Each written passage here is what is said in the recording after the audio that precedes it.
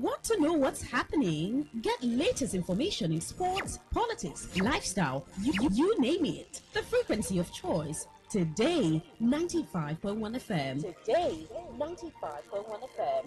We serve you the latest update on everything. Today, 95.1 FM. We are the voice of the people. The voice of the people. Say no to the ordinary. Embrace the extraordinary. Because we are the voice of the people. Voice of the people. Today, 95.1 FM. Today, 95.1 FM. Whether it's happening in Port Harcourt, South Sound, Nigeria, or around the world, we've got you covered. On air, online, delivering balanced news and unbiased analysis. Today, 95.1 FM. Today, 95.1 FM, Port Harcourt. News update.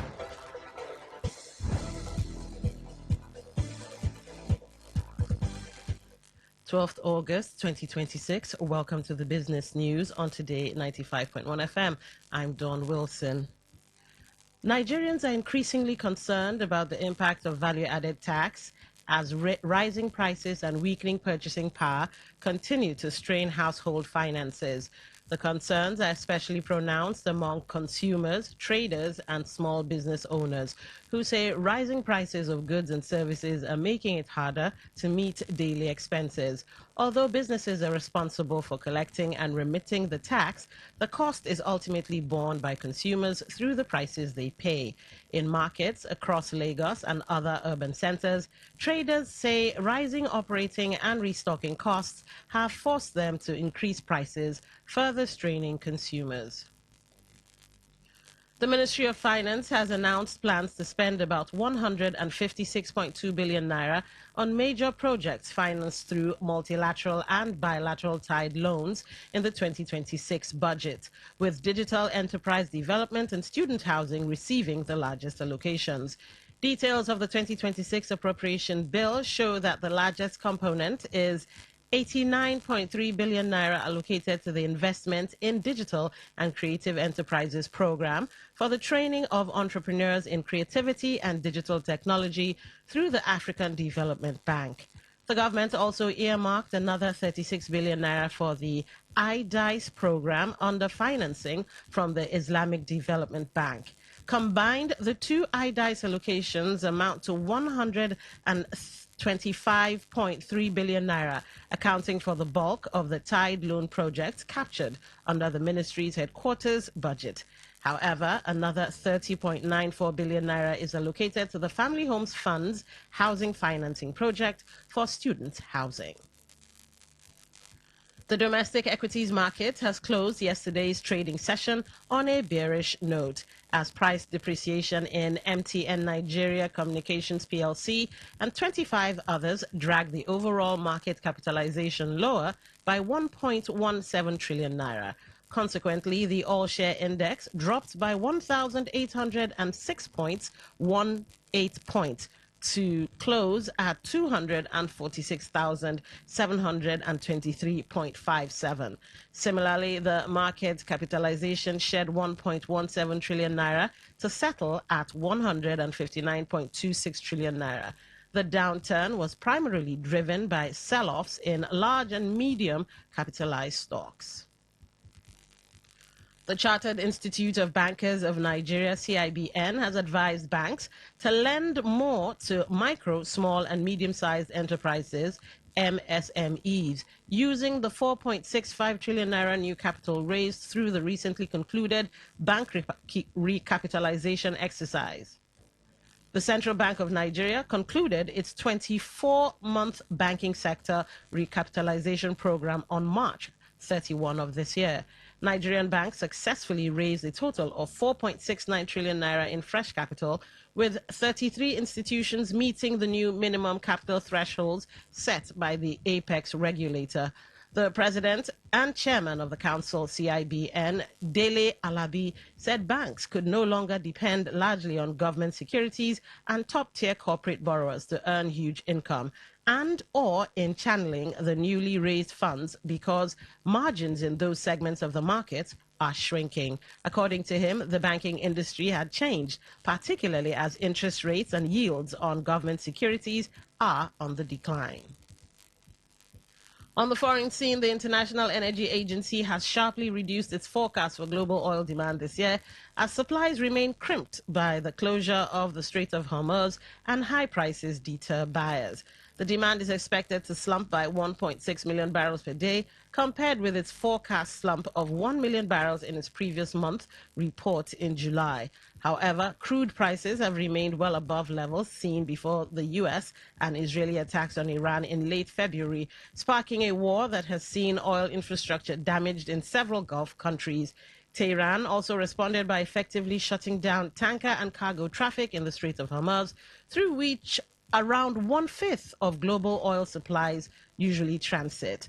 Despite a purported ceasefire and repeated claims that a deal to open the Strait was imminent, what the IEA referred to as sudden diplomatic pivots, only a handful of ships are being let through, leading to volatile pricing on global oil markets. And that was the business news on Today 95.1 FM. Thank you for listening. I'm Don Wilson. Good afternoon. Today's news, today's entertainment, today's sports, today's issues. Today on Today 95.1 FM, Port Harcourt. Maybe home is somebody's smile when they look at you for the first time. Maybe home is being a home to something you love and adore with all your heart. And that is what life, friendship, and love are all about.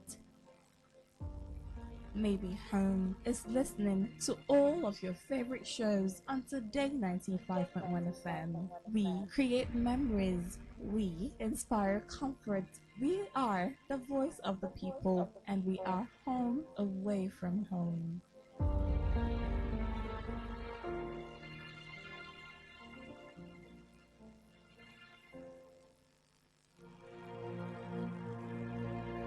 Today is business. Today is a new trend for your businesses. We give you all the information you need to grow your business, new ideas and innovations that keep you earning more and staying relevant. Every day, we engage in business, buying and selling, trading, and exchanging of services as individuals or as a country. Money goes round, it goes up and down. But have you ever wondered what business is all about? And have you ever wondered how you can stand out in your business? Today FM has got you covered every Wednesday between the hours of 1 p.m. to 2 p.m. Learn all you need from professionals on how the country runs its business affairs and how you can be an outstanding entrepreneur and grow your business. Business Today.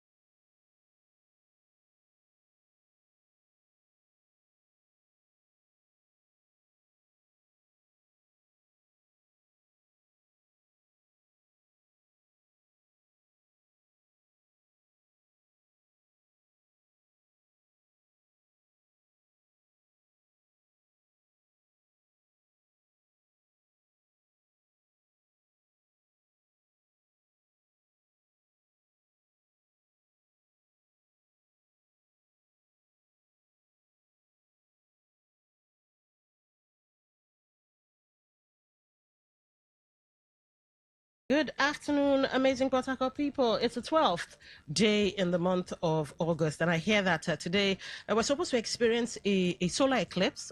We're probably experiencing it now, as well as some meteor showers. So, well, if we're lucky, we here on this continent might get to see it. If not, well, you read about it. But yes, today we're going to be having solar eclipse stuff's going to be happening in the sky. So I guess it's an auspicious day.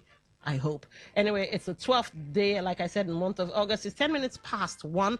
And yes, it's time for business today.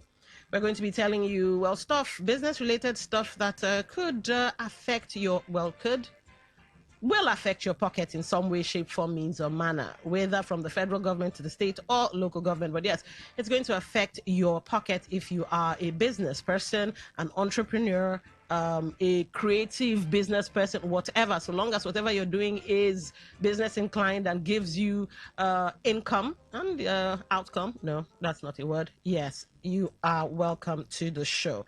Now, at some point in time, as I and Dr. Lira Pagi, who's in the studio, welcome to the show, sir. Hello, Dawn. Hello, Nigeria. All right. At some point in time, after the conversation between myself and Dr. Pagi, I'll open the phone lines, get your thoughts, your perspectives, or maybe even questions. Because, yes, Dr. Pagi is, I like to call him a senior lecturer with River State University, and he's also an economist. So I like to call him an expert. So yes, who better to answer our business-related questions than the expert? Here are the numbers: 0810-9510-951, 0810-9510-951. For WhatsApp messages, voice notes, text messages, 0701-9339-962. That's 0701-9339-962. Now, to be part of the show via any of our social media portals, on YouTube, Today951FM. That's for YouTube. So you can go there, watch, listen, comment. I'll check. Today951FM. On Facebook, we already have a post running. Today95.1FM. That's Today95.1FM. Instagram, X, Twitch all have the same handle. Today FM 951. That's Today FM 951. You can also listen, yes, via the website www.todayfmlive.com. That's www.todayfmlive.com. Listen live in the middle of your screen, your device, handheld or hanging on the wall. Yeah, I almost said hanging on the wall. Yeah, listen live, you tap that and you're in. Tune in, Radio Garden, those are apps you can find off of Google and the Apple Store. Search Today 95.1 FM. Yeah, that's all there is to it. Of course, when you call, brevity, please, brevity. I'm back to my afternoon beat, so I can say it now. Keep it super simple or keep it short and sweet. All right, I think that's all there is to it. Sometimes I do give 30 seconds grace, but that's more of a gift than a right. So please don't expect it. Now, I want to read one or two things, short snippets off of some AI thing I'm using. Why does knowledge not translate? And yes, there's a method to my madness, so you will soon get why I'm asking that. So why does knowledge not translate? Now, Nigeria and much of Africa produce research and ideas.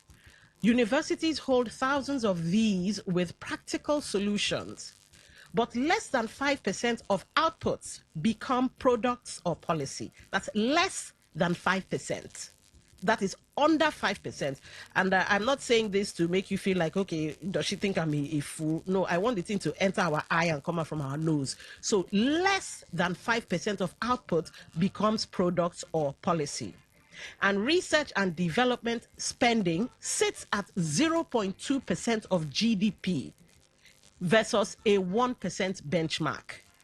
So for research and development, Nigeria just gives, 1%. Out of 100, 1%. Is that enough? You tell me when you call in. Researchers are concentrated in academia with few embedded in industry. So knowledge stays in libraries rather than feeding production. And you know, Dr. Pagi and I are big on producer nation. So you see, much of our knowledge is in the libraries, if at all. Now, at the same time, political economy factors, rent seeking, weak enforcement, fragmented coordination undermine execution even when the right policies are known. Now, why am I talking about this? Well, you've heard me ask Dr. Pagi question after question after question. And when I ask that, or after I ask that, I always ask, don't they know? Ladies and gentlemen, I do not want to bore you by sounding like a broken record to say we don't have infrastructure. Some analysts will come out and tell you, oh, we lack the political will. Some will tell you we have long-term issues, but short-term politicians. Most of these politicians are spending just 4 years in office, or sometimes 8, and they're not long-term thinkers. So they're doing whatever they want to do to benefit in the now. And that has been the bane of Nigeria, and dare I say Africa's economic development problem. There's also the African Union. Africa should do business with Africa. The answers are plenty, of which I'm very sure, very, very sure, minus what Dr. Pagi and I have put out, you also have yours. Multiple taxations, exporting raw produce, and then importing finished products, all that. In fact, let me play this for you. This is Professor Jeffrey Sachs. And when we come back from what Jeffrey Sachs has to say, you will really see where my head is at. Africa, if you add up the 55 countries of the African Union, that's about 1.5 billion people, same size as India, same size as China. The big difference is that the imperial powers divided Africa into 55 little countries, not one of which can thrive on its own, whereas India and China, because of the history, remained unified countries. That the African Union is the key. As 55, you can't make it, but as one African continental economy, you can make it. So what's happening now is Africa's population is continuing to rise. It's the only place in the world with rapid population growth. And all the others are declining. Everyone else has peaked, or just about to peak, or actually beginning a decline. Africa's population today is 1.5 billion. By 2050, it'll be 2.5 billion. That's a lot. Adding 1 billion people in the next quarter century. By the end of the 21st century, and Africa goes from being 9% of the world population to being more than 30% of the world population. It's going to be a completely different world. What do I say to African leaders every time I have the chance? First, be Africa-wide. Second, get on quickly with mass education, because that is the key to the economic development. Third, look at what China did. Follow that model.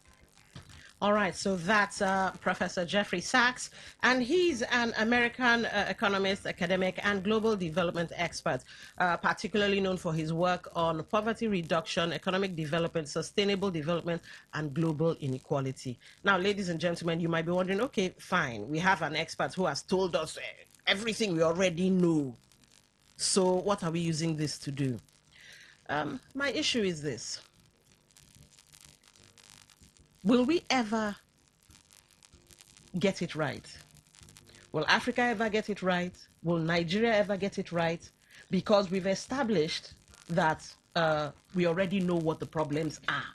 So how do we begin, or where do we begin to get things right or implement policies that would see Africa, Nigeria, developing economically? Because the answers, the diagnosis, it's out there.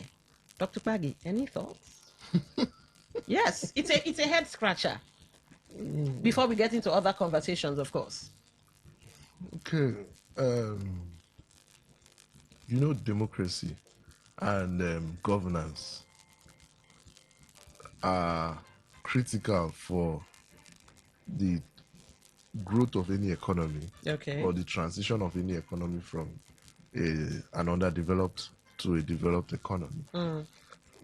The comparison he has made with countries who have quite different approaches to governance than do you mean most developing African countries or no, I'm saying developed countries? China and India that yeah. he used as examples. Their leadership styles, are more communist, historically communist in nature. Okay. Which is very, very different from an accommodating democratic system that is being practiced in Africa. Okay. And in accommodating, it means there are competing needs and desires that have to be accommodated into government policies and government patterns. It's definitely going to be a tougher road to follow than where someone says, if we have this, we share it among ourselves and everybody is happy. Okay. So we've had that in China and India. We've not had that in Africa. Even I don't even see that happening if Africa was a country as against a continent. All right. Because of the level of diversity that exists within Africa. Don't you think India is just as diverse? As Africa? Just as? Not necessarily. They are diversified to an extent, but I won't put them on the same pedestal with Africa as a whole continent. There are too many differences in culture, languages, tribes, religion, X and the other. So I think that's why you see most African countries, other than where we had the military dictatorship or the neo-military dictatorship, who are people that want to stay in power for years without leaving, we see more democratic practices. Because even within the different countries, there's still so much diversity within the different countries already. And it's all trying to be accommodated. Because if it can't be accommodated, how do we hit a common ground for growth? Now, let's look at America. America is over 250 now, something I guess. years old. Yes, I think the last time I checked, it's about 250, and I'm sure it should be more by now. So there's over 250 years of democracy. They have grown as a country.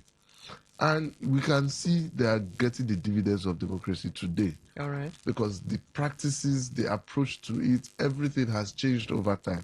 Has Nigeria, which I want to be particular about Nigeria because it's our home front. Course. Has Nigeria gotten it right? Not so. But are we better than where we were, democratically speaking? And is there a possible trajectory that we are on the right path towards growth and development? Okay. I guarantee it.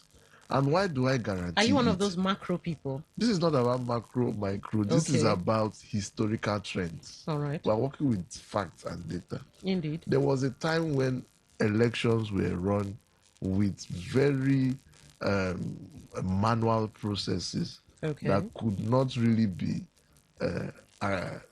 assessed or accounted for. So your no option kind of appraisal. A4s and all of that. Yes, no kind of appraisal could be able to.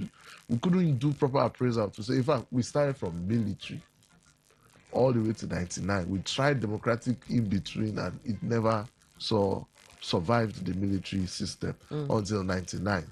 And in 99, you know how elections were. Lagos, the wild west, the north, everywhere, south was, everywhere was wild. Okay. But now we can see we are gradually transitioning, and whether we like it or not, yes, Beavers is working, Beavers is not working, X, Y, and Z.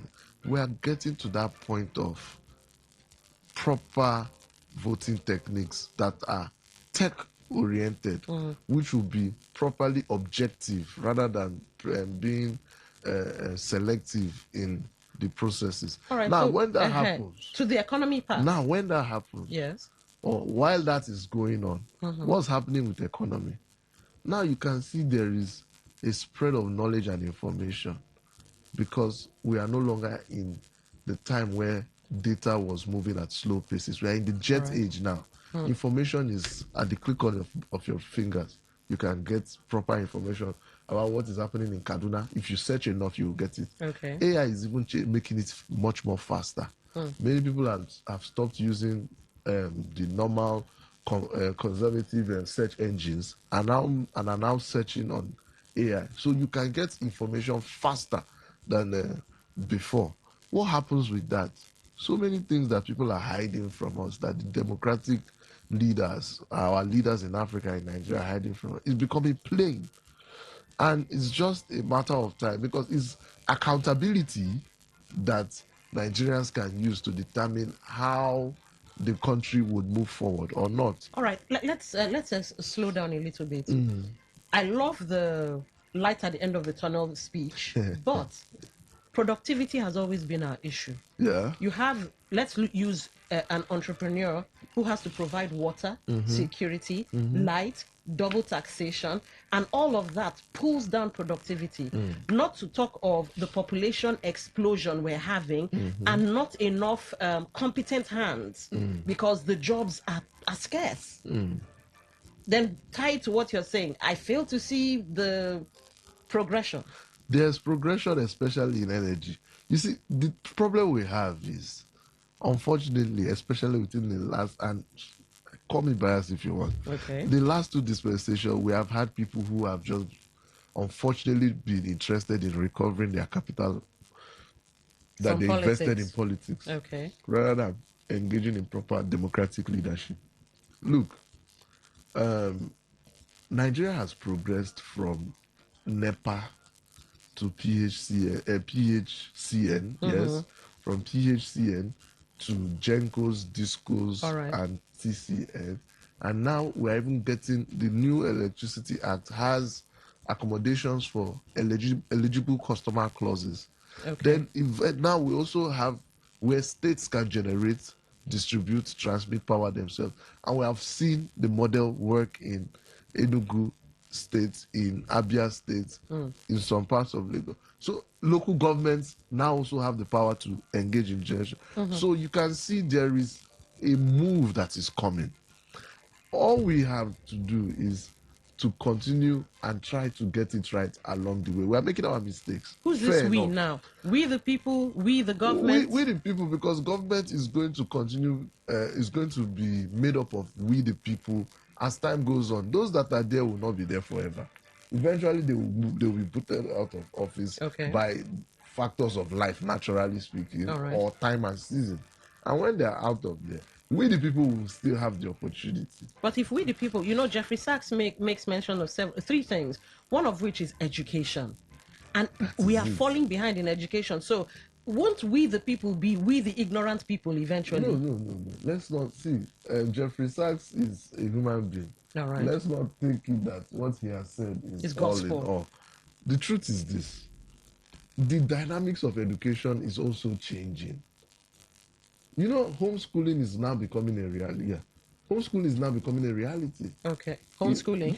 In Nigeria? It's becoming a reality. There are many people who, by the end of, who are just going around trying to tell their students, go to this lesson, come back home, read, study. They go, they write their WAEC, they get to the university, they write their JAM, they get it right, they go.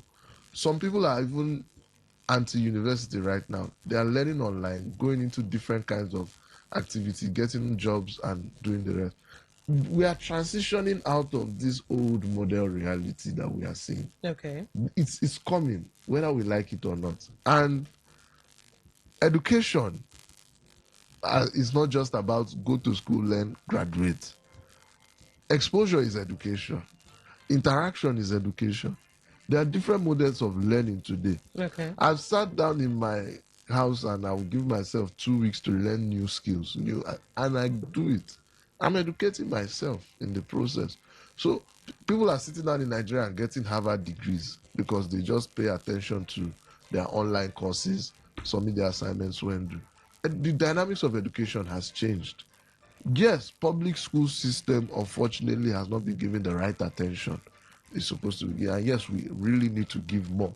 But with the way technology and knowledge is abounding in these times that we are in, ignorance is really no longer so much of an excuse. Are you sure? Because here's why I say this. Let's bring it down. You know what? Let's leave it for Nigeria. You have the what some have now termed Olodo uprising. You have Agberos everywhere, and it looks like the Agberos are there's an explosion of the population of Agberos in Rivers State, in Lagos. You even have the ones that would damage your car if you don't give them money. You have kids who are taking different types of drugs, experimenting with dangerous lifestyle. Then you have the Yahoo boys and all the other negatives. And you're saying that these people that form part of the population are the light at the end of the tunnel. How are we able to figure out these people? Okay. How are we able to point them out? Education, enlightenment. If it wasn't there, it wouldn't have been possible to point out that there is even an Olodo uprising. You mean if the data, if the tech didn't exist and all of that? Yes. So many of these so-called people, by the time they get into the unlucky, accidental wealth they get into because of the Agberoism or the ruffianism and whatever they do, they still sit down tomorrow to say, how do I polish myself? Because at the end of the day, we are now getting into a global competition. And are you sure Nigeria is aware of that? You say? Are you sure Nigeria is aware of that? We are moving into it. It's not something you can stop anymore. This reality is in front of us. Okay, let me ask the question a different way. Yeah. Given the crop of leaders, let's say some, because not all of them are bad, but given the crop of leaders we generally have that tilt towards the negative, and with the way they want to flamboyant flashing or show of wealth, the borrowings and all of that, you're saying that they are aware that we have to step into the game, or we are actually standing still and the rest of the world is passing Nigeria by? I'm saying all what you are seeing with the flamboyant leaders and all the things they are doing is going to phase out in no distant time. Let me tell you something. I think it was during the rebasing of the Nigerian economy that we saw the little impact oil is having. Okay. And we started seeing that money is coming from other alternative sources. All right. And one of the sources that was very shocking was the tech industry. How young people can sit down and open social media pages and just become multimillionaires in the matter of a year, all right, in the matter of 2 years. Young guys are opening digital banks and they are doing way better than conventional banks that are older than 50 years in the country. All right, you're talking of fintechs, right? Fintechs and the rest. So there's a lot of changes that's going on that eventually the poverty level in the country is going to change. And when it changes, what is the politician going to use to deceive the common Nigerian to say, help me, vote for me? That is no longer going to be on the table. You can't say, come and take 500 naira transport. These guys are making what you are even making in office as a leader. That's why you see in the developed world, nobody is so concerned about, it's more, just the president, the prime minister, and then maybe the mayor of one of the major cities or states. You don't have to know so many governors, his excellence, that, his this, that, and the other. It's not so important because if you function properly, if you work hard, you can make it. All right. You have opportunities equally, you can make it. Okay. And now Nigeria has unfortunately not given opportunities because of the type of leaders we have and the type of economy infrastructure that we have. But guess what? There's a global opportunity market that has been provided by tech, and people are making it. So, like I said, this is don't think the end of the tunnel is too close. So, if I hear you right, you're saying, since let's use content creation for want of a larger description. Yeah. Since we have now understood that content creation, they give money, and everybody and their grandfather started gravitating towards that. At some point in time, we the people will no longer need this government or whatever because we are now self-sufficient in some form. Not self-sufficient. Nobody. You see, when poverty level reduces, that's one of the reasons I think, this is my opinion, that the politicians choose not to do the right thing. Is because if you are not sufficiently poor, how do they deceive you come election? To fight their battles, to vote for them, and to give them what they want? for a percentage of what they've amassed over the years. And if poverty level reduces, who is going to do those dirty works for them? So we should give it time. That's what you. I'm not saying we should give it time. I'm saying it's coming. It's coming. It's coming. There's not. You can't stop this. You can't stop it. It's coming. The world is developing. If you snooze, you lose. If you don't get in now, it's going to pass you by. It's the reality. So who are you giving this message to now? The government or the people? I'm telling the government that their time will soon be up, whether they like it or not. The time is coming where they won't be able to rig elections the way they do, because the method of election is going to become so advanced that they can't do it anymore. All right. Ladies and gentlemen, well, Jeffrey Sachs has his opinion.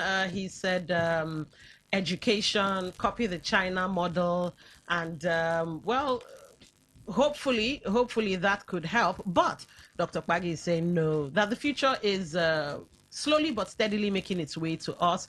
And hopefully the Nigerian economy, and dare I say, River State's economy will greatly improve. Now, speaking of River State's economy, this headline from Nairametrics says 3 states account for 43% of Nigeria's 4.52 trillion Naira state debt, and that's from the DMO. So let's give you a bit of context there.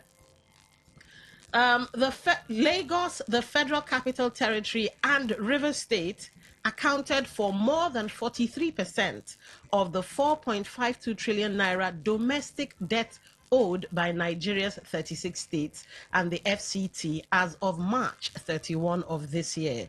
This is according to the first quarter 2026 domestic debt data released by the Debt Management Office, that's the DMO. Combined, the 3 states had a domestic debt of 1.96 trillion naira, representing 43.27% of the total 4.52 trillion naira debt stock in the first quarter of 2026. The figures show a wide variation in the domestic debt stock across the states, with Lagos alone accounting for more than a quarter of the total. According to the DMO, here's what the data is saying. Lagos has the highest domestic debt stock at 1.21 trillion naira, representing about 26.6% of the combined total. The FCT followed with 389.88 billion naira, while River State had 362.43 billion naira. All right, we'll stop there, but for more on that, just go and get yourself Nairametrics. Read that. I'm a little confused, and thank God you are an expert. At some point in time, I think that's what, 2020, a year or two ago, while we were in the thick of the state of emergency saga and the fighting for the soul of River State, the governor did say that he has not borrowed a thing. Okay, you know what? Maybe that's not where to start from. What is domestic debt, first of all? So it's debt that the state government or federal government has taken from within its own territory. All right. So within Nigeria, basically. So that's money like River State has borrowed. Yes, it's not like we have borrowed from IMF. Okay, this is internal borrowing. Internal borrowing. From banks. Yes, from banks mostly. And so River State has borrowed money. Yes. Now, okay, now let's go to my second question, which was my first question. The governor did say he hadn't borrowed a dime. Yeah. Is this inherited debt? Yes. Oh, it's inherited debt. Yes. It's debt that was taken between 2022 and 2024. And who's to pay? Governor, there's continuity in governance now. Is it the government paying, or is it we, the people, who pay the tax? No, you inherit taxes and liabilities. Okay. You inherit, assets and liabilities. So all right. We are paying. We have already been paying. We, the people. Because it's definitely not the government paying. It's we. It's from our company income tax, pay as you earn, all of those things. Yes, we are paying. We can say that. We can say that actually, because the revenue River State is getting is from the people. So the people are paying for it. The people are paying. Yeah. But to be fair, I mean, this 2026, we've not made any borrowing since this dispensation. But that debt still looms. It's still hanging over us all. Well, you see, let's slow down. Okay. Debt is not a bad thing. I agree. It's only bad when the money is not utilized effectively. Okay, let me put you on the hot seat. Was it utilized effectively? I've always been on the hot seat. No, we have a lot of infrastructure work that is going on presently. All right, the ring road and all of that. The ring road, the rehabilitation of different places that were broken down. And yeah, so the tech, I said tech, healthcare renovations and all that.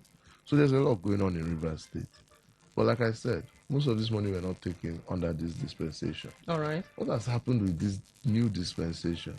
From IGR to federal allocation, we are doing over 120 billion naira. All right. What we are owing, what we commit to debt servicing, is not up to 5% of the budget. If we are running a budget where, like the federal budget, unfortunately, sometimes we see up to 25 to, if not sometimes 40% of revenue is going back into debt servicing. Right. That's a very big problem. But Rivers State is huge in terms of revenue generation. Lagos State is also huge, and the FCT. These are states that have capacity. And when you look at the amount compared to what they generate, they have the strength to hold and get it. Now, the only problem that I would have with Rivers State is we are lucky that the oil price has not really nosedived. Okay. Because that's where our revenue will really tremble. Yes, thank God for the war. No, sorry. That's Israel and Iran and for the US. war, but we know that what's happening, the war and all the challenge at the Strait of Hormuz has worked in our favor, and oil prices are going northward, which is helping us. That stayed stable at high levels. So that's helping us. And our revenues are still good. So it's not something to be too scared about. I think it's even much more. I think the governor got fiscal responsibility award because he has been running his government without taking any new borrowing. All right. So we are doing well. We have not taken new borrowings. We are not owing workers. I say we're Rivers State. Well, yeah, we're Riverians, as they like to call us. We are not owing workers. We are not owing pensioners and all that. So contractors have not come out to shout and say they have not seen their money. Okay. So we don't have any challenge financially speaking. Okay. And we are still paying debt. That means we are doing well. But the figure is so huge. One wonders how did huge in comparison to what? Huge in comparison to it's huge. You heard me call out the figure, didn't you? Should I call it out again? Call it out again. Okay, let me just get that out because I moved on to Nigeria's own debt because Nigeria too is in the news for something rather ugly. River State had 362.43 billion naira. Yeah. That's our debt. And that's not huge. That's not chicken change. No, it's not chicken change, but that is not like somebody is saying bring the 368 trillion now. I think what we service, our debt service is about 82 billion. Okay. Per annum. But isn't this money? Okay, I understand the borrowing thing. I understand the putting it to good use, infrastructure, this and that. Yeah. But isn't this money that could have been put to good use had it been we didn't borrow? Must we borrow to the tune to such a ballooning figure? I think you are not being fair to the state government. And even though we have IGR and this and that, we had it in the past administration. We even have it now. That's why I'm saying you are not being fair. All right. And I'm not here to speak for government. I'm just here to speak as a Rivers man that moves around the town. Okay. First of all, road infrastructure can be praised in this state. All right. I know the federal axes sometimes are troublesome, but at least our own local roads and the way we are moving around the state now generally is better off. It came at a cost. It's not something we just carried material and started doing. It came at a cost. 1. 2, in the situation where we are saying this money should have come, we increased minimum wage. Okay. To one of the highest in the state, in the country. To one of the highest enviable ones in the country. In this same situation where money that would have gone for better use, we've not collected new money. We're not owing new money. Like I said, we're not owing, I could go on, we're not owing anybody. So the state is functioning. And once this debt is cleared, it's not. We are not saying, oh, debt has increased. Unlike a federal body that started with right. 80 trillion naira, and now they are going close to 200 trillion naira in debt. And they say the economy is working. So you can see, River State, I want to applaud the governor. He's doing a good job. Well, he's doing a good job. Ladies and gentlemen, here's where you come in. I do have one more story, but yes, I'd like to get your thoughts. River State, currently, domestic debt for River State is 362.43 billion naira, and it could be that it's inherited debt because the governor did say some time ago that he had not borrowed. Maybe he has borrowed now. I don't know. That would also speak to accountability because they never seem to carry Nigerians along.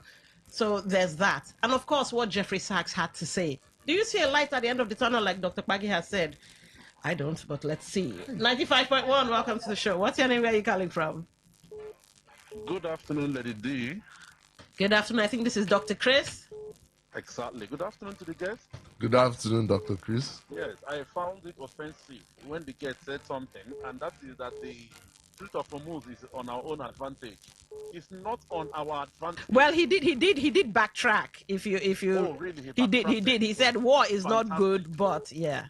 Fantastic. I quickly want to commend the governor of River State to not have borrowed for this past almost 4 years. The backlog means the previous governors borrowed. Probably the former governor Wike was using it to build the overhead bridge here and there, which also has helped us in Aba Road anyway. We don't have traffic anymore in Aba Road. Probably some of the money went there. But then, for him not to have borrowed means probably we would have borrowed for a long time if we judiciously declare what the IGR of the state is. Remember when he came, the IGR gave us DFAR times 2 of what the former governor was giving us. We need good governance. We need people of integrity. Integrity is not by mouth. It's by your action, by your words, by things you do. We need such people. All right. We don't need all those people that come and loot the treasure of the or put the state indebted, and then at the end, people come to suffer for it. If this young man have not borrowed in 3 years, why are we indebted this much? All right. It's unfortunate. Thank you for calling. 95.1, welcome to the show. What's your name? Where are you calling from? Hello, Don and Dr. Pagi. Good afternoon. Good afternoon. Good afternoon, Dr. Dennis. That's correct. Let me start by, what's the simplest economics we learned in school. That tiny book, O.A. Lawal, is taken from many other books that are used abroad. Simple economics. The theory of wealth creation is that as a nation, you come in to take taxes from people. And with that tax, you now invest in industries and all that can return money for you even to pay salaries and all that. I don't know if you're following my train now. Following. Good. Then come to why somebody must borrow. Purely mismanagement. If you're able to manage those investments you have made, I don't see any reason you should borrow. There's no reason at all. Now, I will agree with Jeffrey Sachs on one point. I will also agree with Dr. Pagi on another point. Now, Jeffrey Sachs talks about Africa being one continent country. That's wrong. It's not true. That may be an antic for us to continue to remain in poverty the way we are. All right. We are having a lack of civilization. If our people are civilized enough to know that just taking money and keeping it for yourself is retrogressive, it does not help you. It cannot bring happiness to you. That money remains completely stagnated instead of being put in the economy, and the economy uses it and turns over and over again. Okay. In the U.S. today, the banks, you can go and have access to money for your own investment. All right. But here, it is not true. Somebody keeps it in his house, just like Audios Okalo was saying that All you right. should pardon them. 95.1, welcome to the show. What's your name? Where are you calling from? Yeah, good afternoon. Tony also. All right, welcome to the show, Tonya. Go ahead. Good afternoon, Doc. Good afternoon. Yes, sorry, America is exactly 50. July first, 2076. Anyway, that's by the way. I think what we are lacking, our government is lacking, is the political will. We don't have that political will. They don't have that political will to do anything for us. That's the thing. If not, we have enough manpower. We have a human and natural resources. If galvanized, will give us what we want. What all these things we have, raw material, are being extracted from Africa to Europe and whatever. Most of the things we use here are being extracted from here. But it's because of the education, level of education. That's where I agree with the research. The level of education is very minimal. And I agree with Dr. Kade. On the other hand, yes, that I mean the education is coming gradually or whatever we are heading well. That yes, we are getting there. We are getting there. Education is not just going to school, but anything you will do to learn from, you are educating yourself. So political will is the problem. That's why we keep on borrowing, we keep on, some assaulting. All right. In our political life. Thank you very much. Thank you for calling. 95.1, welcome to the show. What's your name? Where are you calling from? Hello? All right. Looks like we lost our call. All right. You see this thing, political will, that the last caller said. I want us to change that term, because we need to understand politics is a game of interest, whether we like it or not. So it's political interest, we should be saying? We should say economic will. That is what is lacking. Okay. Because if you have proper economic will, it's about the economy. But when you talk with political, it's about your political party, your political sub-region or whatever. All right. And that is one of the problems we're having. All right, I like that. 0810-9510-951. 95.1, welcome to the show. What's your name? Where are you calling from? Good afternoon, Dawn, and the guest is to you. Good afternoon. Good afternoon. I am Pierre Moscow. Go ahead. The governor borrowed 200 billion in his early days in office. 200 billion. And our guest said he's comfortable with the governor, because he is not borrowing. Well, this is my own opinion. I think I am not comfortable, because if you look at the economic activities of River State, when the governor came in, he said River State IGRO was 28 billion. Please, can the governor tell me if 1 naira I've added onto it? Enugu State was earning less than 40 was earning less than 40 billion a year. Enugu State now is earning over 400 billion a year.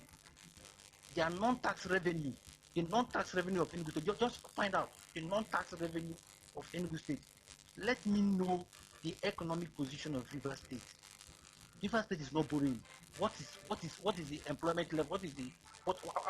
Why are we not measuring the people? Why are we not factoring the people in terms of development, in terms of governance? The states that are borrowing, the Lagos State and the whatever state you are mentioning, are they not in a position to pay back those loans? Lagos State, for example, what amount have they borrowed that they cannot pay? All right. They have infrastructure. They have everything. What do we have in River State? Politics. The government should borrow. The government should borrow. Please. All right. Thank you. Thank you for calling KM Horsfall. And I quickly had to check that.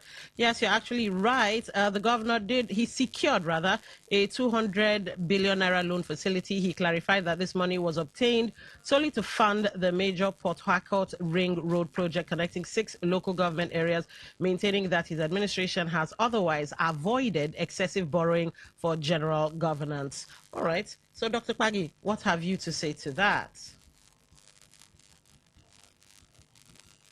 The new borrowing? No, yes, the new borrowing. He maintained that his administration has otherwise avoided excessive borrowing for general governance.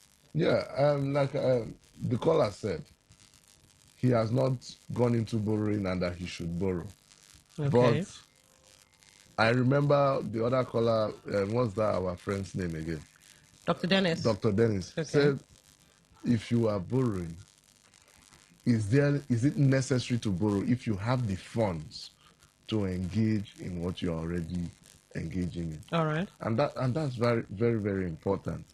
From what we are generating from the IGR and the allocation, we have reasonable monies to attend to our fiscal responsibilities. And I think if there is a need for borrowing, the governor will sit down, assess it, and go into the proper borrowing to address what needs to be addressed. All right. Let's go back to the phone line 0810-9510-951, 0810-9510-951. Don't forget for text messages, WhatsApp messages, and voice notes 0701-9339-962. Let's take this call. 95.1, welcome to the show. What's your name? Where are you calling from? All right. I'm struggling to hear you. Could you speak up, please?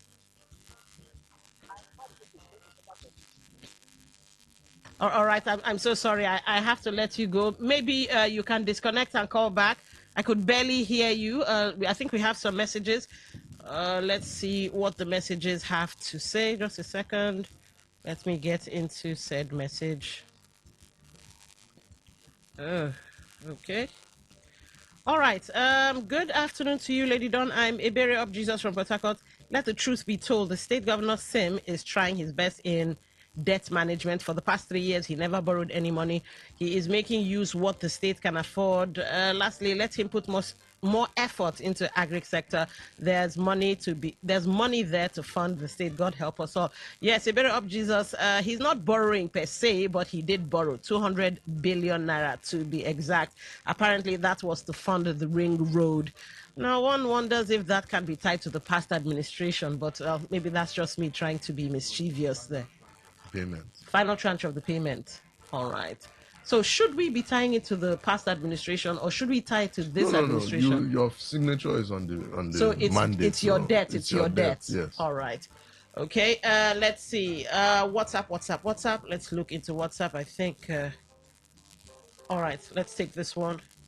Call lines. All right. The call lines 0810-9510-951.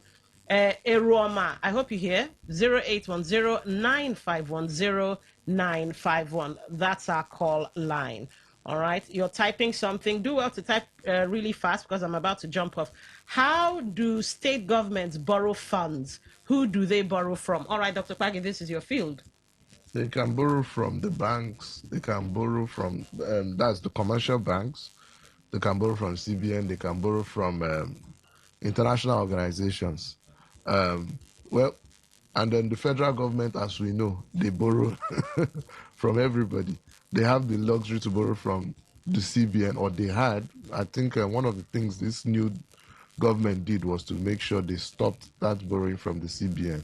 Okay. And they tried to clear off the old debt that was being owed to the CBN. But they can borrow from international organizations as well. All right.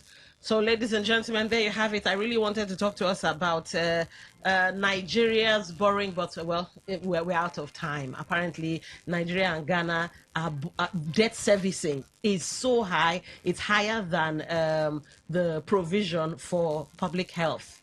So that's we would have talked about that, but what? Okay, looks like we have it. Okay, let's give this person 30 seconds. You have 30 seconds. What's your name? Where are you calling from? Hello, good afternoon. Good afternoon. 30 seconds. Go. My name is Will.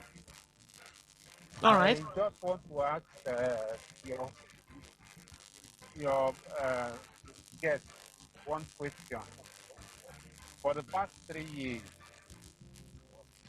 have you heard the governor borrowed any money?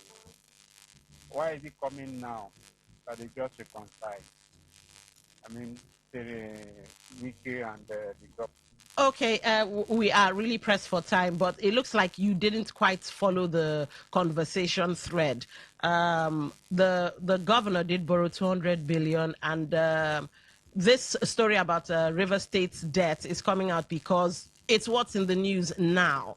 You can go get yourself a copy of Nairametrics and then finish off the story yourself. Unfortunately, we have to jump off. Dr. Paggi, thank you so much for always being available to teach us, well, economic stuff. Thank you for having me. All right. Ladies and gentlemen, up next is the news update, and after that, Talk That Talk. Apparently, River State is in for another round of something. You don't want to miss Talk That Talk.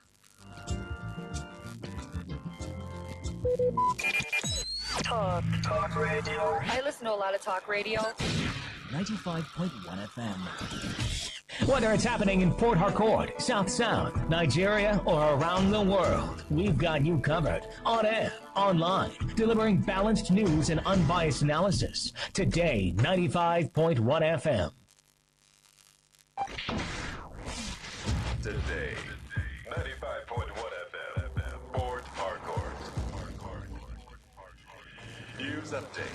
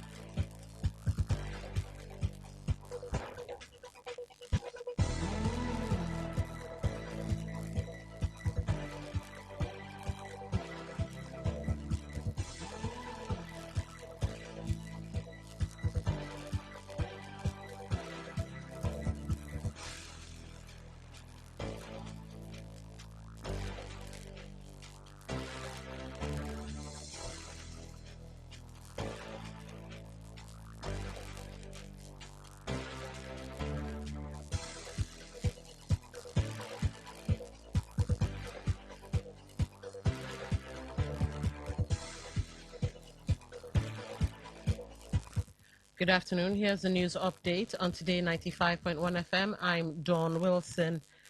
The federal government has commenced the distribution of starter packs to 18,510 Nigerians trained under the first batch of the Renewed Hope Vocational and Skills Training Program. The initiative, implemented by the National Social Investment Program Agency, is aimed at equipping beneficiaries with tools to start businesses and become self-reliant. The beneficiaries, drawn from the 36 states and the Federal Capital Territory, underwent 2 weeks of intensive vocational training at more than 230 accredited centers across the country. Speaking at the closing ceremony of the program in Abuja today, the National Program Manager, NPower, Nsekak Okon, said the federal government had deployed GPS technology and a dedicated monitoring system to track beneficiaries and ensure the starter packs were properly utilized. Okon said a portal had also been created to enroll beneficiaries and monitor their locations, while a call center had been established to provide support and address challenges encountered by participants. The beneficiaries were trained in various trades, including automobile technology, agriculture, baking and confectionery, carpentry, cooking and catering, electrical installation, hospitality, jewelry and bead making, masonry, plumbing, welding, and fabrication. The Osun State Police Commissioner for Election, Samuel Etafor, has warned politicians against violent and insightful comments ahead of Saturday's governorship election. The warning follows the invitation of the senator representing Osun East Senatorial District, Francis Fadahunsi, over alleged insightful comments against members of the Accord Party in Ilesha on Tuesday. In a statement issued today by the Police Public Relations Officer, DSP Abiodun Ojelabi, CP Etafor condemned the alleged comments and urged politicians to exercise restraint at this critical period. The police commissioner reaffirmed the commitment of the Nigeria Police Force to neutrality, professionalism, and the protection of democratic values. He warned that the police would not tolerate any act, utterance, or conduct capable of inciting violence, disrupting public peace, or threatening the security of Osun State. CP Etafo said the invitation extended to Senator Fada Hunsi should not be seen as an act of intimidation, but as part of proactive measures to prevent the escalation of tensions and ensure a peaceful, free, fair, and credible governorship election.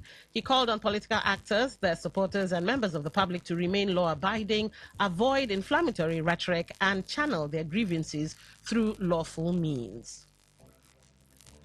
Nigeria's First Lady Oluremi Tinubu has called for greater investment in opportunities that will enable young Nigerians realize their full potential and contribute to national development. The First Lady made the call in her message marking the 2026 International Youth Day, observed globally on Wednesday.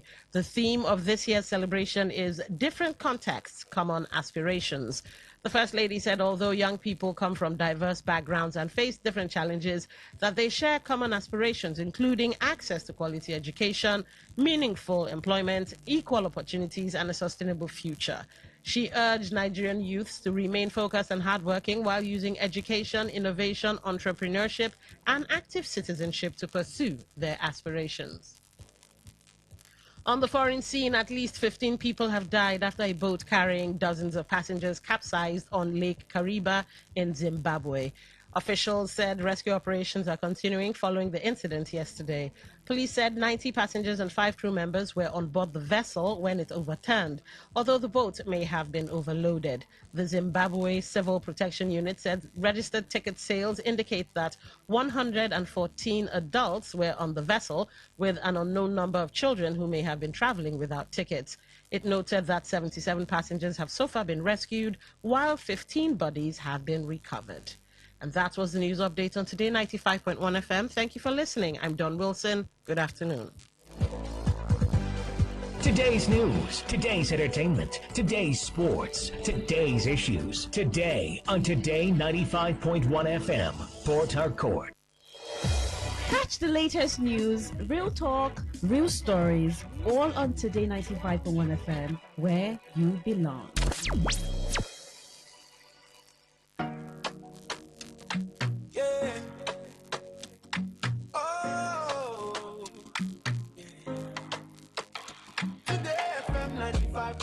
Port Harcourt, voice of the people, voice of the people.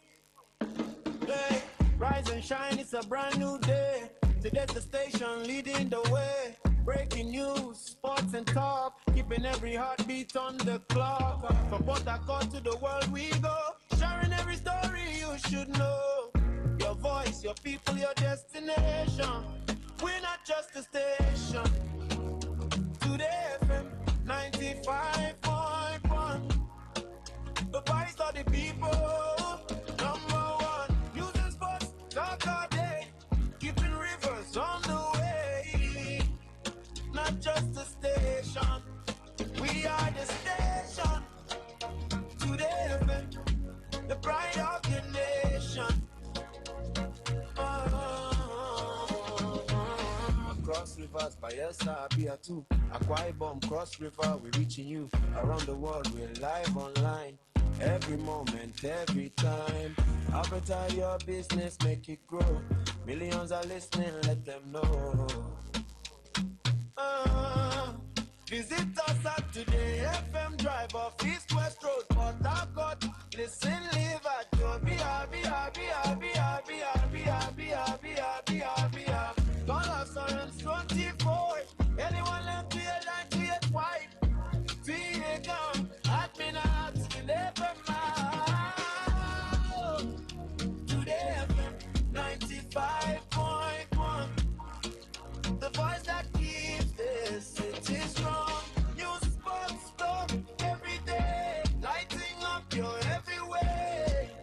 Not just the station. We are the station. Today FM 95.1.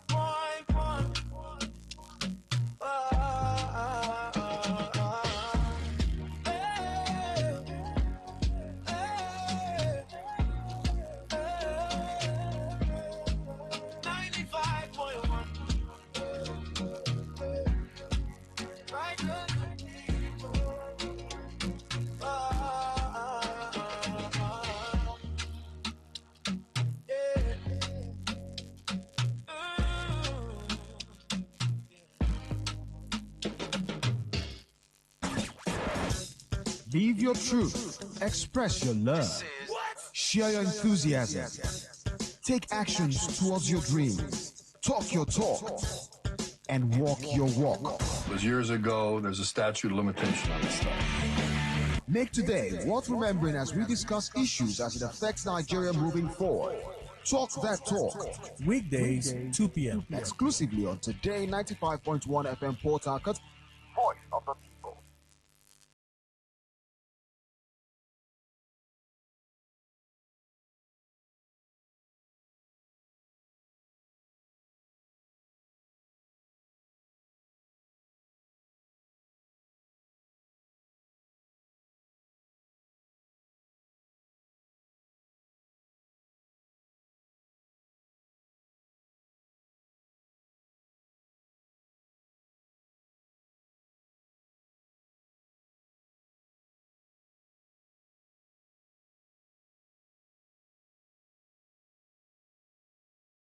Once again, Port Harcourt people, Riverians, Nigerians, and those listening to us in the diaspora, and of course, those who may not be Nigerian, but still you enjoy 95.1.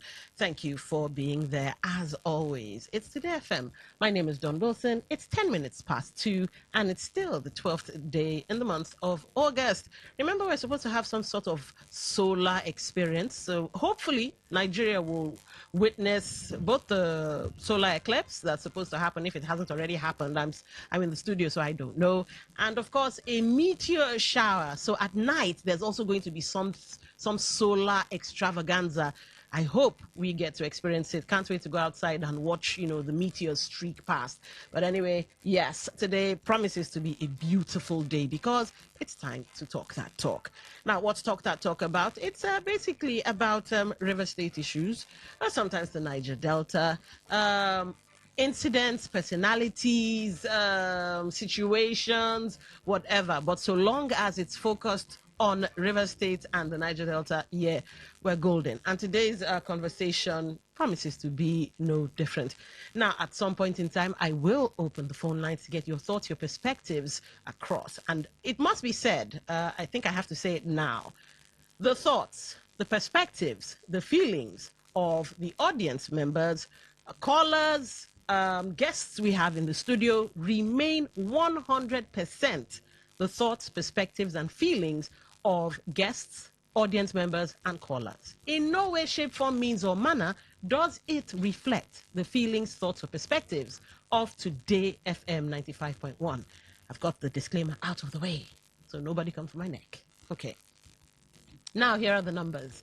0810-9510-951. That's 0810-9510-951. For text messages, WhatsApp messages, and voice notes, 0701-9339-962. That's 0701-9339-962. Now, you can be part of the show via any of our social media handles. On YouTube, we are Today951FM. That's Today951FM. On Facebook, Today95.1FM. Today95.1FM. Instagram, X, Twitch, all have the same handle, Today FM 951. That's Today FM 951. You can also listen via the website www.todayfmlive.com.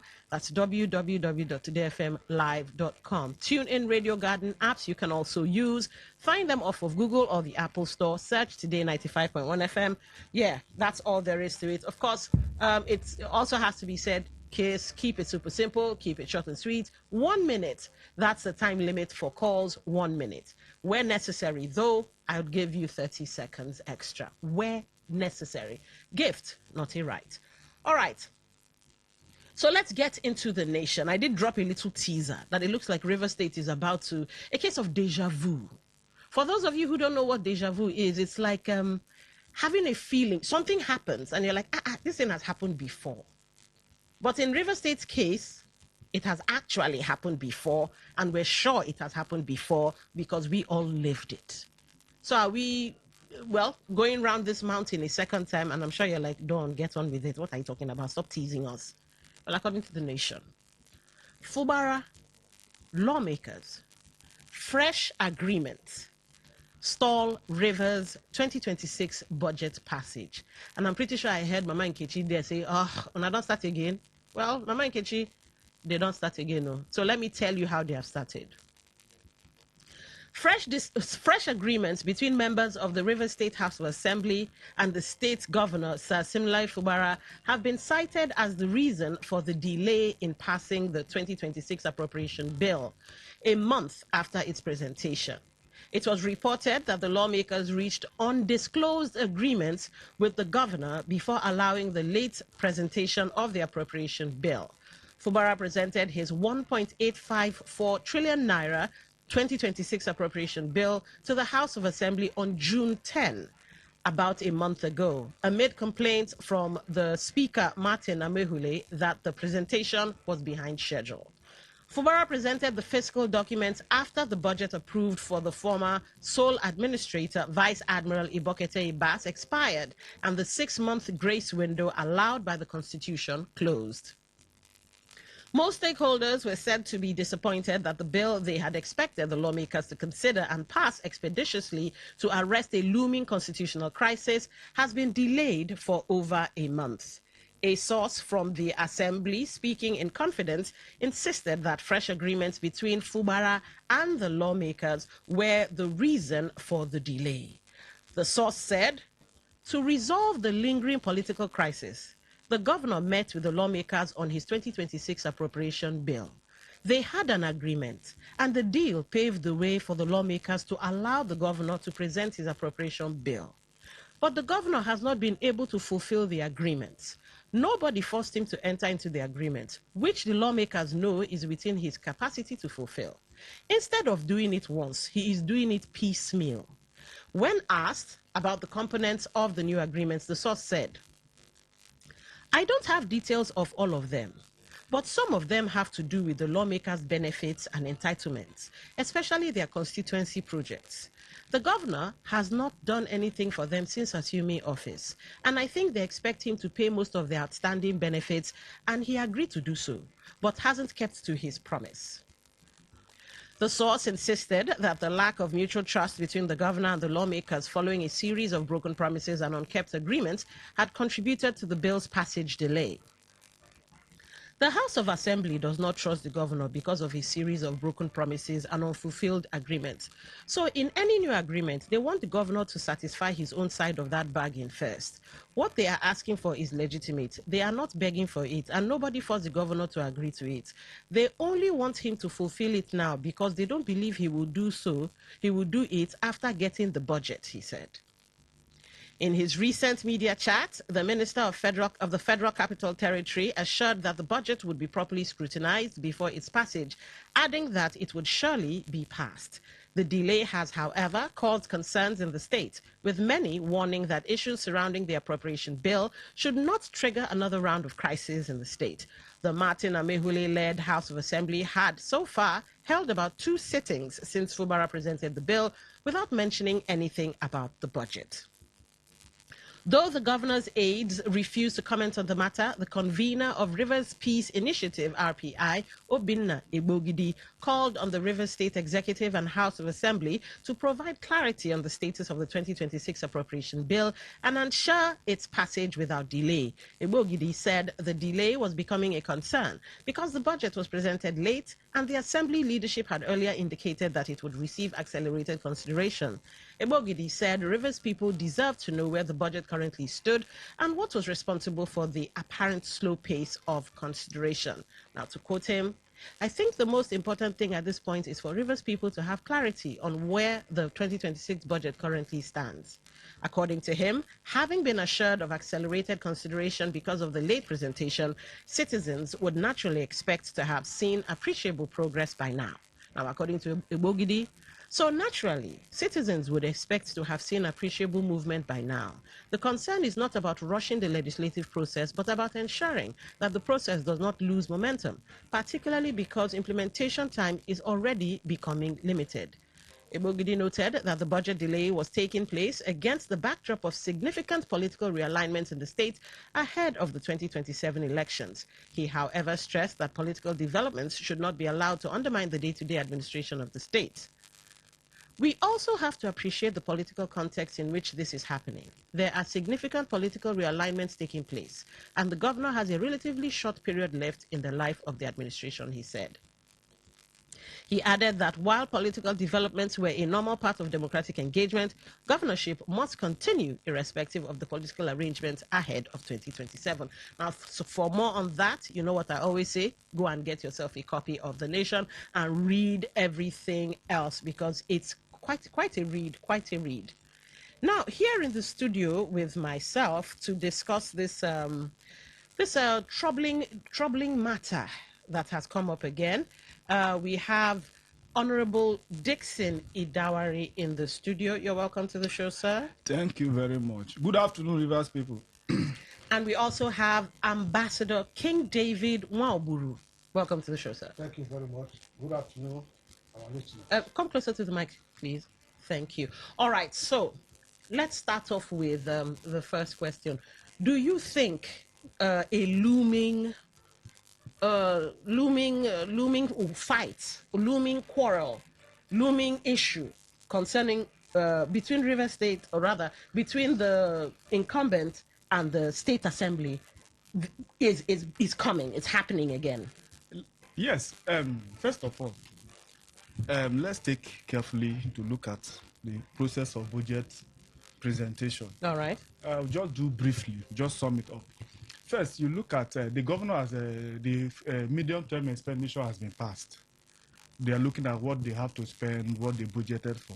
Okay. Now, the governor has also submitted the budget after collecting from all the ministry, parastatals, and MDLAs. Now, it is before the House of Assembly. I think it has gone through the first reading. They've accepted it, gone through the second reading. We don't know if the committee stage, how far the committee stage have gone, because they have to invite whichever ministry that submitted anything to that budget to come to ask them questions, to defend their budget. Then they will take it back to the House for verification, ratification, corrections, and before they can. So it has about 3rd to 4th stages before the governor can now assent the bill to become law, appropriational law. Yes. All right. Now, the funny thing is that the operations of the River State House of Assembly, they have been operating like a cult group. You don't see when they do things. You only hear they see before you know they've done certain things. I could remember in the past administration, Rivers people were crying for budget. Nobody could access the River State budget for 8 years of the past administration. All right. You see that today the governor goes to submit a budget, the next day it has been approved. But since Governor Fubara comes into office, it has been budget approved. I don't think, apart from the one in Edison a year, Oko Jumbo passed, River State has not worked with any budget. The bad budget has elapsed. Now, I told you, but I was here on Monday, and I told you that the crisis in River State cannot be resolved because it has to do with personal interest of one man. And I told you that this reconciliation move you're seeing is just because of 2027 election. Yeah, but according to the Nation isn't really bringing in the FCT minister. It's saying the agreement between the House of Assembly, State House of Assembly, and the governor. The monkey's hand in the pot of the soup has not been discovered. Has not turned to human. The human beings hand has turned to monkey. The truth is, they all answerable to one man. And whether they have an agreement that they have not been fulfilled, that we don't know. The same agreement Fubara and his boss have, that River State was in turmoil for 3 years. This is the same agreement of 18 is coming back again. Is River State owned by a particular set of individuals? Their work is legislation, not to lobby for contracts. It's at discretion of the governor. Okay, you are making allegations because, again, the Nation says agreements. I'm not hearing lobbying for contracts in there. No, they said they've conspiracy projects. So they can lobby. They have to lobby for projects. Yes, we call it lobby. They cannot say it's their right. But isn't it their right? Constituency projects are what they give to the people. Yes, but did they do it? Okay, let me shock you. In Abodwan, the current House of Assembly member, John Dominic, he allegedly has been taking 350 million from a bus administration for constituency project. Nothing has been done in Abodwan. The man has refused to give account. Now you are demanding for another constituency project. Where is the first one you worked for? So this is about selfish interest. I told you that what they are trying to do is to monitor the governor. Look at this budget is very key, because if they pass this budget and this man do otherwise, it will be to their own disadvantage. So I don't know, that's why we will really pray that God will reveal the kind of agreement that they have written, that they refuse to let Nigerians know, and after 2 months, the budget has not been passed. Okay, let me ask you a question. Are we supposed to be carried along in things concerning the budget? Yes. It's a stupid question, but I know why I'm asking that. Ordinarily, it should be for public scrutiny. All right. Thank you for answering that. Now, have the people shown sufficient interest in the budget in times past? You know, yes. At some point, Rivers State gave up. I just mentioned the previous administration that we were consistently asking for the budget. Where is the budget? Where is the appropriation budget? But it was hidden. It was like a secret document in the past 8 years, and I still challenge anybody to provide the budget for the past 8 years of Wike administration. All right. Let's come to Ambassador King David. My question to you would be, how do I frame this now?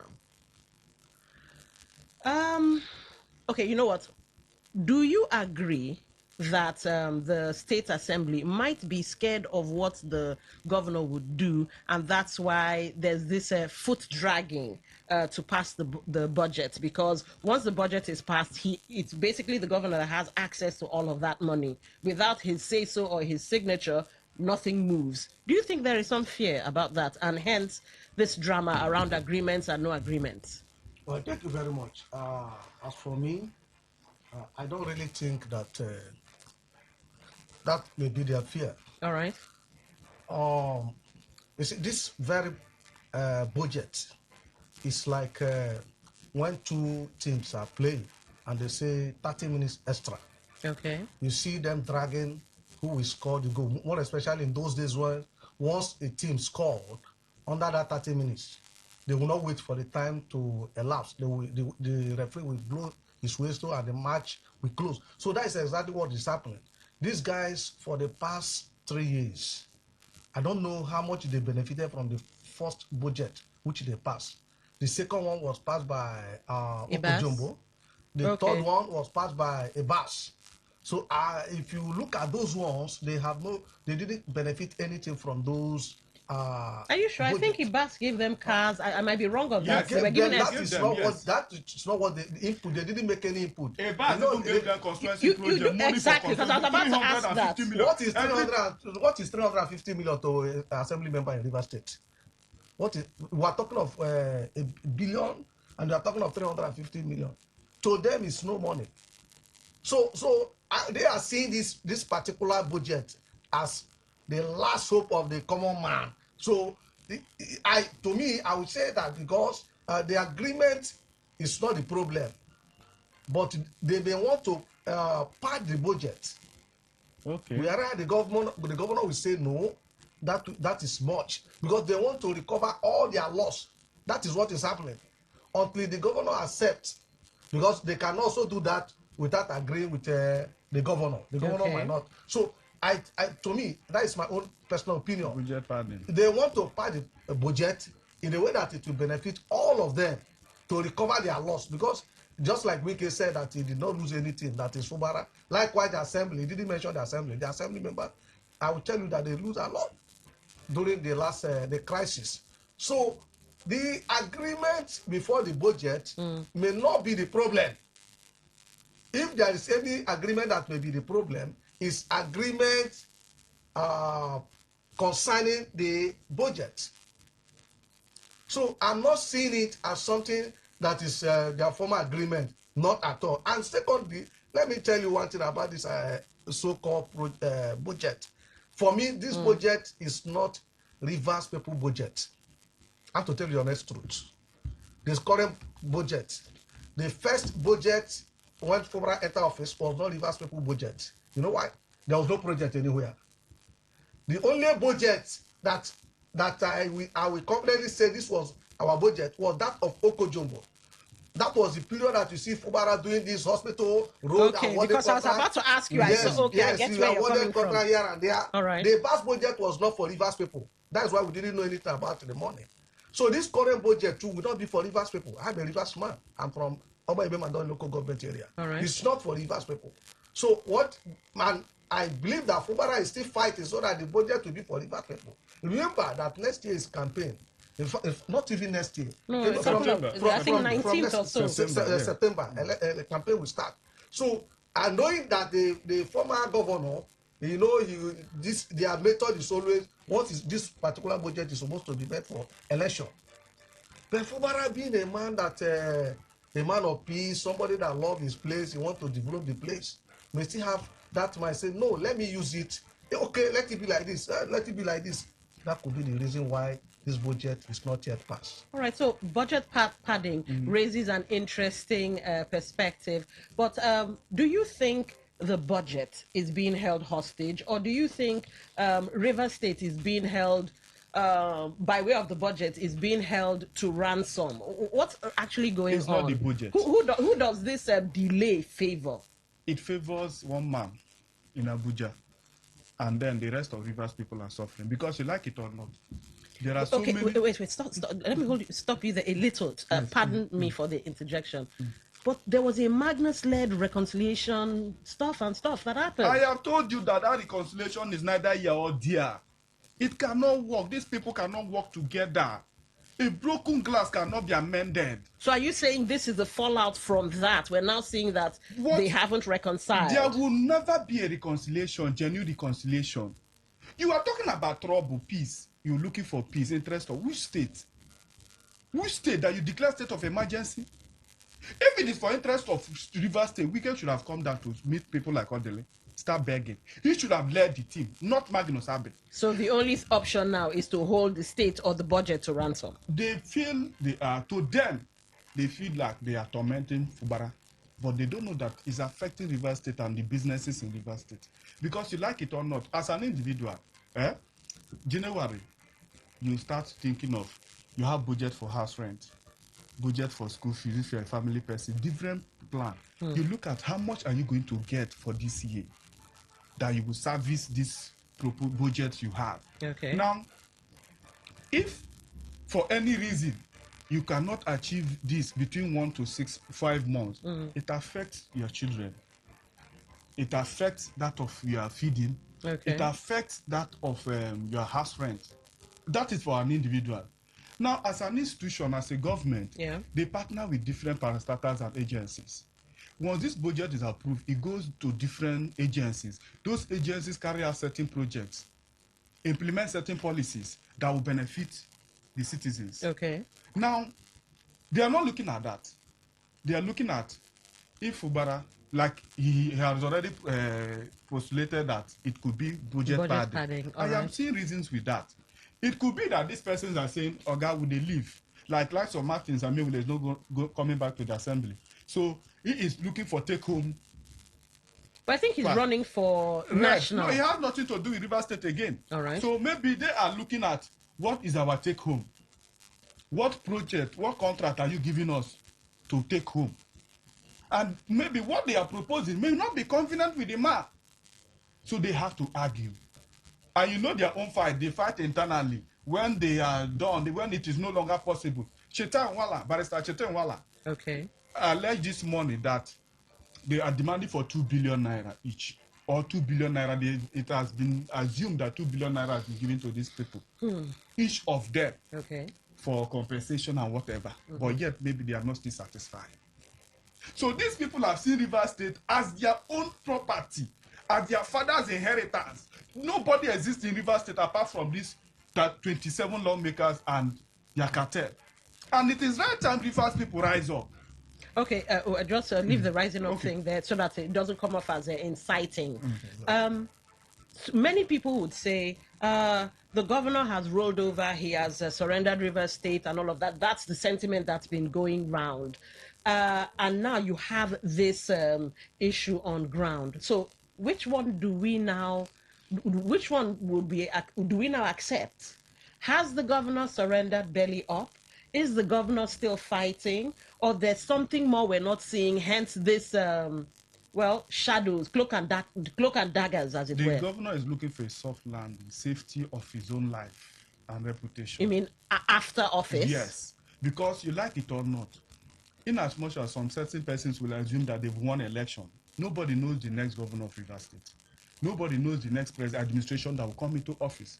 So the next administration that will come into office will definitely check these budgets, will check the expenditures, will call them for accountability. So what if I go against the law and then the government did not favor me? What happens to me? So you're saying he's avoiding probing? Yes, he's avoiding problem after leaving office. All right. That is my postulation. All right, Ambassador. Yes. Where does that leave River State folks then? Well, we have gone back to 2015 to 2023. Okay. That is where we are now. Why do you say that? Nothing is moving in the state, just like it was. That is the current state of River State now. But however, if I may add something to what you said concerning, if I may still have to say about this budget, don't be surprised that part of the reason why they are delaying this budget is to ensure that the election time will be closer, so that the governor don't start spending the money. Spending the money on what? Hasn't he been spending money on projects? No, is there any other thing to spend money on? Is not a project. No project is actually going on in Rivers this State. project. All the Bonnie Bodo Road and all of that. Those the federal project now. Oh, no, I no, see. No, but apart from that, those one you are mentioning is a project that took place before the priest matter. Budget. You know, there's okay. Yes, that was what you are talking. Since he came back, tell me one nothing project new that since the peace. The syringe thing at the Rumosi. Yeah, there's a syringe. If there was contract going on, they would have attended to the river in. No, there's a syringe manufacturing company somewhere around Rumosi that they have now. No, they started. I think I heard about that. It's not that it's all about the River State.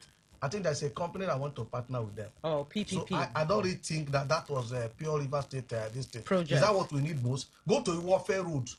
Bad. Almost all our road. And those roads that Wike, the former governor, the one he constructed, most of those roads are bad.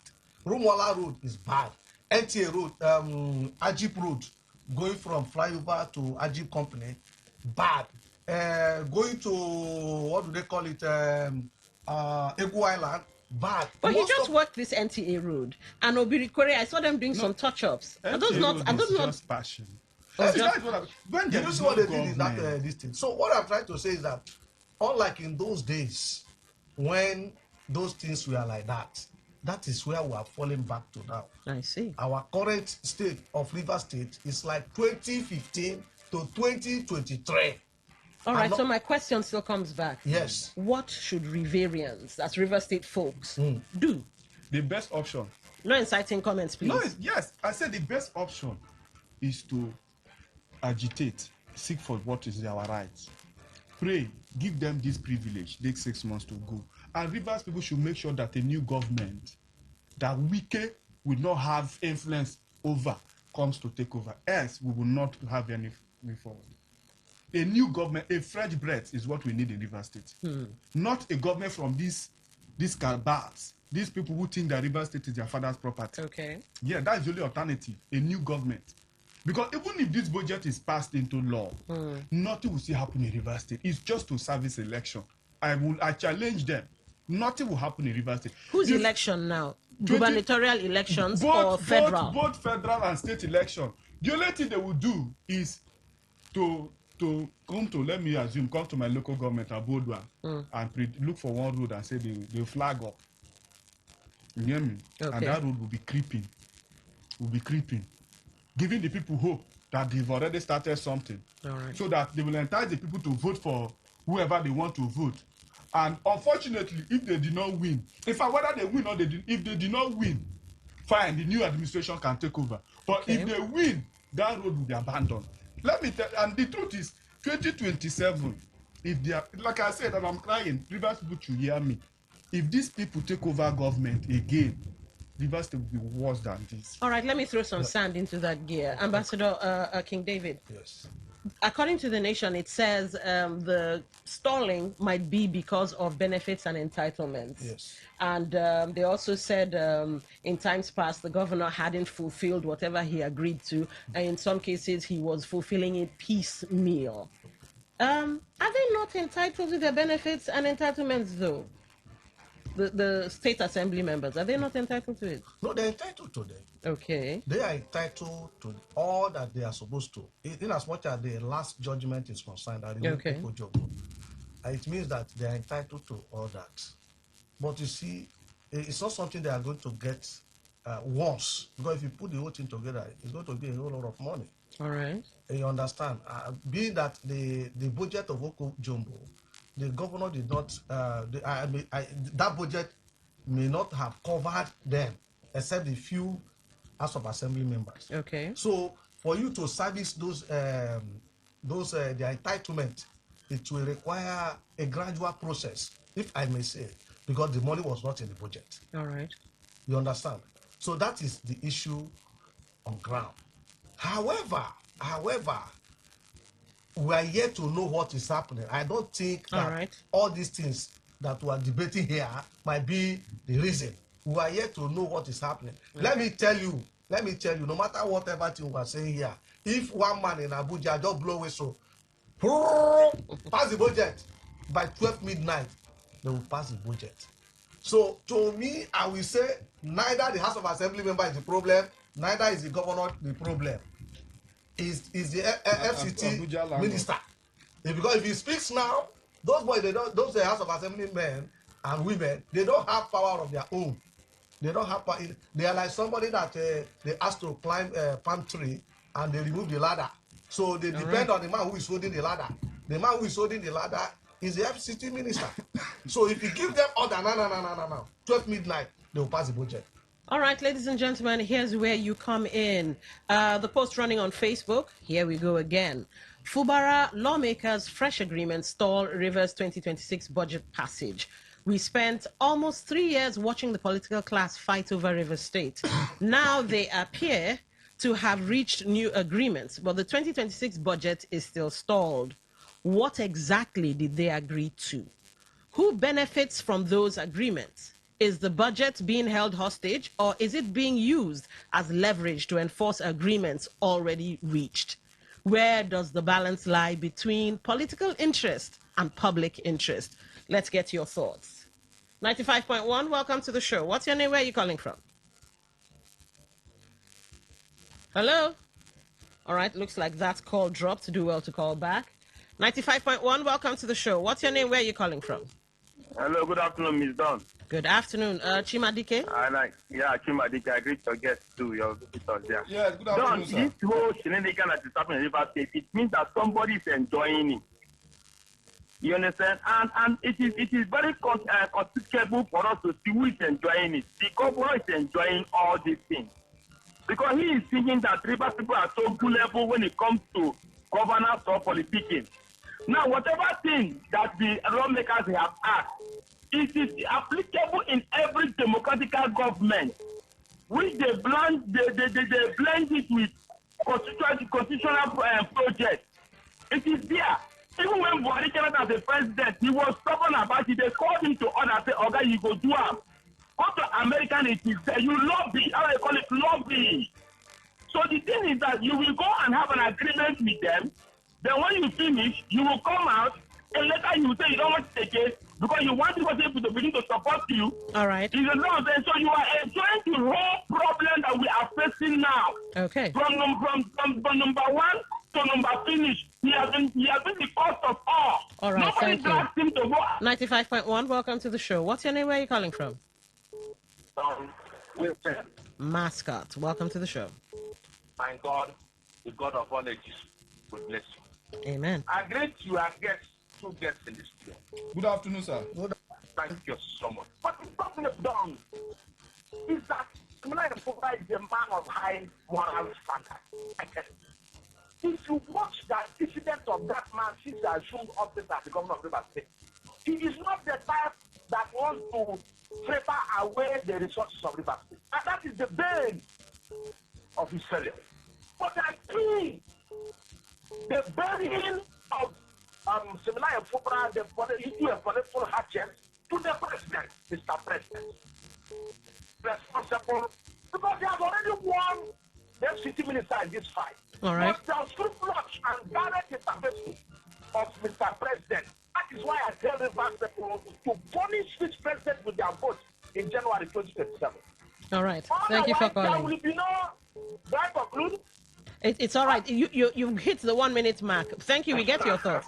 Thank you for calling. Thank you so much. 95.1. Welcome to the show. What's your name? Where are you calling from? Yeah, Don. Good afternoon. Chris, welcome to the show. Yeah, may God bless any aid that will see white and call it white. See, let me tell you this. They have started looking for a road where they will build and play Rivers people. One of the roads is Moji Road by Atolari. You know that road? That's the road they want to use siphon money, which they will abandon. See, remember what I told you last time? The one thing that can happen to any family is to have a greedy uncle. Greedy uncle is worse than the juju uncle. Greedy. Nothing that the greedy cannot do in a family. If you have a greedy uncle, you better use 7 Book of Moses and pray to that your uncle. If not, all right. That family will be in crisis. Somebody will tell me that they don't know who is doing all this. Why are they frustrating this young man? And the Mr. President allowing this, a father allowing what is going on in Rivers State, it's quite unfortunate. All right. Thank you for calling. 95.1, welcome to the show. What's your name? Where are you calling from? Thank you very much, my sister. I greet the people in the studio. Yeah, good afternoon, sir. Good afternoon. Yeah, afternoon. My name is Barry Gigi Adam, the radio governor. In Gukana, and I'll about Gigi Adam, the radio governor. Well, I don't want to start blaming anybody, just like the people in the studio. They are blaming the FCT minister. That is the cause of why the budget is not yet passed up till now. But had it been that budget was passed that same day, we would have been calling these people out that maybe they are rubber stamp or anything. They are taking their time to deliberate on this budget. We should give them time. No, they are trying to maybe dot their I's and cross their T's. So they will pass the budget. That one is for sure. It's not their budget. That budget is meant for River State people.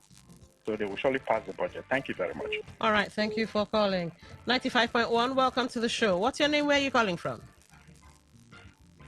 Hello? All right. Looks like we lost that call. 95.1, welcome to the show. What's your name? Where are you calling from? Yeah, this is Mr. Zion. Good afternoon. Mr. Zion, welcome to the show. This particular arm from Abuja that is holding Rivers State, why can't Rivers people break that hand? Why the lives of Dakuku, Tony Cool, and the rest of them, Tumolulu Brooks and the rest of them? See, we should stop this hypocrisy. Since we all have known, can there be a plebiscite and have a common front? You like it or not, if the so-called arm in Abuja continue holding Rivers, this is how the state will remain. Put this on record. By next year, a lot of people will not be able to pay house rent and shop rent. You start seeing shops walking up down. Why? From now, there are no businesses. From now, no businesses. Nothing. The economy is not working. Until we, the people living in Rivers, stop complaining, including the brothers in the studio. Can we leave the radio stations, drop our phones, and sit down somewhere under the tree in our local government, in our communities, and discuss? Okay. Should we continue like this? If we keep talking, those guys are forming a formidable amber. You have a name they call the coalition. It's not just joking. Now they are paying 20,000. You are talking. They are claiming people who don't have food are collecting the 20,000. Okay. Give me their PVC. All right. Thank you for calling. 95.1, welcome to the show. What's your name? Where are you calling from? Hello, Don. Good afternoon. Good afternoon. Yeah, my name is Reginald. I call from the city. All right, welcome. Lady Don, I think I am no longer comfortable with the action of the governor. Because the governor has dispute Rivers people several locations. We have had the issue of peace has returned. But now that we have gone back to the November coalition family, if we had every outstanding promises, agreement that they have made, that is the agreement. So as Rivers State, we can still move on. You know that when it comes to issue of politics, Politicians are part of their political interest. 50% than the interest of the people. All right. And the government knows that. So if he has told us that he has not paid us to the district, then we can understand. Not that all of them are together in the rainbow coalition. Let him do the next for now. If they say that, let us see the pending period of time that we have, what we can be able to offer. Otherwise, they will teach him. Otherwise, the next thing I wait to him is impeachment. All right. That is my take. All right. Thank you for calling. Okay, so let's get into your text messages and WhatsApp messages, see if we can't get back to the calls. Thank you. So far, so good. You guys have been keeping it within 1 minute, 1 minute 20, 1 minute 30. George from Rumoho, Odegu. It has shown that the River State House of Assembly is acting on the script of someone in Abuja. It is all about the interest of one man. It was also alleged that SIM gave each member of the House of Assembly 2 billion naira. All right. The assembly is not working like a secret cult. I condemn that reckless remark. Until people stop making excuses for the governor, this crisis will not end. Why does the governor keep going into agreement and refuses to abide by them? Now he has entered into a new agreement. No wonder he failed to get a return ticket. He should continue playing these games and losing. Flat Earth from Port Harcourt. Thank you for that message. The governor has already gone against the law before. Our courts, including the Supreme Court, told him so. His supporters have started their attack and blackmail against the assembly again. The governor has never been for Rivers people. His supporters keep claiming it is only the governor that loves Rivers people. Yet in practice, you can't see it. Even pensioners are crying every day. People should keep deceiving themselves and hiding the truth. All right, you did not put your name, but okay. Thank you for that message. Wilson Esquire, I wish your system plays. Then you would recall the Oga, his supporters, are only playing along internationally. I think you mean intentionally, deliberately with the governor. That's my prior position. I would be surprised, except God's intervention, he would not be allowed to access the money with this needless delay. The governor, too, is being careful not to run into the trap they have already set for him. That's from Kanu. All right, Kanu, thank you for that. Good afternoon, presenter. It's unfortunate that Rivers State legitimate budget is being weaponized against Rivers people, but I believe that God is watching. The end is yet to come. Levinus in Budo City. All right, thank you for that one. Let's see. Okay. Good afternoon. Nyesom Wike has rubbished this state. Whatever misfortune we have today in River State today is caused by, all right, I will jump that. I'm very sure power is transient. One day it will surely revolve. And that's from Bright Oswago. All right, Bright, thank you for that message. The last text message before we get into WhatsApp.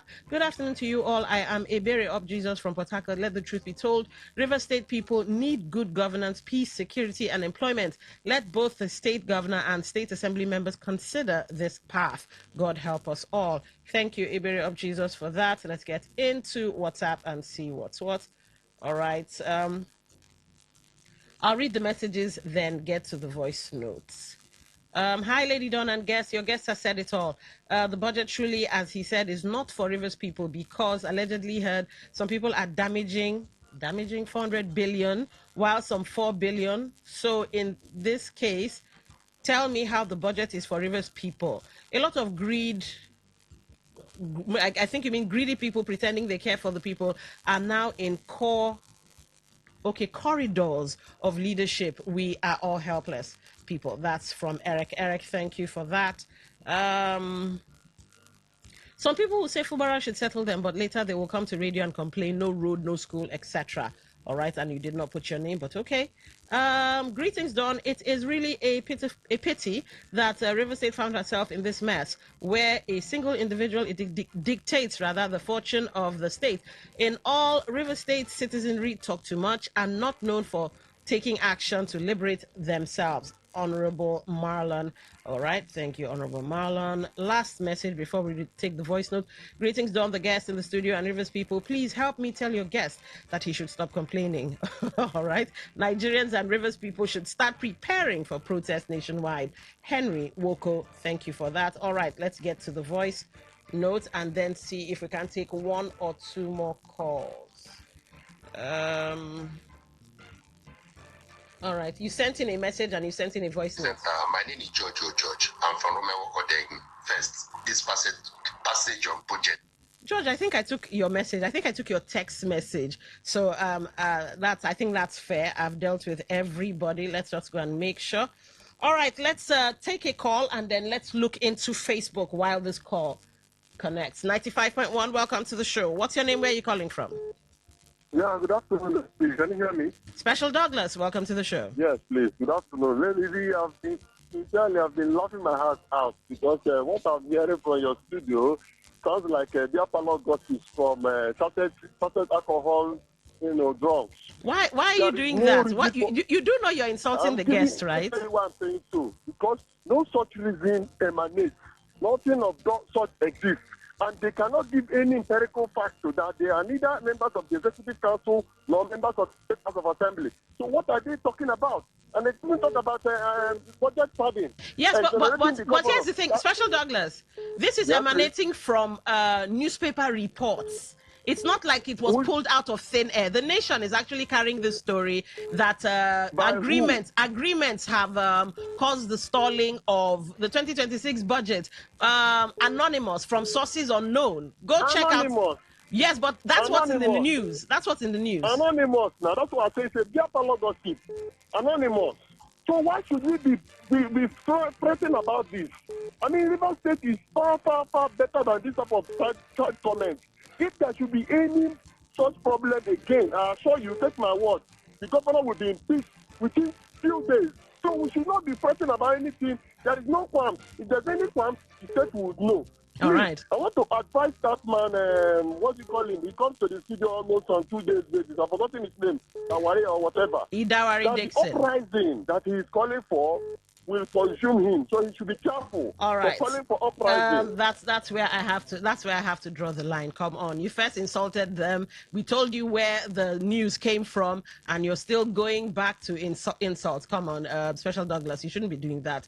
All right, on Facebook, Chile Edwin. This is what the governor Sim will continue to go through, having yielded to the FCT minister and his camp. But the governor should not be blamed, having tried his best to wriggle out of the shackles of the former governor who brought him to power, as these agents of the former governor must do the bidding of the minister by holding the budget hostage until the governor will bend to do all the whims and caprices of Wike, all to the detriment of the ordinary Rivers citizens. But the governor must not donate his kidney, okay, to anybody. Chile, thank you for that one. Comrade JT Miracle, you see Wike. Okay, no, I'm not going to take that. The state is just in a stagnant, no ongoing project, no employment, no government present, everything just stalled. All right, thank you for that. Emmanuel P. Poiba, I hope I didn't spoil your name. There is no government in River State. Of course, he's to use the budget to sponsor next election or be forced to resign. Sponsor next. Okay, it's forced to resign. Okay, I see what you mean. I see what you're talking about, the now, because I do know he's not running a second time. Anyway, gentlemen, your final thoughts on the matter. Well, for me, my final thought is River State should be set fast. 2027, we should look for a new government. Outside these cabals, that's just all I have to say. Whoever that want to insult me, abuse me, 2027, Wike will not have grip over River State again. We will reject Wike. We will reject his team. We will reject the rainbow confusion. In fact, let me keep quiet till 2027. All right, Ambassador King David Nwaburu. I got that right? Yes, all right. Very much right. Okay, to Rivers people, everyone should just remain calm. But to the governor, I think he should run back to the FCT minister, the Soga, and kneel down. Because when a man is bigger than you, he's bigger than you. Without him doing that, we must still remain like this. So that we have our budget, the little one that will reach us, let him use it for us. Why the rest? So you should go to the FCT minister and kneel down as usual, so that he will give the state assembly order to pass the budget. He should fulfill his agreement. He has already signed an agreement with the devil. All right. He should die with the devil. Okay, so here's where we have to draw the curtains. Well, political interest, public interest. Where do we draw the line? The coming days will determine what happens. But we'll keep talking for progress. We'll keep talking for enlightenment. We'll also keep talking for positive change. It's been Talk That Talk on your premium talk station today, 95.1 FM. My name's been Dawn Wilson. Up next is, News in 60. And of course, the sports guys to tell you what's what in the world of sports. Thank you for being an amazing audience, as usual. Talk radio. I listen to a lot of talk radio. 95.1 FM.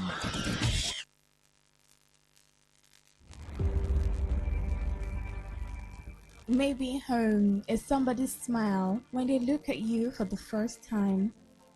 Maybe home is being a home to something you love and adore with all your heart, and that is what life, friendship, and love are all about.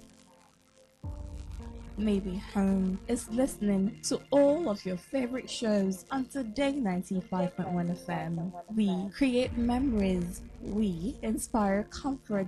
We are the voice of the people, and we are home away from home.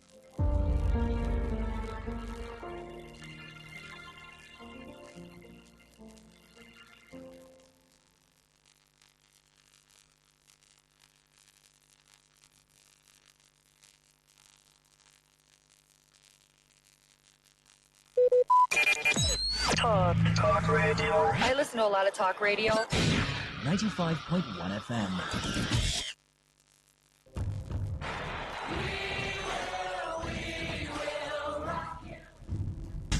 This is what we've waited for.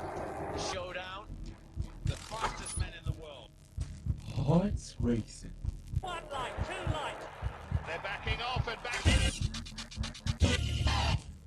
Pulse rising. Who will come out on top? Who will take 3 lights forward? Who's ready to be the star? The anticipation. Powerful, strong. Time, Tyson get right all the way. The heart stops.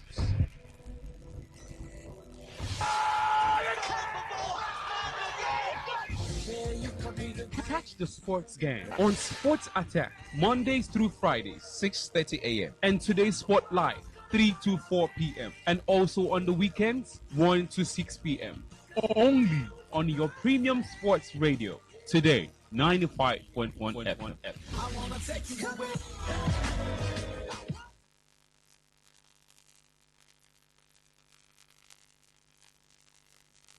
Infantino, FIFA president. For the best of sports, always listen to Today Sports Live on Today 95.1 FM, Port Harcourt.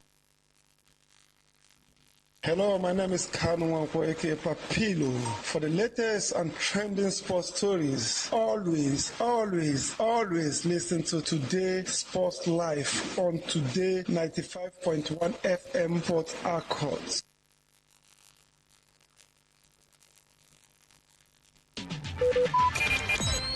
Today's news. I listen to a lot of talk radio. The Nigeria Civil Aviation Authority has commenced moves to deploy radio frequency identification technology at Nigerian airports to tackle persistent cases of lost, delayed, damaged, or misrouted passengers' baggage. Google's artificial intelligence assistant, Gemini, has surpassed 1 billion monthly users a week after a major reorganization of the tech giant's AI division. A federation of nearly 300 French newspapers has filed a complaint with the country's competition authority over Google's new AI-generated summaries of search results, fearing the feature will erode traffic to their own websites. With 2 convictions and nearly $1 billion in damages already stacked up, as Meta faces another trial starting this week about alleged harm to children in a case brought by 4 U.S. states. On the foreign scene, Sri Lanka has blocked access to some of the world's largest online betting sites as part of a crackdown on unauthorized gambling. Today's news. In 60. In 60. Talk radio. I listen to a lot of talk radio. 95.1 FM.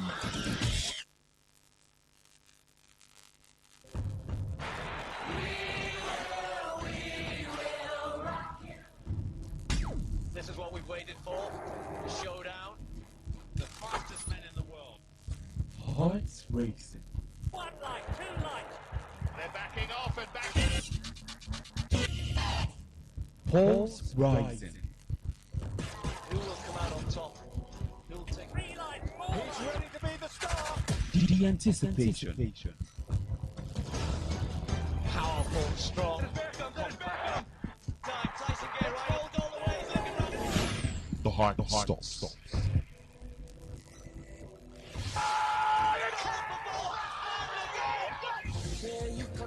Catch the sports game on Sports Attack Mondays through Fridays, 6:30 a.m. and Today Sport Live, 3 to 4 p.m. and also on the weekends, 1 to 6 p.m. Only on your premium sports radio. Today, 95.1 FM. My name is Gianni Infantino, FIFA president. For the best of sports, always listen to Today Sports Live on Today95.1 FM, Port Harcourt. Hello, my name is Kanu Wanko, aka Papilo. For the latest and trending sports stories, always listen to Today Sports Live on Today 95.1 FM, Port Harcourt.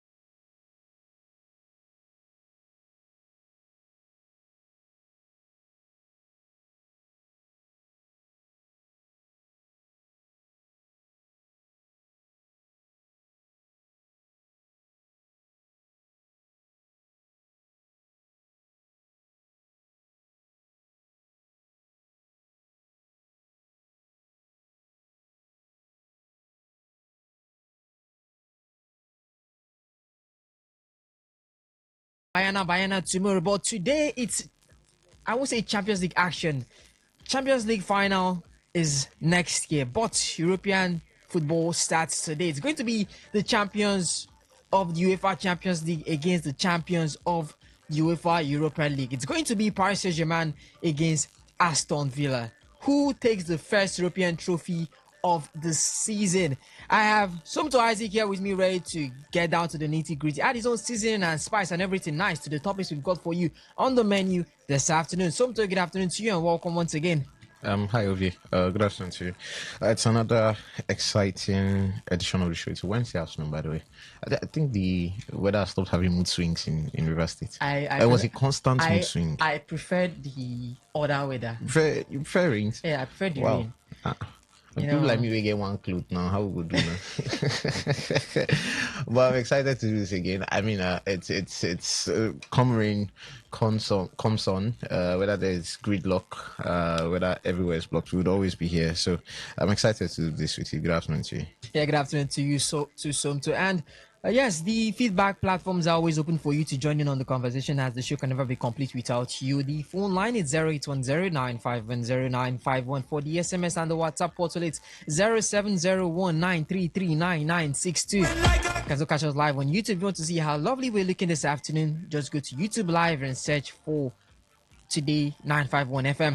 On Facebook, there's a post right there, Today 95.1 FM. That is what you need to follow. The post says Chelsea, Manchester United are both circling around Miles Lewis Skelly.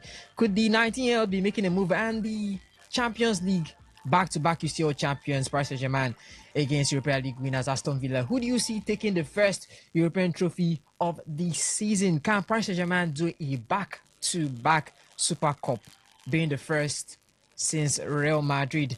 Or can Unai Emery finally win UEFA Super Cup after 3 times he's missed out on it?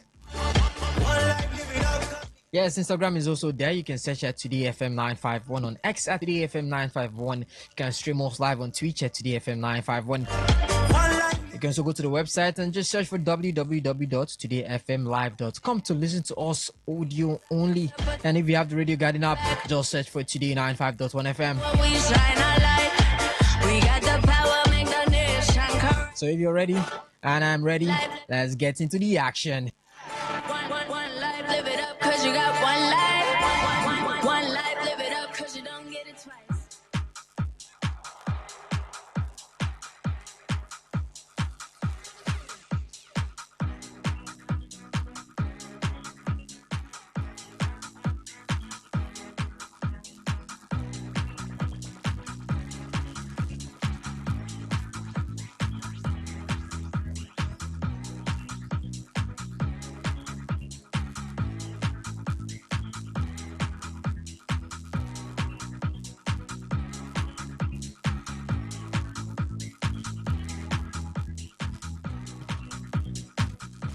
Yes, we start off with tennis. As 19-year-old Spaniard Rafael Jorda beat Arthur Hughes 7-6, 6-3 in the Canadian Open quarterfinals, guaranteeing a rise to at least world number 11, up from number 165 at the start of 2026. If he beats Brandon Nakashima in the semis and defending champion Ben Shelton loses to Leonard 10, Jorda would break Boris Beker's 210-day record for the fastest climb from inside the top 100 to into the top 10, doing it in just 140 days. A final win over Shelton would also secure the record outright. Meanwhile, in the women's side of things, Elena Rybakina produced the match of the tournament, coming from a set down to beat Naomi Osaka, a run that would put her within just 4 ranking points of world number 1 Irina Sabalenka.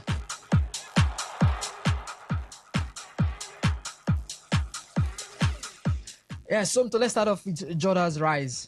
All the way started this year, 165 in the rankings, and a win in this tournament could set the man up for a top 10 ranking. Just 19 years of age. On Saturday, during the weekend, we're talking about the next big thing, and Rafael Jorda's name popped in. 19 years, Spain,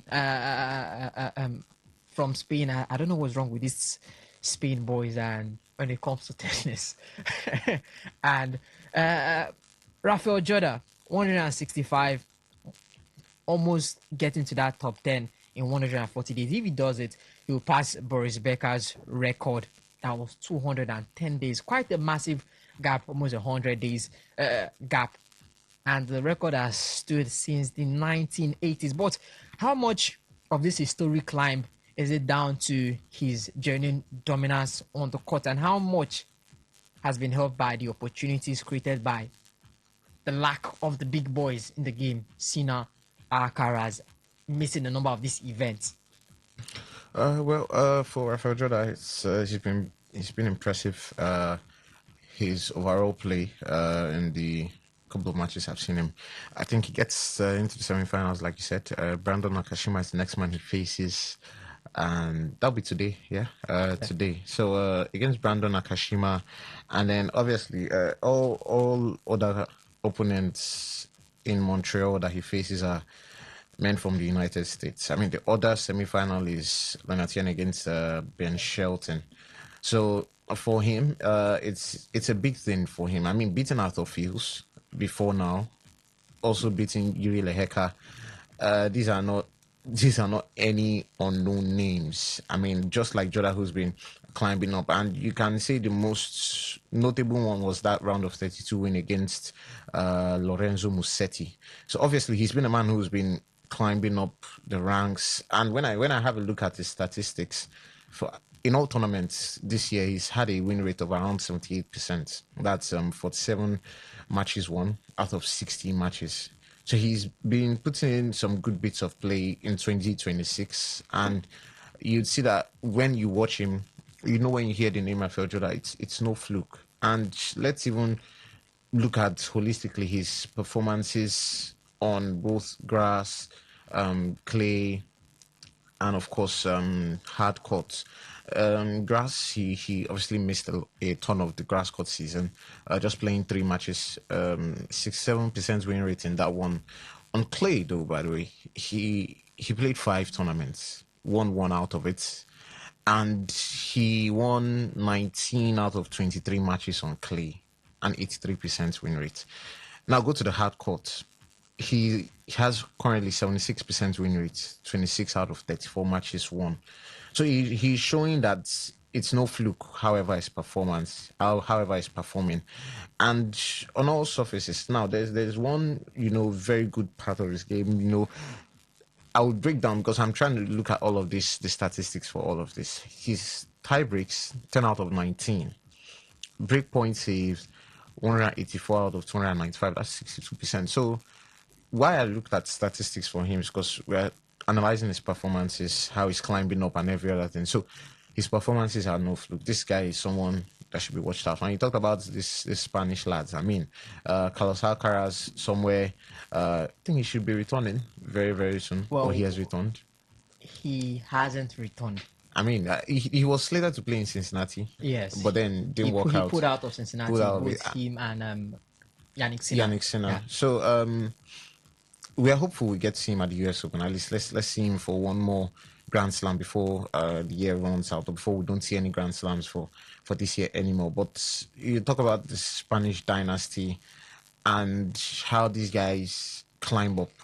I mean, Rafael Nadal, who is the clinical example for everyone, he's the man who obviously, holds the ton of the ton of the records for all of the Spanish guys to look up to. But Rafael Jorda, Carlos Alcaraz is right up there. I mean, Jorda, it seems like he's going to be right up there in the nearest future if he can just keep up with this. I'm just 19 years of age. Ben Shelton against Lennon at 10.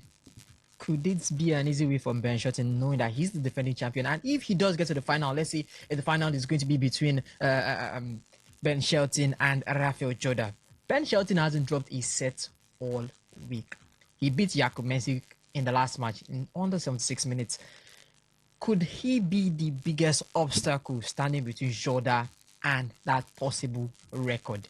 Obviously, yeah, definitely. I mean, Ben Shelton is 5th seed in this tournament, is he? I think it's the 5th seed in this particular tournament. And when the other big hitters crashed out, it seemed like, okay, this was on a plate for him. And Ben Shelton had no choice but to win this. I mean, looking at how the other gentlemen will be carrying on in this, or had carried on in this particular tournament. So Ben Shelton being the easy favorite for this, he has to show, 5th seed in this. So being the favorite automatically for this, him and Lennart, and that's obviously where, the favorite for the title is on the seeding format. But Nakashima, Joda, those two guys are still way below these two gents. We're talking about Tien and Shelton. So those are the two. In fact, let me not say him alone. I mean, those are the two major obstacles for any other guys on the other semi-final path. All right, Alexander Zverev, before we get to the women's side of things, Zverev came out to the media talking about the absence of Sinner and Alcaraz in the Cincinnati Open, because we already have the draws for the Cincinnati Open. Djokovic will be taking part, Zverev will be taking part, Jordan will be taking part. The man has said Sinner's absence doesn't change much. Is it confidence, or you're looking at his career record? The man is always struggling to win big titles, even when the big boys are playing. Zverev, even when the big boys are playing. But now he's come out to say Sinner's absence, Alcaraz's absence doesn't change much. So, confidence, or a man who always struggles even though the big guys are absent, even if they are even present, still struggles. But the Cincinnati Open, could he at least claim that one heading into the US Open? Well, I think he's broken the jinx of any particular thoughts that when the big boys are not there, he fails to get over the line. It's broken that jinx, and I think you can say it's confidence now at this point. So it's not an issue of an advantage because Sinner and Alcaraz. No, on the normal side, it's always an advantage. I mean, it's always when someone who is I mean, as competitors, right? As sportsmen, you tend to want to understand that on the mental side, you don't want to give a thought that anyone is better than you, right? Because that's the mental perspective, first of all. When you have that mental blockade that, oh, this is better, or this person is better, this person is better, it starts getting difficult from there because you don't want to have that feel or that mentality that anyone is better than you. Now, on the other hand, you have to realize that on a playing level, on a stack level, that's why there are rankings. This person is better, this person looks better, this person seems better. In basketball, you can see it in the regular season. There's obviously the table. You face each other over a number of times. So you then also want to understand that when those obstacles are not there anymore, it's your time to shine. So I beg to differ that maybe it should be seen as an advantage for him, but it's also confidence on the second thought of that, because when these guys are not there, it's your time. I mean, you then become the automatically most feared opponents that any other person will want to face. They look at you and say, okay, this is the mountain to climb. This is where it gets difficult when it's time to face Zverev. So it's just a combination of those two factors. There's no need to actually look for a loophole in his statement. It's the fact that when those two guys are not there, he is the automatic favorite. So you could see it as confidence. And it's also an advantage for him because if those two guys are there, he now automatically sees those two guys as his toughest opponents anytime he wants to face anyone. All right, let's round things off with the women's side of things. It's going to be the semi-finals: Elena Svitolina against Iga Swiatek, and then it's going to be Coco Gauff against Lina Rybakina. It's all about Rybakina. The spotlight is on her. 4 points away from becoming world number one. Does this affect Rybakina's mindset going into a semi-final against someone as dominant, someone as feared as the American Coco Gauff? Well, for Rybakina, of course, in this tournament, when you look at the semi-final lineup, there's Gauff, there's Swiatek, there's Svitolina. That's an all-timer lineup. To be honest with you, all women in the top 10, and for Rybakina, this is the same thing we're talking about Zverev. You have to capitalize on this. This is when you show that you're cut out for the big spotlight, so to say. Because, for instance, me, I cannot look at a big opportunity, at an opportunity, and that's when fear comes in. Nah, that's not when fear sets in. That's the time I get to grab it with both arms. Well, for some.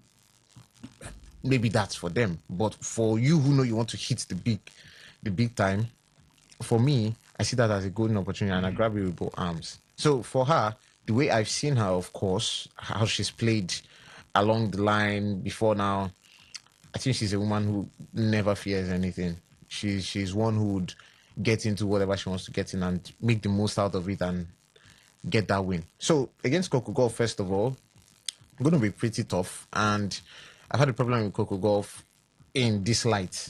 Yeah. When the opportunity is there, when the advantage is there, you go on and grab it. And amongst all of these ladies, of all these ladies here that I see in the semi-finals, Svitolina, Swiatek, Gauff, man, Rybakina is head shoulders above everyone when it comes to both mentality and in the tag of the favorite. Looks like there's going to be a lot of opportunities to be grabbing around. Yeah, so too. I have no words for you on that. At least advice from Sunto. Any big opportunity that you see, grab it with both hands. Simple as that. Let's head over to football now.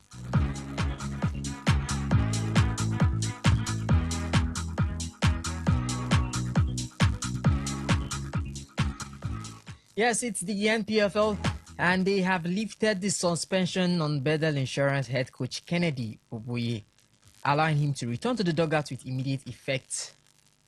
Well, the league reportedly reconsidered the sanction after the club's appeal and Boboye's conduct, clearing him to leave the Benin Arsenal in their 2026-2027 season opener against Warri Wolves on August 30th. This reverses the 17-match suspension and 2 million naira fine imposed in March following alleged gross misconduct towards a match official. The original sanctions followed Benden Insurance March 28, 2026 match against Plateau United after the MPFL found the club responsible for inadequate security, unsporting conduct, and an incident in which match officials were held for about 40 minutes. The club was fined 5 million in total and ordered to play 3 home matches behind closed doors, while Boboye received the 17-match suspension and 2 million naira fine. Boboye returns comes as Benden Insurance prepared for the new MPFL campaign after finishing 5th with 56 points last season, just 3 points short of the top 3. Good news for Kennedy Boboye. Still, the 17-match suspension was something that we did not expect. But we'll leave that now and head over to talk about the Super Falcons. The spotlight is on them tomorrow. Bring the cup to Niger! Super Falcons! Queens of Africa! Niger girls! Niger girls! Who they give us joy? Super Falcons! Well, they are not giving us joy. That's for sure. The Super Falcons will be facing South Africa's Bayana tomorrow, which is Thursday, August 13th, at the Stade Moulay Rashidin Casablanca, 9 p.m. in a straight knockout 2027 FIFA Women's World Cup Inter-Confederation playoff. Both sides were eliminated at the AFCON quarter-final stage. Nigeria 1-0 to Cameroon, while South Africa 2-1 to host Morocco, missing the automatic World Cup places reserved for the 4 semi-finalists. Thursday's winner moves into the Intercontinental Playoff preliminary round against Asia, Oceania, and South America. So, I know you are going to talk about the match, more on the match tomorrow. So it's very simple. How confident are you in Nigeria to hold on to an unbroken record? Since 1991, we have not missed the Women's World Cup. Now it's through the hard way. The men couldn't do it, but we believe the women could do it. But there's still lingering doubt from their performance so far in the AFCON, losing to Malawi, a 1-0 win over Zambia, which could have gone either ways. Yes, a 6-2 thumping of Egypt, but then again, Egypt, I think, we expected to win that match by the amount of goals. And even then, it was still by the skin of our teeth that we're able to get into that match, because we had to get into the knockout stages based on head-to-head. We got into the knockout stages, Cameroon knocked us out. Poor performance. The coach has come out to take the blame. I think we were talking about this on Saturday. Who do you want to take the blame? Is it not you? Well, Ibrahim Gusa has come out to apologize. I think they apologized to the president, Tinubu, that they are sorry that the Super Falcons didn't get to the World Cup. Malawi are in the World Cup. Morocco are in the World Cup. Debutant Malawi. First time ever they did it at once. But leave that. It's Bayana. 2 former champions are going head to head. Are you confident that we can keep that record? Are you confident that we can go against Bayana with all you've seen at the WAFCON and get that win? I'm not even going to talk about that, to be honest. Anything they like to do, at this point, let them do. I've been, speaking with Chief Swore, a lot of people who would know, the pigeon voice that they were hearing on their television during the World Cup commentary.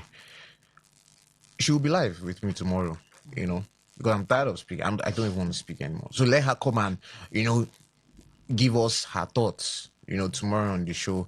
I've spoken with her and she will be live, on the show. I mean, she's one of the leading voices, for football in Nigeria, especially when you see the fact that she's also a lady who is lending her voice to what we do in the business of broadcasting. Well, at this point, if they don't want to qualify for the World Cup, and this is not a blame on the Falcons, so no, it's not even a blame on the Falcons. It's a blame to the leadership. They're apologizing now, right? I mean, they apologized when the Super Eagles missed out on the World Cup, and they apologized when. And funny part is, Osaso Baiwana was, speaking in one of the groups where I'm, and he said the funny part is if Guzal comes out to as it stands again, he's going to win by a landslide. Like he's going to win by a landslide. There are some things that is also going to happen. Maybe some internal stories that Shego Odegbami is trying to, do some things that at least could remove this current leadership. Nothing to full effect yet, but right now they can run it for however they like. If taking the joy out of Nigerians, because the Bayana we're going to play, their male counterparts already reached the World Cup. So for them, there's nothing a lot to be. How they take pride in their own performances too is very, very important because, them today find themselves in a similar situation like the Falcons. But for the Falcons, it's crazy because Bayana are not 10-time winners of this competition. Bayana are not people who there was an alarm sounded before now that more preparations is bad. Financing and the upkeep and welfare of this your team is bad because you guys always get this money and everything. Oh yeah, release it is a problem. Prepare the girls too on the other hand is a problem. So at this point, however they like, because like I said, I came here on Monday and shouted heaven and earth. Nobody resigned from there. So whatever they want to do, however they like to run the football, let them run it. I just wish the Falcons the best of luck. It's so sad that they go through this phase. They play the Bayana by 9 p.m. tomorrow. And if they get to win, it's not even all said and done. Just like the way the Super Eagles and how we celebrated that 4-0 win against Benin Republic. I think it was Siemens hat-trick and Frank Onyeka's goal. With that last goal, we finally, at least we are going to book our place. We're going to go for the playoffs. We went to the playoff. Problems started. Apart from the problems, we finally lost out on it. So, in as much as we could keep saying, oh, we could qualify for the World Cup and all that kind of thing, we still went to the playoffs, which was another daunting task, seemingly, because on paper it looked like seemingly. When you look at the Falcons' journey, right, on the international playoff stage, it's not supposed to be a daunting task for 10-time winners, right? But this was the same message. It was clear from WAFCON 2024 that these teams in women football are leveling up. When you actually watched it, and for a hierarchy that has sense, right, they will actually see. And if you actually have a functional technical director and a functional technical committee, they can actually see on the level of play that, Presido, this everybody's leveling up. Oh. So if we go into the WAFCON in 2026, the way we went into WAFCON in 2024, there's a likelihood that we might not win the title. Winning the title safe is a problem, right? You did not even foresee crashing out in the quarterfinals. Like you did not foresee. So it was clear that from how they played in WAFCON, it was just at a point where maybe the girls locked in at that point in time and they were extremely, certain that, okay, we might not lose this 2-0 down and stepped up, got a 3-2 win. And it showed that almost comebacks like that. Even how WAFCON 2024 went. We lost. Okay, we didn't lose our first game against. Wait, let me confirm that. I'm trying to see if we actually lost that first game again. Okay, we won the first game, and then from then on, you could see. I was looking. There was a time I knew we dropped points. It was against Algeria. So when we dropped points against Algeria in the second group game, also against South Africa, that game too, we barely escaped it with a late minutes goal against South Africa in the semi-finals. The last game too, which was the final, we came back from 2 goals. So you could clearly see that it was difficult. It was not like before. It was very difficult. But then we got so relaxed. Even safe. These people that dug so deep for you, that brought glory to your country, you promised them heaven, earth, and hell. And that, after that competition, it was now you needed to start finding a way to redeem it. So you could clearly see that there's a famous phrase in football: if you leave the game will leave you. So you clearly see that he was leaving us, and you said, "No, it's our birthright, and we can still go there. We'll still win at 10 stars. After 10 stars, we'll win this." 10 out of 13, no wahala now. Now you can clearly see that there's a clear difference, which is the same thing even on the men's side of things.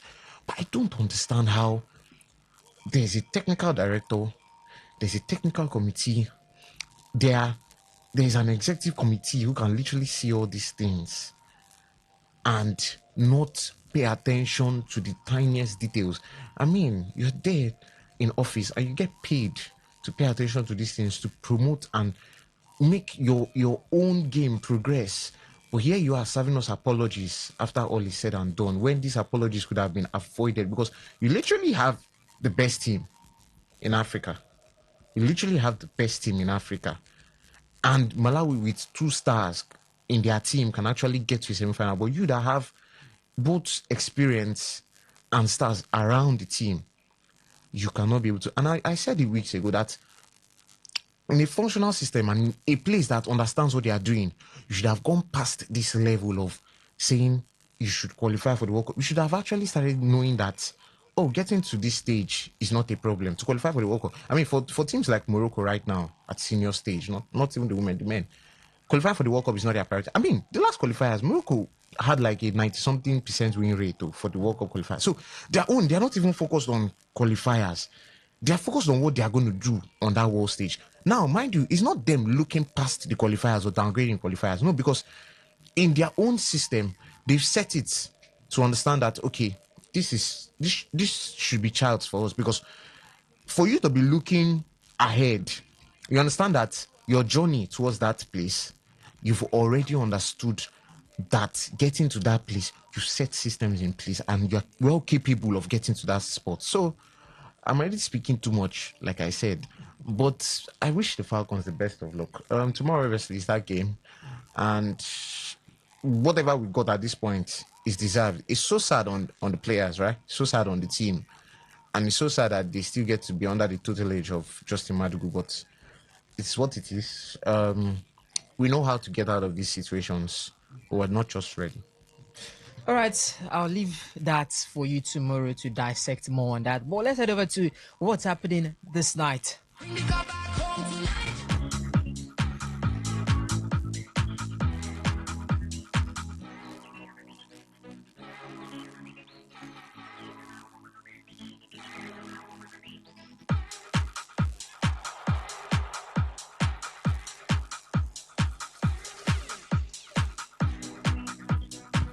Yes, by 8 p.m. today, there's going to be back-to-back Champions League winners. Paris Saint-Germain will open 2026-2027 in the UEFA Super Cup against European League winners and champions Aston Villa in Salzburg today, 8 p.m. Luis Enrique's side are chasing only the second successful Super Cup defense in modern era after Real Madrid did it in 2016-2017. And more remarkably, could become just the second club ever after Real Madrid, Ajax, Bayern, and a set of clubs to do 3 in a row, 3 straight Champions League, and possibly this season they could even win 6 trophies. They have the Super Cup, they have the FIFA Intercontinental Cup, the Trophée des Champions, the Coupe de France, the Ligue 1 title, the Champions League will be there as well too. So a lot to look at. Simple. Somto, who gets it for you? Is it going to be Paris Saint-Germain dominating Europe as always, or can Aston Villa, especially Unai Emery, he's missed out on this title multiple times. Could it be the final time that, yes, I finally get my hands on this?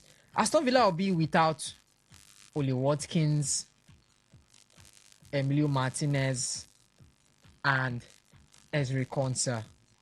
Big misses for Villa. What's your take on this match to open up, you say, football or European football?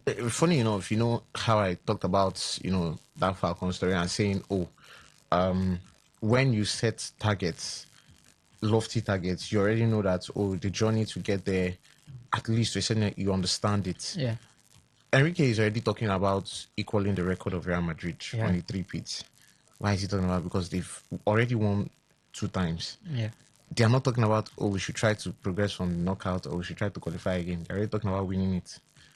And against this Aston Villa side, I mean, PSG could also win the Super Cup back to back because Aston Villa, for all that they do have, PSG too, I don't think they should be without most of their French talent. Maybe Dembele, Doué, Zaire, some of these players might not be available. So the ones that went so far in the World Cup. Fabian Ruiz too should not be available for this.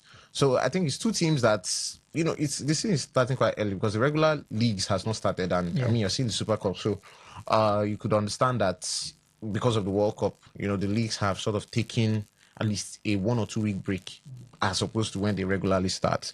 PSG against Villa, Emery against his former side. I mean, you could count games that these teams have played against each other in the last few times, and it's quite interesting. For starters, that's was it the quarterfinal of the Champions League when they faced each other, you know, in the knockout phase, by the way. And PSG won the first leg 3-1. Aston Villa won the second leg 3-2. It was very, very interesting because very, very close. Yeah, because this Aston Villa side sort of took this PSG team to the limit, and that PSG team eventually went on to win their first Champions League title. So, I mean, that was the quarterfinals, and Aston Villa took them to their ultimate limit.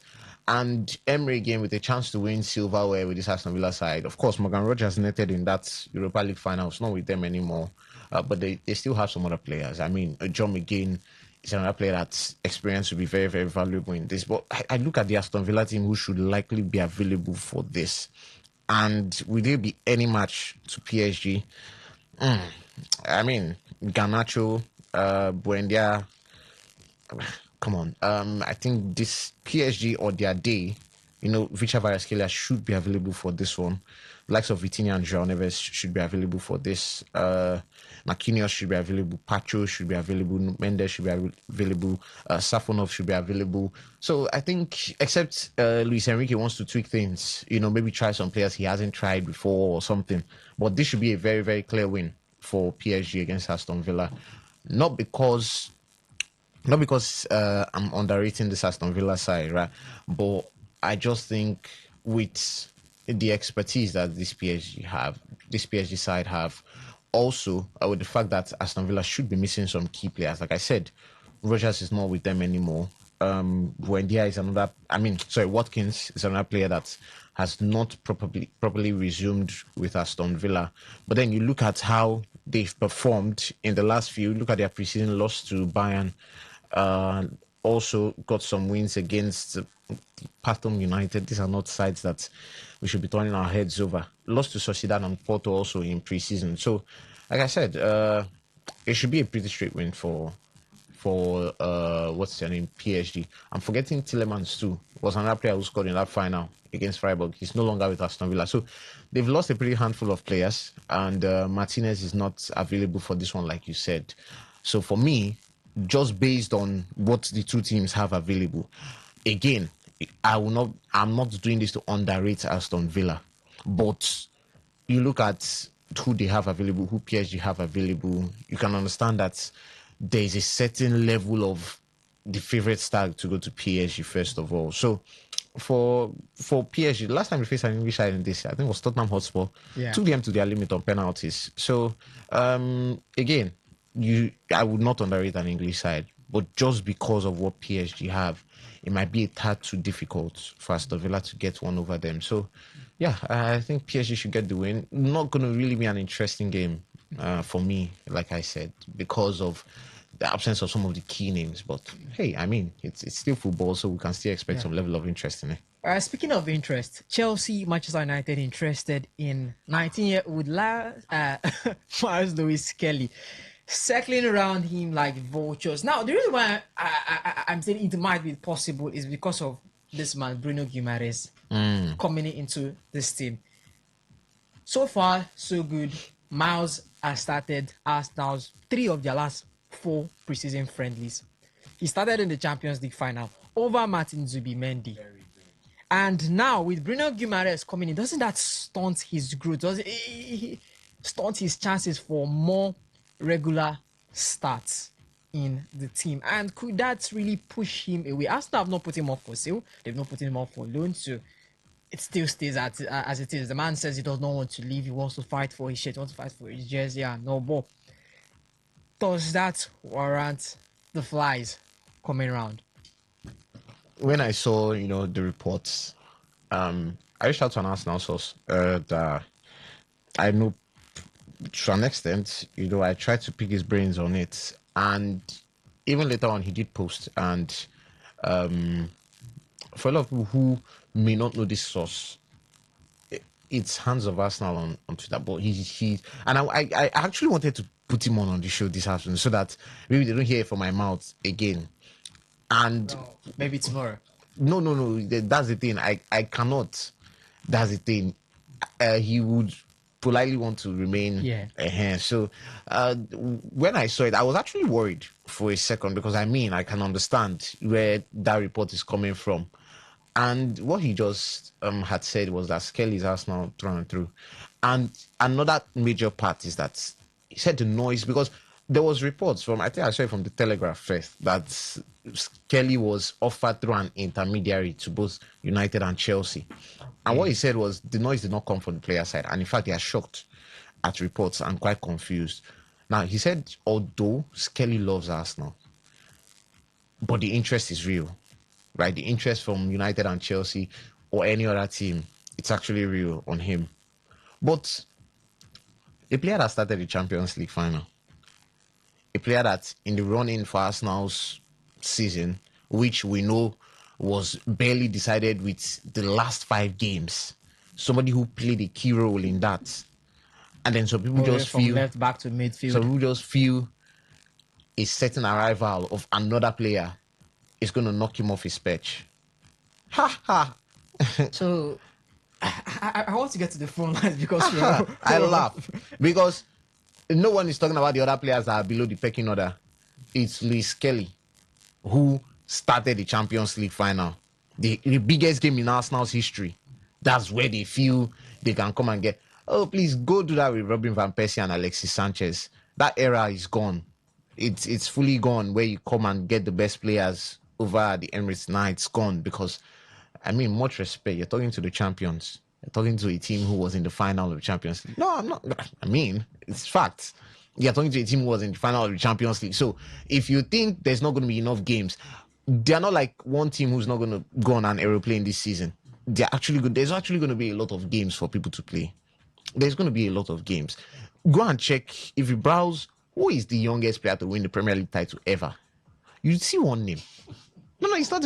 You'd see Max Dowman's name. So if Dowman kept on doing all that, he played a few number of games and was very instrumental. So everybody's time comes. Skelly is the Arsenal identity, sort of heel end. Saka, Luis Skelly, Max. These are players that Arsenal want to sort of retain their own values. So for a team who are so core on their values that, they're not going to pay this amount for Rogers, who have their own, and then you just think Skelly is just going to come and leave the club. You're not talking about the other player.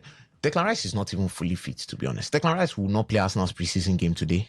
He would most likely not play the Community Shield. In fact, he will most likely not play the first game of the Premier League season. Luis Kelly is the number 1 DM at that club right now from preseason that I've seen. Subimendi is not going to resume very early. Mikel Merino is one of the midfielders who could resume because he didn't play a lot of games at the end of the season. Just played 1 game, and that was the last game of the Premier League season. And then also featured in the Champions. But apart from that, who else? There's squad depth enough to go around. So I don't see, like I said, the interest is real, right? But Chelsea and Man United really don't stand a chance if Arsenal actually want to retain Luis Kelly.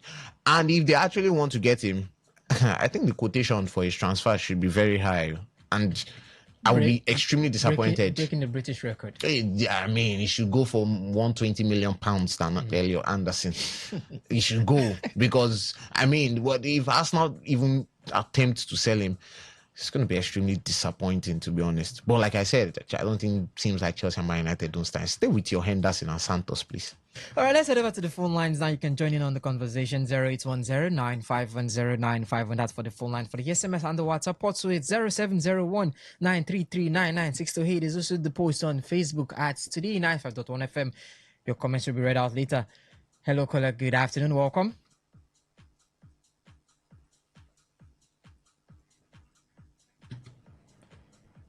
Hello.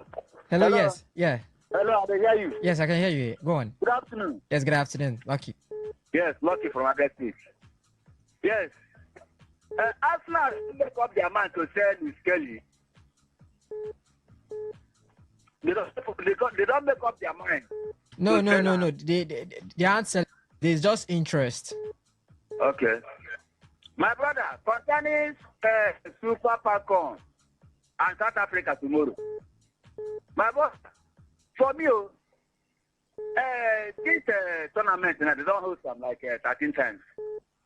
Super Falcon don't carry 10 times. Even though they don't qualify for the World Cup, my brother, for me, no problem. Because he gets some teams now when never qualified for AFCON before. They never qualified for AFCON before. But then they don't carry like 10 times.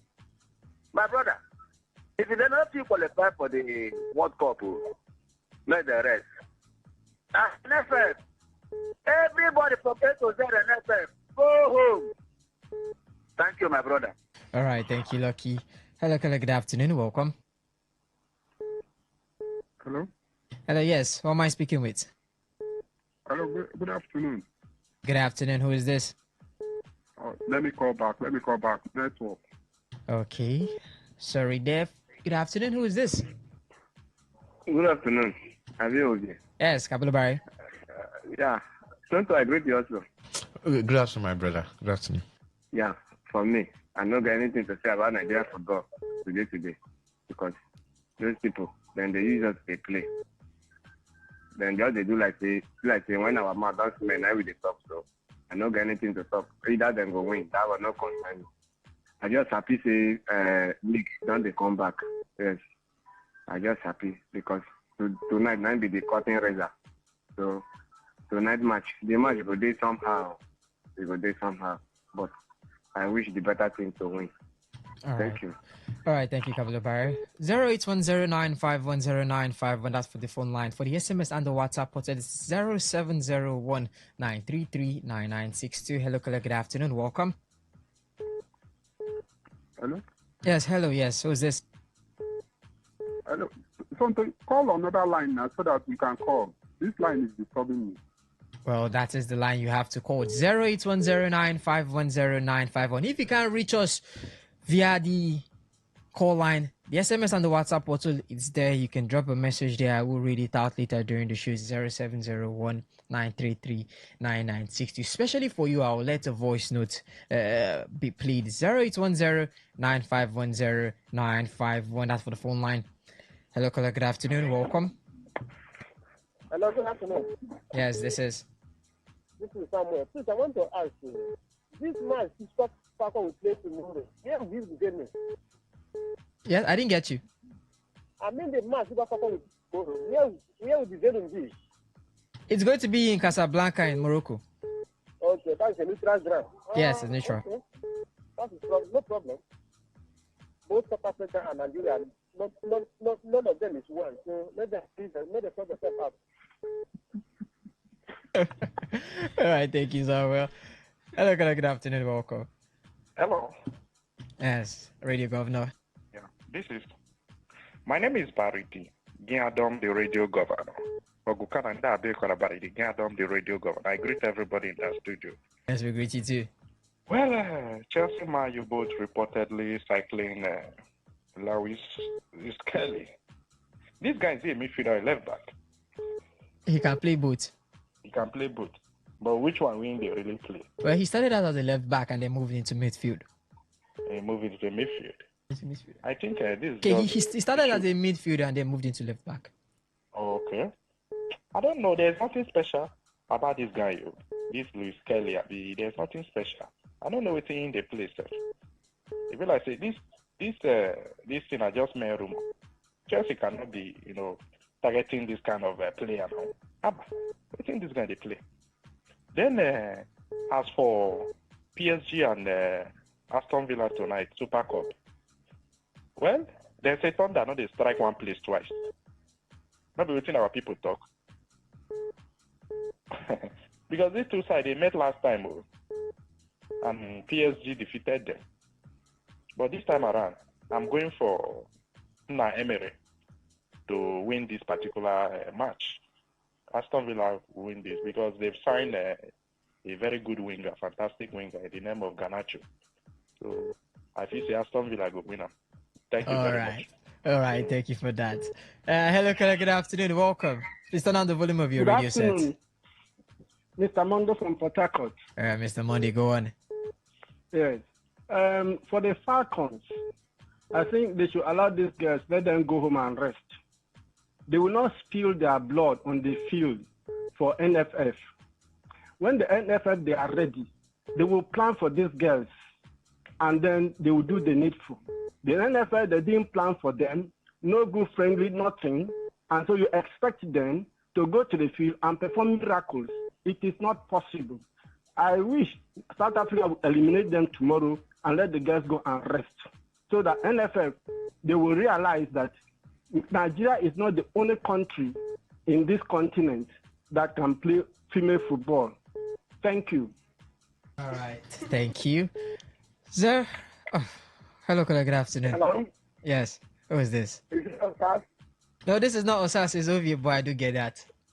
Okay, it's Monty. All right, Monty, go on. Good afternoon, my dear. Yeah. By tomorrow, if those girls win, they win. If they don't win, let them come back. Our football, imagine now from the 8th grade to the senior team, apart from the under 17, under 17 in the women, under 17 in the male, under 20 in the male, none of them has been able to appear at the world stage. Remember, I think 2013 or thereabouts, President Jonathan Goodluck wanted to declare our football. Imagine, he wanted to dissolve the principle. Had it been that was done and a bit set up, we would have saved the suspension or the ban and then move into a proper and right era. Look at what is happening. Godfather everywhere. It's politics everywhere. I beg, if those girls don't qualify, let them go back to their clubs and play their football and get their money. Thank you. All right, thank you, Monty. Before we head back to the phone line, let's head over to the WhatsApp portal. This one from Sarchiman says, at this moment, I don't think any Arsenal player will leave Arsenal to Chelsea. That will not happen. I wish Super Falcons success tomorrow. My name is Sarchima Bonaya, texting from Rumudumaya, Port Harcourt. Good afternoon. Good afternoon to you too. 08109510951. 0701-933-996. So we've got 2 minutes left, so 30 seconds. Let's try to make this quick. Hello, caller. Good afternoon. Welcome. Hello. Yes. Hello. Good afternoon. Afternoon, Sunday. Good afternoon. Greetings, my brother. Everybody in the studio. Good afternoon. Great, you go on. Our girls. Yeah, I want them to come back. They should just come back. This thing is not. It doesn't work. It. Let them come back, I beg. Chelsea, what was their last game? Scores. That was against AC Milan. They beat AC Milan 3-0. 3-0. Yes. Make them not start now. They score when you reach normal time. Now they go knock us waiting no good. Thank you. All right, thank you. Let's see if we can take one more call and then we close the show. Hello, caller. Good afternoon. 30 seconds. You're the last caller. Good afternoon, guys. Yes, good afternoon, Simon. I know there's no more time, but Super Falcons, please, tomorrow, even if you are not going to qualify for World Cup, just beat South Africa tomorrow. Don't allow South Africa to beat you. Just beat South Africa. Finish. If he beats South Africa, he might decide not to qualify for World Cup, no problem. But beat South Africa. Thank you. All right, thank you, Simon. Super Falcons, please, you've heard our please. Beat South Africa. Well, the table is actually divided. Some beat South Africa, some please come home. Like Simon said, let them beat South Africa and go. All right. It's time to end the show. It was nice doing the show with you, Somto Isaac, and you all lovely listeners. I'll be back, or the sports show will be back tomorrow morning, 6:30 a.m. for Sports Attack, and then we do this all again 3 to 4 p.m. to the Sports Live. Till then, we've got a PD advert coming up in a few seconds, and then the news update by 4. My name is Ovie. What is the Sports Shift? To enjoy the rest of your day. Bye-bye.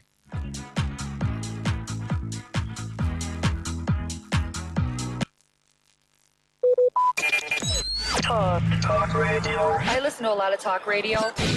95.1 FM. Talk. Long time no see you, which one you do?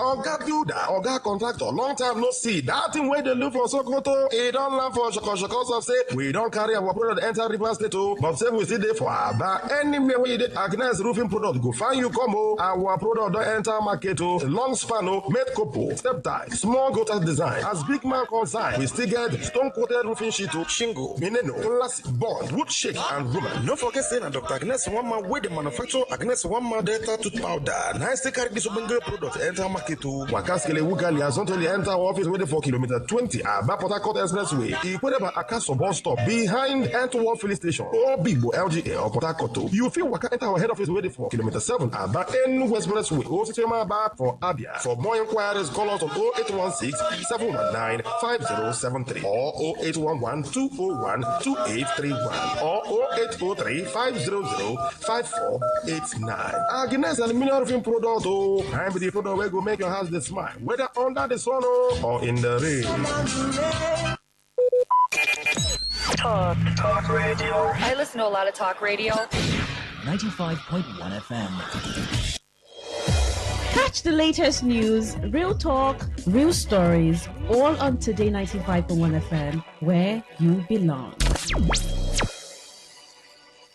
Whether it's happening in Port Harcourt, South South, Nigeria, or around the world, we've got you covered. On air, online, delivering balanced news and unbiased analysis. Today, 95.1 FM. Today, 95.1 FM, Port Harcourt. News update.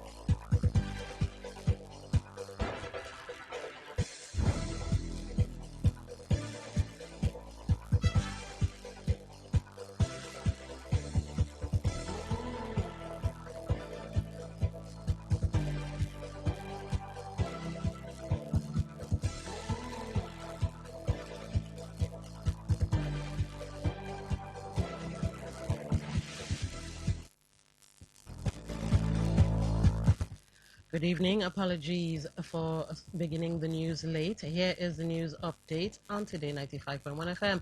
I'm Dawn Wilson.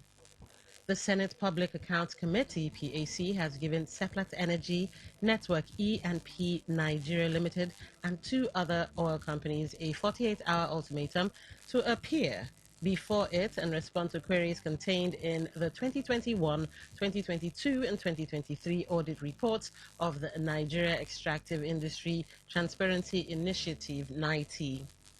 The committee, chaired by Senator Ibrahim Hassan Dankwambo, warned that failure to honor the invitation could lead to the invocation of the National Assembly's legislative powers against the affected companies. The decision followed concerns raised by members of the committee over the failure of the companies to appear before it to respond to issues raised in the NITI reports. The Inspector General of Police, IGP Olatunji Desu, has warned political parties, candidates, and their supporters against any act capable of disrupting the peaceful conduct of the Osun State governorship election, scheduled for Saturday, August 15. In a statement by the Force Public Relations Officer, CSP Anyete Iniedu, the IGP said anyone involved in electoral violence, intimidation, thuggery, ballot snatching, vote buying, or other election-related offenses would face arrest and prosecution, regardless of political affiliation or status.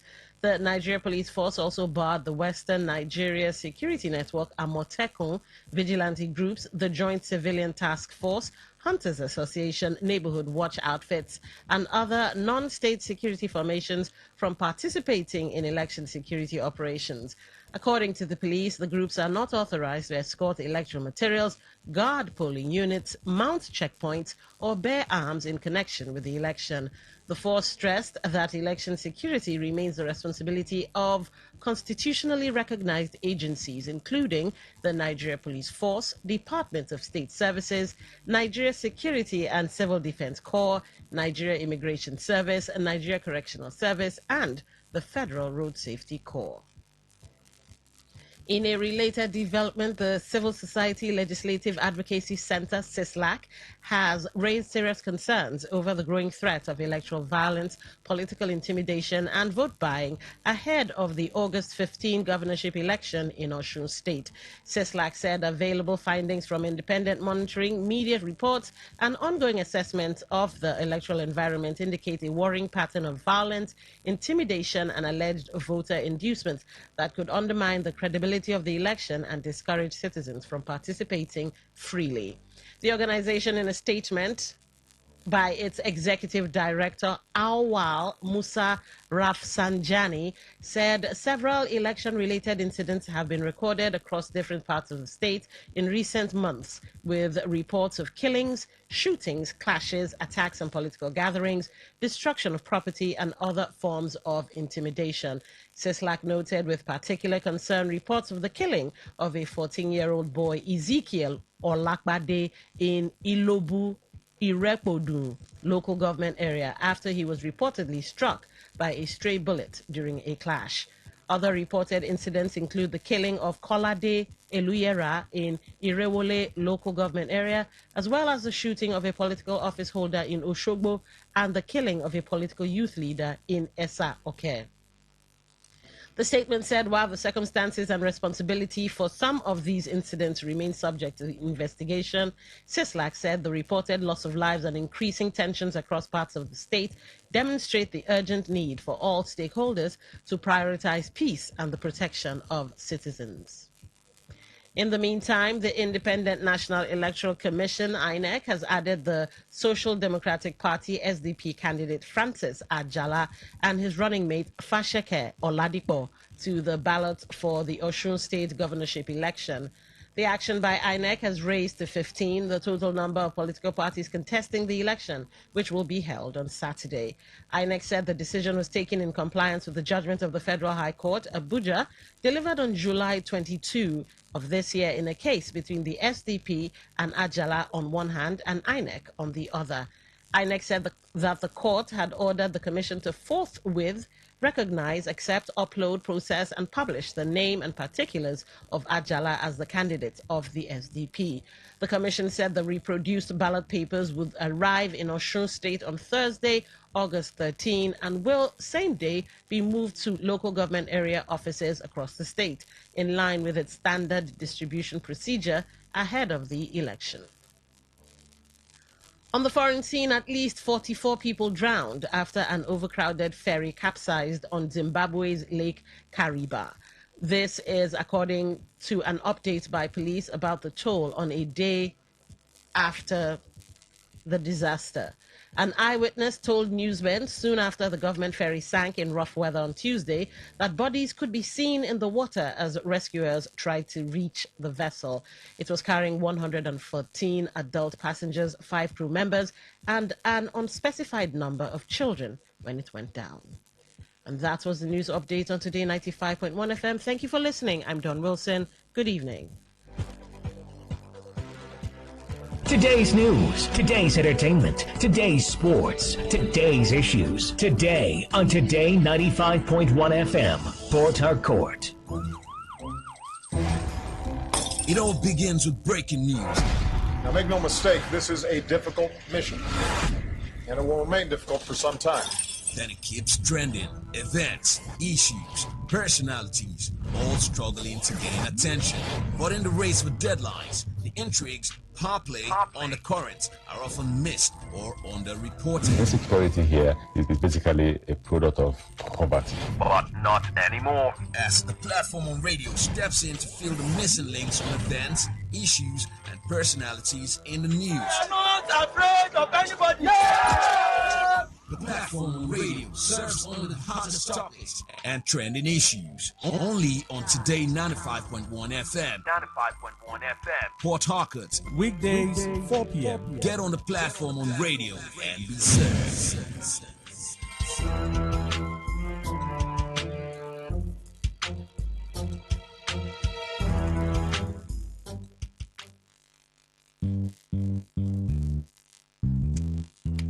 All stands, greet. Good morning, sir. Good morning. You're welcome to Jagbajantis High School. My name is Sound Sultan, your new mathematics teacher. By the way, do you understand Pidgin English? Yes, sir. Okay, now what we go use this for? Okay, carry your pen. Carry your paper. Them for my class. People of this world, them plenty. Sins of this people, many. So many. Many times plenty, multiplier. Many times plenty, multiplier. Multiplier. The answer you get now, waiting, they make come and they cry. The answer you get now, waiting, they make rich man, they mess and leaders, they lie. The answer you get now, waiting, they make young boys and girls join party guy. Answer you get now, waiting, they make innocent man rot inside the jail. Get it, and then no need to grant a bail. Get it, oh. Everybody, Join Jamba-Jantis, solve mathematics. We did about our continent, so Oyinbo say, about mass, we go use big solve mathematics. So follow Jamba-Jantis. So ya carry by be for brotherhood. Love your neighbor as yourself, Oh, for objectivity. Be objective, generally. Be for democracy. Democracy. Military. The M for modification. Our behavior, let's stand to the savior. A, accountability. If you've been a job, A, I beg you take time easy. S for solidarity. All right, good evening. Time check. It's 12 minutes past 4. Welcome to another edition of the platform on radio on your premium talk station today, 95.1 FM, Port Harcourt. I am Dawn Wilson, and I shall be giving you insight into some of the news reports making the rounds. Now, don't forget that the platform on radio is a program where we come to dissect trending issues with correspondent reports. Our correspondents are out there sourcing reports from the field, and on this program, we take their reports and have them give us more details. Perhaps you get to hear what's not entirely in the news. In the headlines this evening, 3 stories for your listening pleasure. Osun police summoned Senator Francis over alleged incitement video. IGP warns political parties against disrupting Osun governorship election. And final story, car owners, vulcanizers raise concerns over proposed Obiakpo vulcanizer ban. All right, we'll start with the first story, but please remember that you get to react to each of the stories as we take them. Then after the third story and reactions to third story, then you now, to the third story rather, then you can, what I call open season. You can then react to any story in whichever order you please. Now, to be part of the show, here are the numbers: 0810-9510-951. That's 0810-9510-951. For text messages, WhatsApp messages, voice notes, 0701-9339-962. That's 0701-9339-962. Now, you can be part of the show via some of our social media handles. On YouTube, you can go there, watch, listen, and comment. I'll check and take your perspectives there as well. Today, 951 FM, that's for YouTube. Today, 951 FM. You can simply listen via our website, www.todayfmlive.com. That's www.todayfmlive.com. Listen live, whether it be a handheld device or hung on the wall as a TV, of course. Listen live, tap that you're in. Tune in and Radio Garden are apps you can also use. Find them off of Google and the Apple Store. Now, after downloading said apps, simply search Today 95.1 FM, and that's all there is. Now, remember, limitations on calls, 1 minute and 1 minute only. I might give 30 seconds extra, but that's a big if. All right, let's get to the first story. The Osun State Police Command has summoned Senator Francis Fadahunsi over a viral video in which he allegedly called on supporters to kill members of an opposition party ahead of Saturday's governorship election. The police described the video as a matter of serious concern following widespread reactions on social media over the senator's alleged remarks during an APC campaign in Ilesha. Speaking on a television program this morning, the Osun State Police Public Relations Officer, DSP Abiodun Ojelabi, said the police would not tolerate statements capable of inciting violence. Ojelabi said Fadahunsi has been invited to explain the circumstances surrounding the comments, adding that the police would make his response public after questioning. He said the senator's status does not give him immunity from police investigations, noting that failure to honor the investigation could lead to further action by the police. The police invitation dated August 11th was signed by the Commissioner of Police Elections in Osun State, Samuel Etafo Erale. Fadahunsi was directed to appear before the State Criminal Investigation Department in Oshogbo at 11 a.m. this morning. And I can't wait to hear what the police have to say about his answers. But here's where you come in, because I'd like to hear what you have to say. Do you think politicians should be held accountable for statements that could incite violence during elections? And do you also think the police are doing enough to prevent election-related violence? All right, let's get your thoughts. 95.1, welcome to the show. What's your name? Where are you calling from? Hello, Don, my sister. Good evening. Good evening. What's your name? All right, welcome to Don, my sister. The way things are going now. I think your radio is turned up or something. It's kind of interfering. Okay, let me call you back. All right. All right, let's take the next call. 95.1, welcome to the show. What's your name? Where are you calling from? Good evening. Good evening. What's your name? Where are you calling from? I am Conrad Kabari. All right, welcome to the show. I'm calling from Banduku in Ghana. Mommy, don't wish me. Are you there? Yes. First, let me answer your question. The police has never done enough to quell electoral tension. They have never. That they swing. Is it not invitation? They even invited him. They invited him. Now, let's say yes, as he may honor that invitation. Will he be prosecuted? Will he be prosecuted? Have you forgotten what happened in River State? And we are aware of what their plan is in this state. But we resisted. It wasn't resisted before because we haven't got there. 1937, it will be resisted and will give it to them in whatever form that they need it. All plans in River State. Are you with me? The man you are talking about, he is a APC senator.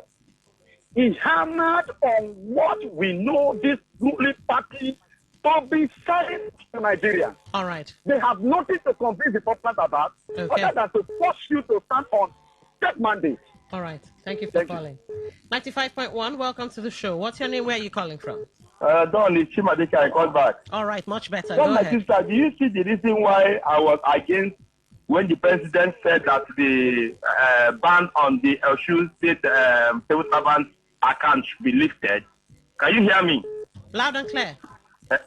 Okay, this is why I was against it, because the reason the president gave was what following, that the timing is wrong, that it is election period. And I asked that what will the account or the money in the account have to do with election? Is it for vote buying? And did you see again when they were arresting some people that allegedly claimed to be the ACOS member, and they were shouting and the other day were saying that they should release them this time for election? Now they begin to say, is there any time, any impunity that maybe election gives an impunity where you commit crime? So the people that are institutional people cannot arrest you, so that they started to investigate issue. When they are investigating fraud. Chimadike, hold on. Yes? I'm struggling to understand you. You're talking about the unfreezing of Osun, the Osun I'm coming, account. don't worry, I'm coming there. I know where you are. Now that this man has now made this statement, we then arrest him. That's what I'm saying. It's not the electionary period. Because when a crime is being committed, it should be called a crime. No matter the time. If there is fraud in the governor's account, it should be the account to be freed. If any of the governor's person has committed anything, they should be arrested. Now you're condemning that because of election. Now this one has spoken his own. You want to arrest him? It's not the same election. Okay, My name is Chimadike Mokuta. Thank you for calling. But well, from what I could glean, it's apples and oranges. I don't think the two things connect. But okay, no wahala. 95.1, welcome to the show. What's your name? Okay, looks like that call dropped. Let's try this one. 95.1, welcome to the show. What's your name? Where are you calling from? Yeah, Don, good afternoon. Mesioma, welcome to the show. Yes, sir. Thank you very much. You see that senator, APC, federal government and state, they don't have anything to offer. Can't you hear the one they said here, one the speakers said here, if they will carry the protest, whatever, the campaign or whatever, to go and meet Ameki for your own bed. Is it not a not that the police are inviting this man? Police cannot do anything for that thing because it's an APC. They have a federal mind. But let me tell them that Nigerians have already wake up. See what somebody is saying. That means these our leaders, they know what is happening in this country, killing here and there. That means they know all those things. That's why they don't want to mention those people's names for them to change them. All right. Let them continue. It will reach the one after the other. Thank you. All right, thank you for calling. 95.1, welcome to the show. What's your name? Where are you calling from? Yeah, Don, good afternoon. Good afternoon. Honorable Chris O'Chris. Yeah. All right, welcome. Mark my words today, nothing will happen to that APC senator. The people that flog our mothers and our parents and our youth 2023 election, did Mr. President say anything? See, anybody that the father sends to go and collect money from the uncle, if he call the uncle, my papa say I collect money, and that uncle to open that door. He use his leg and bulldozer that door. So whatever thing that you see some of the people doing are being backed by Mr. President allegedly. All right. Even what the man in Abuja is doing, Mr. President is backing him up. So nobody will arrest him. Arresting him for what, man? Okay. Do you think that somebody like you make that comment? Do you think that Commissioner of Police will come on air telling you that we are inviting you? If I don't bungle me, even if I dey eat, if I don't carry me with me, I never walk around. All right. Thank you for calling. Oh my God. 95.1, welcome to the show. What's your name? Where are you calling from? Yes, my name is Prince Abubu and I'm calling from in the community. All right. I think our politicians really need to be held accountable for the things they say before, during, and after elections. Because some of these things they say are capable of causing problems in the state or the locality where they come from. Maybe they just say it to impress their boss in Abuja, but those who are loyal to them will take these things they have said to the battlefield. Just like the one man said recently in Ikore local government here, somewhere one or two, threatening that he will take the battle to a native bedroom. And up to now, no DSS has invited him, no police has invited him. Peradventure tomorrow, there is war in Ubima, or there is people stopping a native from going to the village. Oh, apologies. 95.1, welcome to the show. What's your name? Where are you calling from? Yeah, this is Mr. Zion. Good evening to you. Welcome to the show. I don't know why we are finding the amber of arrest. Tinubu will not arrest this person as the president. He won't. And nobody will do it. To me, I felt we just got what we deserve. When he said, grab, run, smash with it, we're clapping hands now. So if he can have that kind of a mindset, is it comment that we favor him? You expect him to go and arrest who? This is just a litmus test of what you are going to see in 2027. I want to ask, is this comment far away from hate speech? Hate speech in quote now. All right. So where are the law? Where are the lawyers? Civil society? This is where they would have stood up. But a lot of them have collected peanuts, so they cannot speak anymore. Okay. So let's just prepare for 2027. More of this will be available. So don't need to hit up the politics from now. All right. Thank you for calling. And on that note, we move to the second story. So we can get your take on that. And of course, the third, and then free for all. Then you can react to any story of your choosing. The Inspector General of Police, IGP Olatunji Disu, has warned political parties, candidates, and their supporters against any act capable of disrupting the peaceful. Okay, yeah, this is correct. I thought I was repeating the story again. And their supporters against any act capable of disrupting the peaceful conduct of the Osun State governorship election scheduled for Saturday, August 15, 2026. In a statement by the Force Public Relations Officer, CSP Aniete Iniedu, the IGP said anyone involved in electoral violence, intimidation, thuggery, ballot snatching, vote buying, or other election-related offenses would face arrest and prosecution regardless of political affiliation or status. The Nigerian police force also barred the Western Nigeria Security Network Amotekun, vigilante groups, the Joint Civilian Task Force, Hunters Association, Neighborhood Watch Outfits, and other non-state security formations from participating in election security operations. According to the police, the groups are not authorized to escort electoral materials, guard polling units, mount checkpoints, or bear arms in connection with the election. The force stressed that election security remains the responsibility of constitutionally recognized agencies, including the Nigerian Police Force, Department of State Services, Nigeria Security and Civil Defense Corps, Nigeria Immigration Service, Nigeria Correctional Service, and the Federal Road Safety Corps.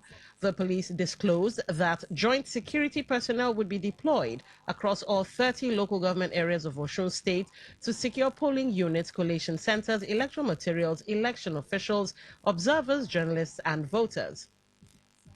Political parties and candidates were further warned against engaging or sponsoring unauthorized security groups for election-related activities, noting that both members and sponsors of such groups would be arrested and prosecuted.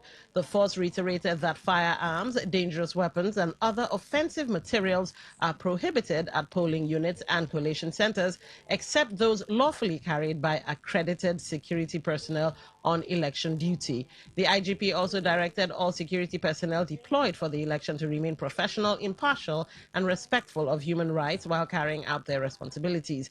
He urged traditional rulers, religious leaders, civil society organizations, journalists, election observers, and members of the public to report suspicious activities to security agents through established emergency channels.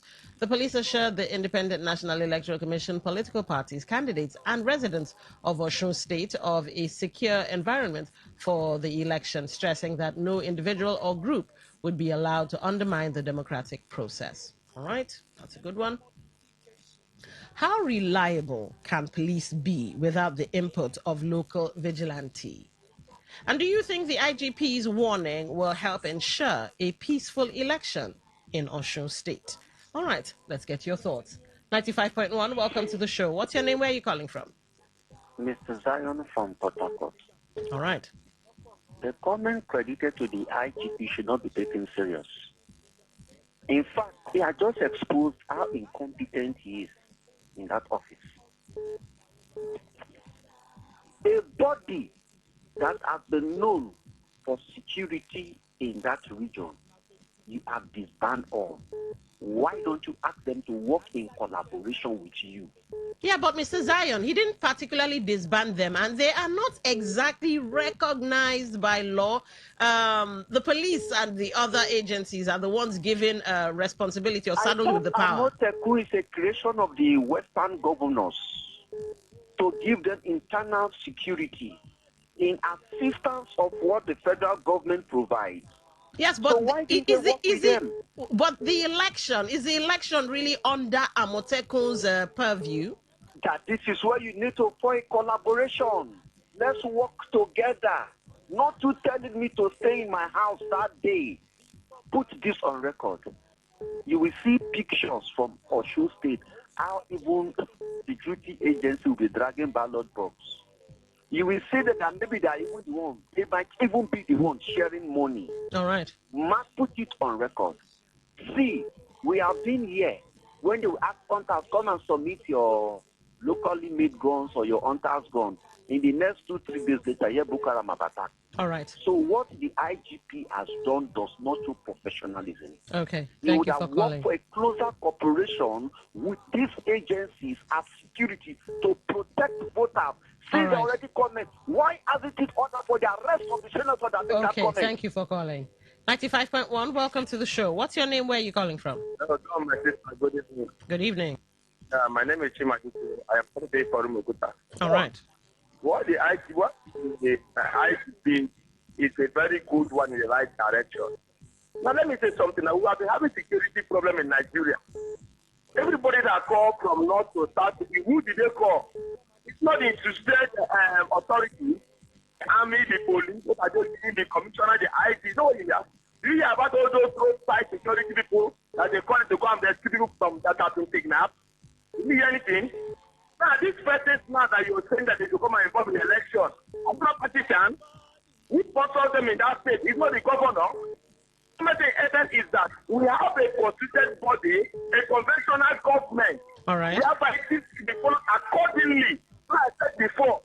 So what the IG say is in the right direction. We don't need those people there who are hunters, who are let them go and vote. They are citizens of that state. They are eligible to vote. Let them go and vote. Let them come and down and start carrying illegal gun and start threatening people up and down in that state. Okay, thank you for calling. 95.1, welcome to the show. What's your name? Where are you calling from? Yes, Prince Abu on the line. All right. I think we have to clap for the IGP. He has just echoed what the former IGP has taken in the past without action. So we just need to clap for him. I mean, our police officers really need to be professional about this whole thing. They need to go outside the country and learn how to police our country or our state. at the end of this whole thing, now you begin to see or hear the IGP telling you there was an order from above. You see life will be lost. You still see people of the ruling political party carrying arms and snatching ballot balls. And at the end of the day, nobody will be arrested, nobody will be investigated. And when we get to 2027 election again, the IGP will come and see this kind of thing. Okay. I mean, how long do we continue to be like this as a country? We continue to say one particular thing every electoral year without taking any action, without bringing anybody to book. Okay, every thank you for electoral calling. year. 95.1, welcome to the show. What's your name? Where are you calling from? Good evening, Don. Good evening. This is Nelson from Ibrita. All right, welcome to the show. The order of the IGP, you see, is just a mere order that is just to hunt the opposition. At least if we really have law in this country, that senator would have been used as a scapegoat for others. Sorry, it looks like you're referring to the first story, but we've moved from that. It's not open season yet. I mean, he gives order against violence. That's what I'm telling you. This case of that first story now, this man would have been used so that others will refrain. Are you getting my point? Now, some people are saying that why they abandon restraining on Moteko and all those issues because the governor is funding them. Who is funding the police that is supervised? Is it not APC? So they say he that must come to APC must come with clean hands. They said that if the other people come, they will work for the governor. But the police is working for the APC. Well, that's your allegation. All right. Thank you for calling, though. 95.1, welcome to the show. What's your name? Where are you calling from? This is please. All right, welcome to the show. You know, I'm a history student. All I know, all the elections that have been come and gone, no one that I didn't have the fact or I have the documentary of how the election. They want the people that flock people 2023. And you tell me which of the police station or which of the correctional centers they send them to prison. So IGP is just coming out to start saying the same thing. It's just like what we are hearing in Nigeria now, up every time. That's what IGP is just doing. We already know that Nigeria don't have 24 hours life. And our children always shout up later. So IGP, you are just shouting up later. That's how we go here. All right. So leave that one. We don't arrest anybody. Okay. Thank you for calling. 95.1, welcome to the show. What's your name? Where are you calling from? Yeah, all right, welcome back. Yes, sir. Don, all these things that they are telling me that Moseku and others, they will not participate for the election, but because of the insecurity. That means, let me just let you know, that means they want to fraud this election. What did they call it? Police. Because if you ask me, police is working for the APC allegedly because they can never ever stop those people for not come and secure the insecurity that is happening there. What are they telling me? I beg. All right, thank you for calling and thank you for using the word allegedly. If not, I would have cut you off. Let's move on to the third story. Reactions have begun to trail the proposed Obiakpor prohibition of street trading, illegal markets, motor parks, roadside mechanics, vulcanizers, and related offenses bill of 2026.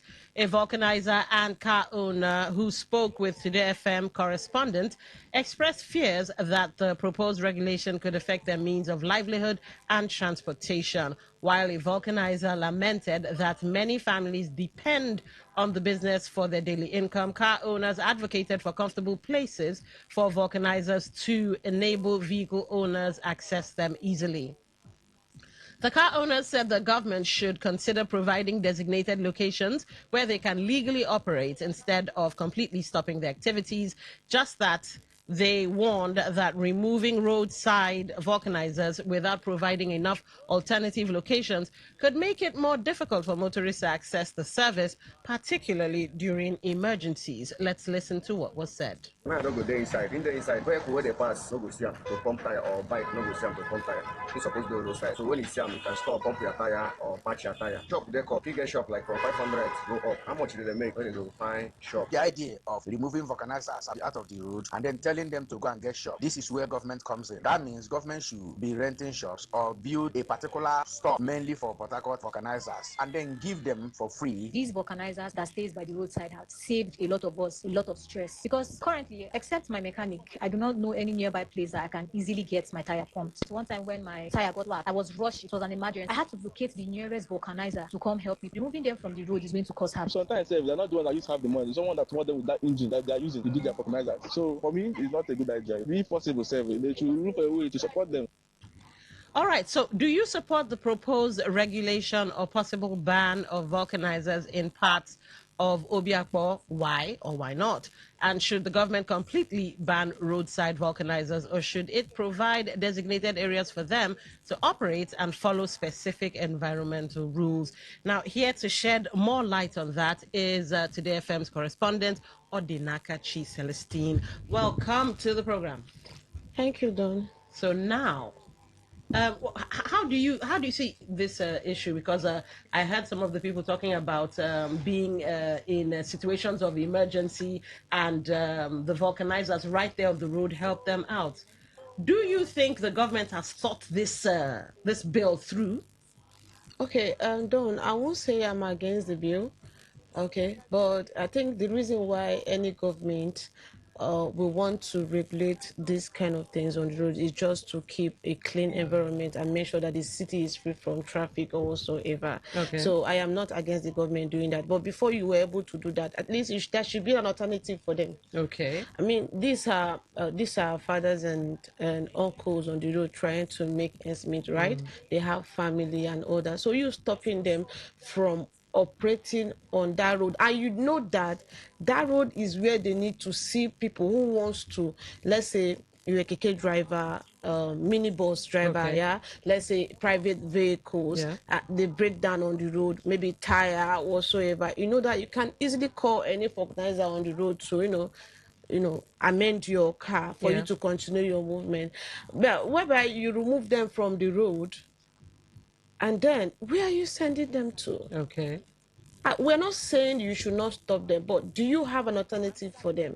Even if you have alternative do you want them to rent shop? I mean, we know that some of them might not be able to afford shops on the road. So the interview I did with them, you hear some men complaining and car owners also complaining how these people have, provide solution to them, especially at a critical time that they have tire issue or car issue, and these people came to their rescue. Yeah. So you pushing them away or trying to stop them. I mean, I think the government should reconsider, or probably should set up an alternative for them.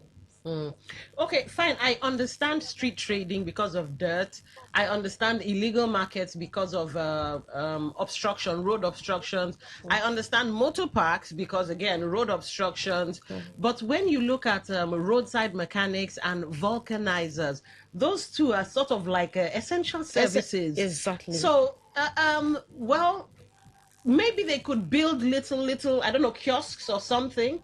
Back in the day, we had all these, when telecoms first came out, you had little kiosks and things they were building for them. Do you think the government should look into that, or the vulcanizers themselves should build such a thing for themselves? If you look at areas like Romokoro, okay, we are trying to modernize everything. We're trying to have the garden city that we have in River State, that we have always wanted to have in River State. Yeah. It would be awkward for you to go and build a mini bacha.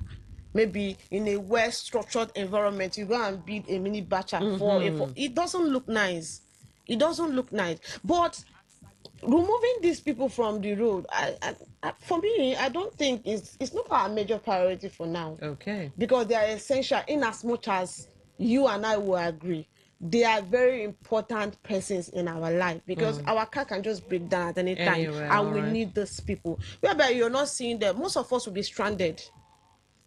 car Indeed. users will be stranded. So I think the government should reconsider, or probably there should be an alternative for them. I mean, you cannot just relieve them. There are people who feed family. There are people who have children at home. So the government should reconsider. I mean, like I said earlier, I am not against the bill, right? But there should be an No, it's a alternative good bill, for them. but maybe one or two tweakings. Yeah, there should be an alternative for them. All right. Actually. Our correspondent Odina Kachi Celestine with her thoughts there. Now, here's where you come in.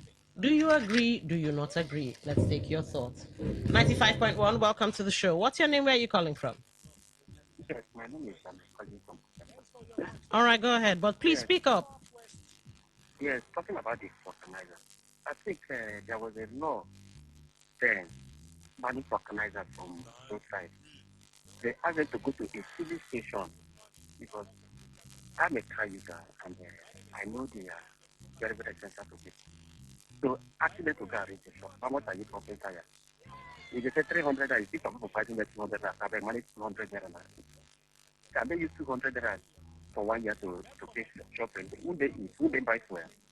So they should just cut that the vulcanizer. Better for street trading, please.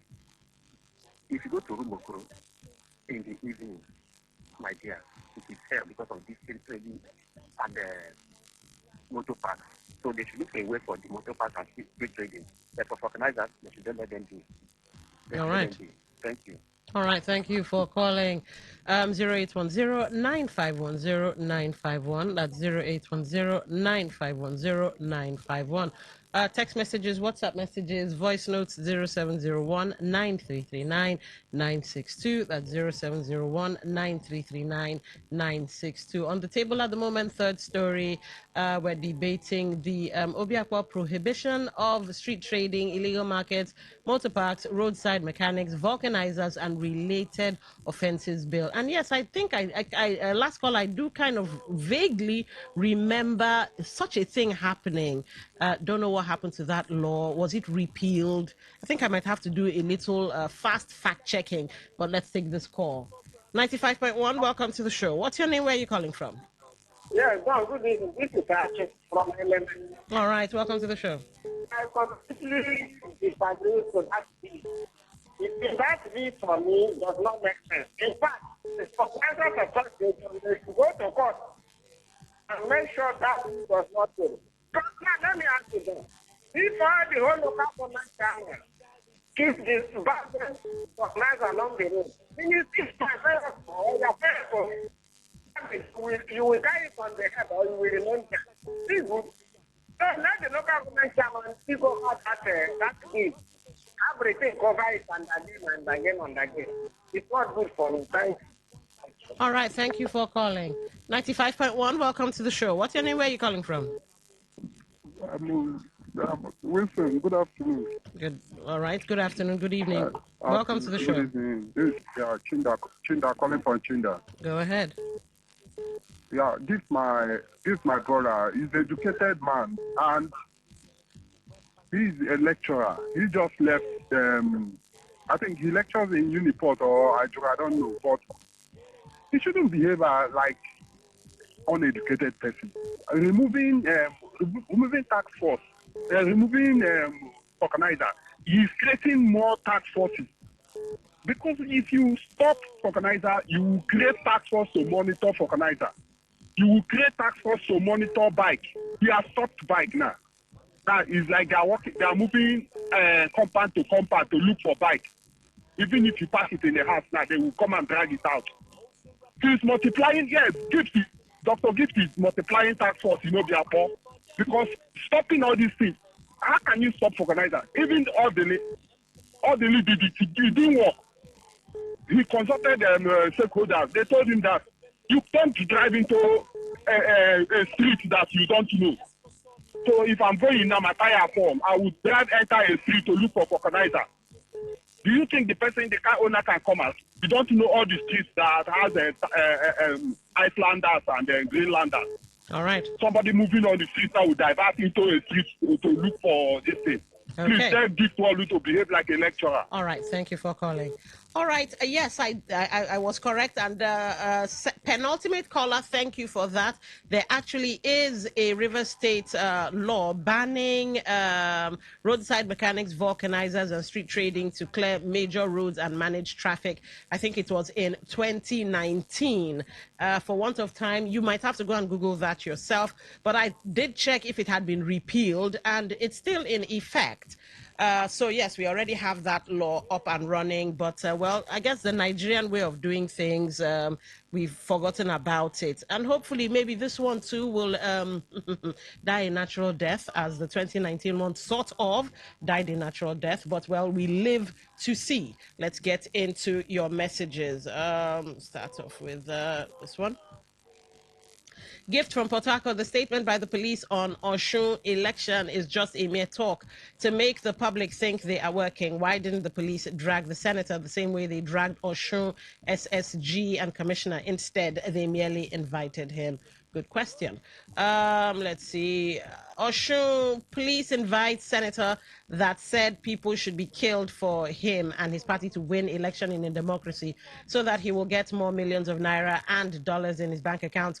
Who can convince me that democracy is better than a military dictatorship in Nigeria? As far as Nigeria is concerned, military was better than this civilian rule. No legal action will be taken against the senator as far as he is a member of the APC as Tinubu. What a country, that's Mr. Law. Of course, these are all your opinions, and in no way, shape, form, means, or manner do they reflect the opinions or thoughts of 95.1 Today FM. Good evening, Lady D, Reverend Onyedikachi Amadi Nomuma. It is an error and a bad omen for a lawmaker to make some comments that will incite the people to do the ugly. Please, I implore our leaders to be good examples in words and in action. I ask, is democracy a blessing or the opposite in Nigeria? For me, any election that causes the death of one Nigerian is not worthy to be called an election. I look to see a Nigeria where kakistocracy and aristocracy will be eradicated and annihilated in Nigeria. May God intervene in the democracy of Nigeria in Jesus' name. Amen. Seconded. Pastor Nyudikachi seconded. Amen. All right, let's see. I thought the senator is a lawmaker, but acted in sharp contrast to his calling. His children are all abroad while he is inciting suffering Nigerian youths to kill. I urge Osun youths to be wise and resist his evil plot. As for his invitation by the police, it is a mere formality. Shame on this lawbreaker. All right, a political party and their teeming blind supporters. That's from Lawrence. Okay, for me, I will suggest that the vulcanizers should discuss with the filling station owners to allow them operate within the filling stations while they display their phone numbers for the people to avoid any problem. I'm Handsome. Good evening. All right, thank you, Handsome, for that one. Okay, let's see. Wilson Esquire, I'm surprised the police did not go all out to arrest the senator rather than inviting him. Does he deserve such an honor or respect? If it's true he made such an inciting statement, anyway, we're told everything is fair maxim in Nigerian brand democracy. From 2013 to 2019, who had been held accountable for all that was said about River State as a theater of war by the highest court in Nigeria? Abegi, that's Kano. Additionally, the Obiakwa local government area's law on vulcanizing is apt and friendly. Total ban of the service would be best so that we can carry out Kano. All right. I'm trying not to laugh so that we can carry our cars and trucks on our heads when the tires deflate. Oh my God. You people. Oh, well, that would be interesting to see a man carrying his car on his head. All right. What there's, this is Mr. Law. What the supreme leader? All right. Okay, what the supreme leader Wike tried to do and he was unable to do, is it Gift Wallow that can do? Every query. All right, can't say that part. That's bigotry. But Mr. Law, thank you. Thank you for at least the first part of your message. Let's get into WhatsApp and see what's what. Let's get to the very first message. Voice notes. I'll go through the messages, then play the voice notes. Greetings, Dawn. If what is going on in Osun State vis-a-vis the comment by the senator is not handled cleverly, is an already programmed script that will play out in the 2027 general polls. Point of concern may be River State because in a free and fair election, the APC and the so-called Rainbow Coalition is already getting the signals from the citizenry. Then from the IG, that is a brilliant way of outstaging others from the system. For the police to manipulate the entire process, done by next week. Give us updates about the role of the police in their role in the election. All right, Honorable Marlon, thank you for that. Let's check other messages. All right, I won't be able to play your videos because I don't know what they contain. Again, some more videos from another person, won't be able to take that. All right, let's get into your voice notes. We'll start off with this one. Good evening, my dear sister. This is Pastor Ulushola Ritime in Igbishi. That serving senator that talked that hate speech or terrible word that was invited. Believe you me, people are calling that they will not do anything.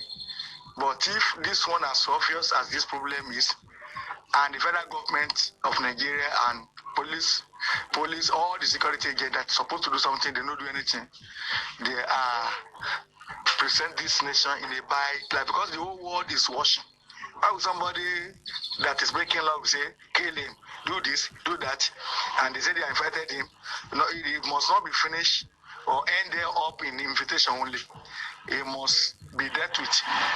So let the law take its course so that they can be deterrent to order that have this type of mindset. Thank you.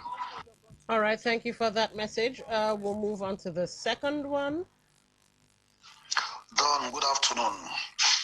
This is George B. calling from Rukmoko. Don, that senator, Fadin, he will not be arrested because the bird that is dancing on the road, the drummer is right in the bush. The leadership of this APC so support illegality. That's why people are doing what they're doing and going free from it. But they know that what they're doing is bad, but they cannot speak out because they have coverage.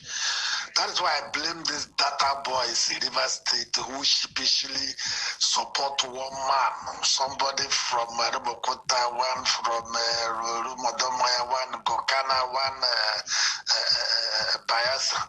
I pity them because the suffering will reach all of us. Let them continue. Every month they give them 30,000 naira data and they are happy supporting somebody at their own detriment. It's a pity. George Boniface from Lukoko. Thank you. All right, thank you, George, for that one. Let's see. All right, let's take this voice note. I have a lot of voice notes. Hopefully I can get through all. Don Gibson, I greet you. Don, recall that during the time of Amechi, he tried as a governor to remove vulcanizers from the route. But it was not easy because of how essential vulcanizers are. You cannot expect me to have a flat tire at Rumola and then jack my car on my head and take it to maybe a Luzu or maybe to Stadium Road to go and fix the tires. It cannot work that way. What Obiakpo should do right now, they should pass a bill that will remove this touts, agberos from the road. These guys are used things to wipe people's vehicles. Should remove them from the road. These guys are defacing the city. They should remove them from the road and not sending vulcanizers out of the road. Thank you. All right, thank you for that one. Okay, next message. Good evening, Don. I want to comment on the statement of the Oshu State Senator. Don, you've seen it now, the kind of leaders we have. That statement can only come from an APC member. And believe you me, even though he has been invited to the police, nothing will come out of it.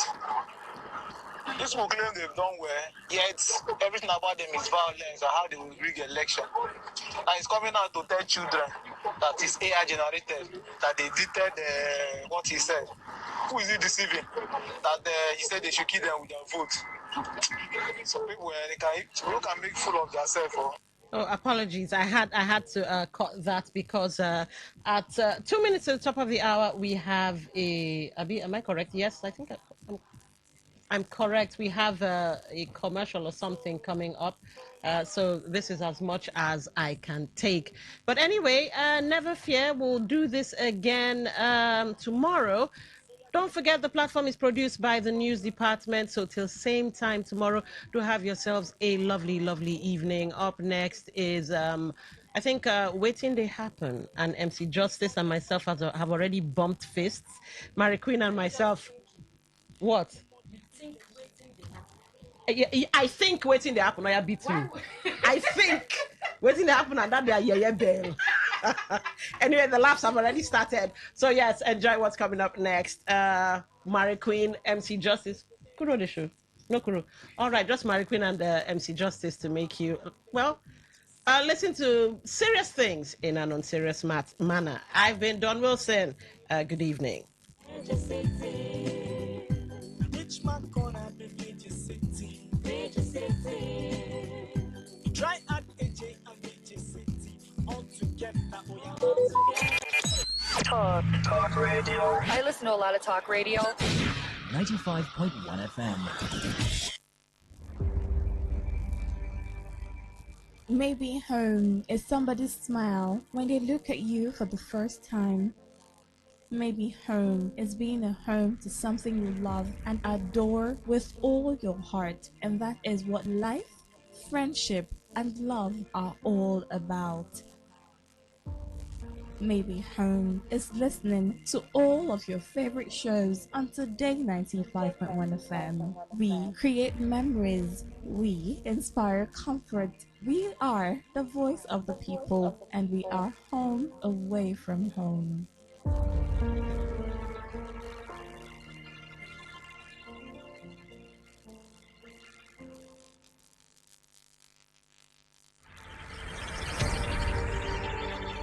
Want to know what's happening? Get latest information in sports, politics, lifestyle, you name it. The frequency of choice. Today, 95.1 FM. Today, 95.1 FM. We serve you the latest update on everything. Today, 95.1 FM. We are the voice of the people.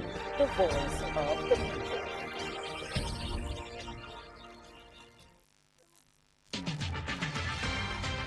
Today's news in 60.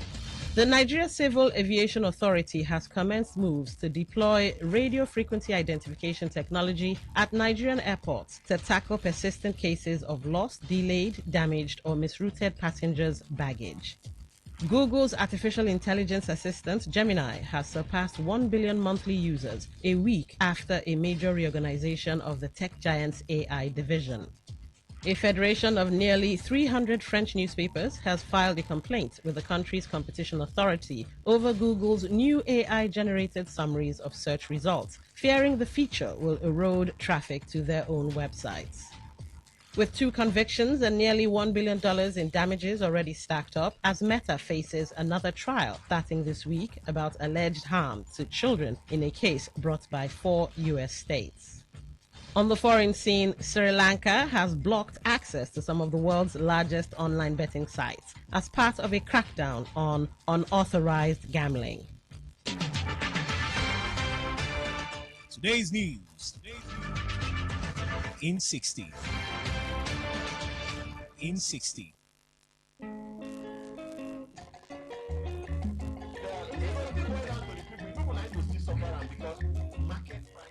If you never hear say e get program wey we dey call Wetin Dey Happen. My brother, my sister, you are sitting on a long thing. Yes, because Wetin Dey Happen na that ogbonge program wey dey come up for this ogbonge station wey they call Today 95.1 FM. So na peace dey fine, but that negotiating with bandits, why go dey negotiate with people wey dem tag criminals, terrorists? Terrorists. Tune in every weekday from Monday to Fridays, 5 p.m. to 6 p.m. Full stop. Make you hear all the ogbonge things wey don happen for we River State, we Nigeria, and we Obodo Yibo. We go mix all together, come serve you jollof rice as e dey hot. The voices where you go to hear on top waiting they happen now MC Kuro and Mary Queen. I want to hook person husband. I want to hook person husband. I need to hook single guys so that you people don't go cheating another person. On top waiting they happen. We dey discuss serious matters on seriously.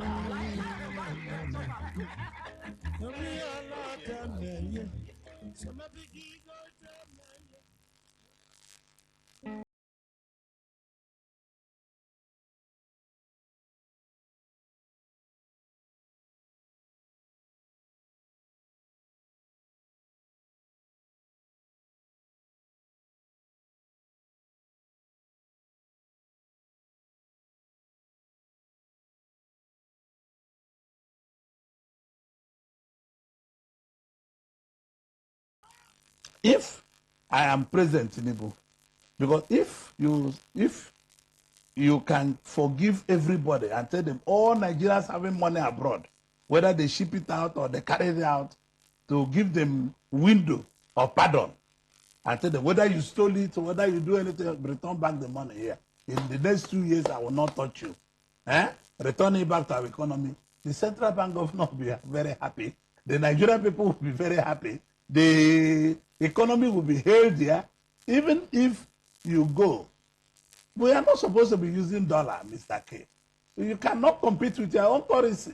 For me, President Tinubu should give people pardon because between houses in Abuja, if you search all the houses, you might have over $50-60 billion lying down there. People who keeps money in their houses. And it's not right. It's not the right thing to do. It's not in the banking system. It's not in the banking system that could have helped this economy to grow. These are what I'm saying. And I'm open when I say this sincerely. I want our people, if you go to do business with Ford Motors in Nigeria, if U.S. Army buy something from Ford Motors, if there's anybody saying thank you to anybody, it goes within the U.S. It's not exported.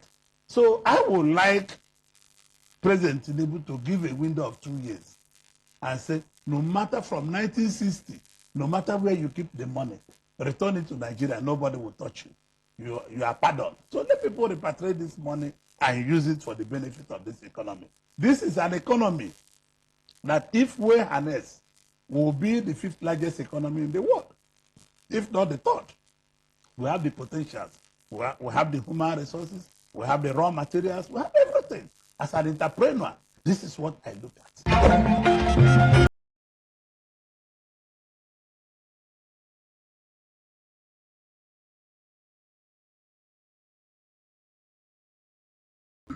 Five judges that never made gave judgment in my favor. I went to Court of Appeal. 5 judges that never made gave judgment in my favor. So if you look at that and look at what is happening today in Nigeria, where professors are now aiding illiterates to rig election, where our lawmakers have removed forgery as an offense in electoral matter. As senior advocates of Nigeria are defending forgery. Our religious leaders are now praying for criminal politicians for blessing.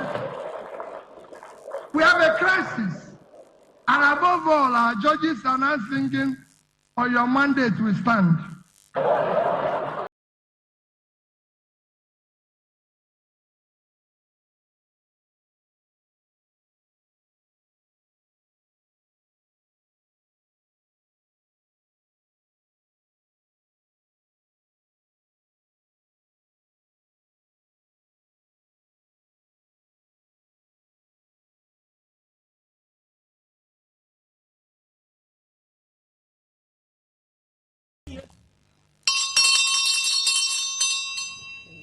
On your mandate. Na leg they pay me. The one where I don't stand since I don't see anything. Leg they pay me. I don't sit down. You know one stand I again. no one stand again. Why are you like this? I the one where I stand since leg they pay me. Ma go sit down. May other people stand small. Eh? All right, that one I just Jarawo just put for the corners, you know. But happy International Youth Day to you. Yes, as a young man, those of us in our early 20s, we thank God for what God has done for us. Being a youth in this country is not easy. Yes, you get people where they doubt this thing while they talk, but my youthfulness is a thing of the mind. But looking at say today now our day, Yeah. you understand? Now it's supposed they celebrate us. You know, say before, youth day like this, they see activities here and Yes, there. conferences, seminars, summits, brands, you know, summits, so many things. agencies doing one thing or the other What just to happened to celebrate us? that youth day. The country, everybody they think of survivor now. Even brands, you know, even brands where they put up things now, most of them they withdraw. They tell you, say, okay, oh, funding no deal, this and this no deal. Say sponsorship where they expect. At the end of the day, this bad economy they tell on many businesses and brands we suppose they do other things. So many of those businesses just they try survive. It's a sad one. It's a sad one. But as a youth, you know, say so many research don't come out say this generation they into drugs so much. You know, drugs and alcohol. So as a youth, even though you are still in your 20s, Yes, yes. just give quick advice to them. Okay, as a youth, as a small boy, I want to beg my fellow A youth. small boy with a large heart. Yes, a big And heart. well experienced. Well experienced to accommodate other youths. Thank you very much for that question. I want, on a serious note, the misuse of drug now one of the bane to the success of our youth this period because with that abuse, they limit the potential we suppose reach and all that. So we always talk and say that the abuse of drug, they very good for us. So I advise every youth may abstain from them because that abuse they cause a lot of things. You go see people they go involved in criminality. You will see people they go involved in molestation, under the influence, under the influence. Yes, eye. they cause a lot of road accidents and all that. They will come blame them on alcohol and all that. And those things they're very expensive. So they get the ones way cheap, we still get the ones way expensive. And people they go extreme just to afford them. They see many youths they go thief now. They do challenge online. If they catch you, you go discover that hidden talent we get. Now I don't say people they sing, people they dance. No waiting they do them these days. No, they fear me. You don't do that. Me find trouble. It's okay. I just asked for advice. I didn't say you should go deep into it. Okay, so what could you give appetizers? You know, say would they like touch one or two story for here. So this very sad incident. Get one law school girl. Her name na Faith. You know, she did for Enugu State. Now there she did school, but she did do internship for Lagos campus. You know, so they say on Friday around 4:00. That's 4 a.m. for night. Now this girl fall from rooftop.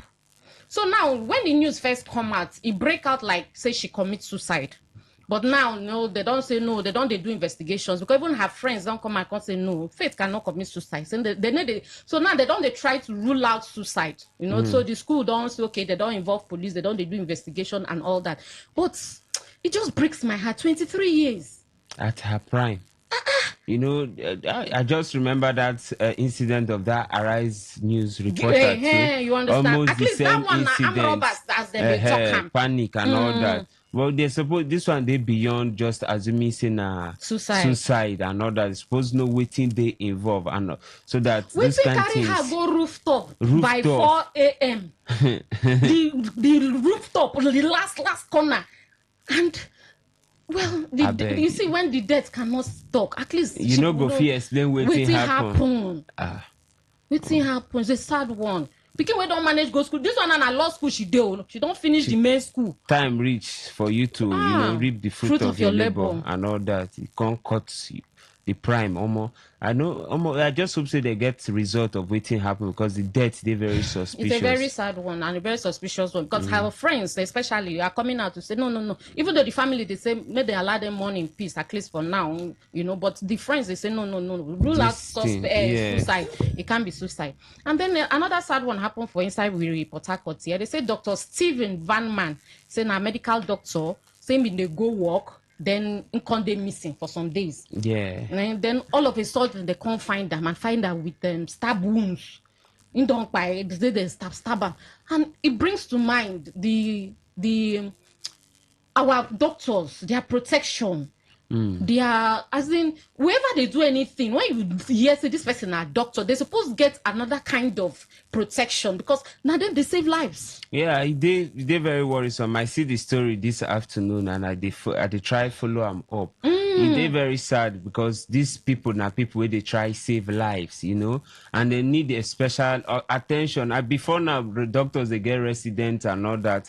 They go cover for another doctor, not even in shift too. You see, they very sad. When I follow the story, I still see for the picture where they post about them. Person where did the background, another doctor, and the story behind that doctor say he died last year. Say waiting causing death now beating where he received from patient's family. When he made the attempt to patients, we lose their in the process, Another and he get this thing now. Before they hear him as rumor, they sound like joke. Where in the process, but they're good. These doctors they try putting their best and the all young that. Doctor, very young doctor, very very young, and then MC Justice, you go like make DSS carry you, then come pay you 3 million. This one an update. How many days we could strategize? You don't have money. How many days? Now, I punch my calculator. I divide that. I know whether it match. July. Not just 1 month. They not even reach better 1 month. No be today. Today na 12 now.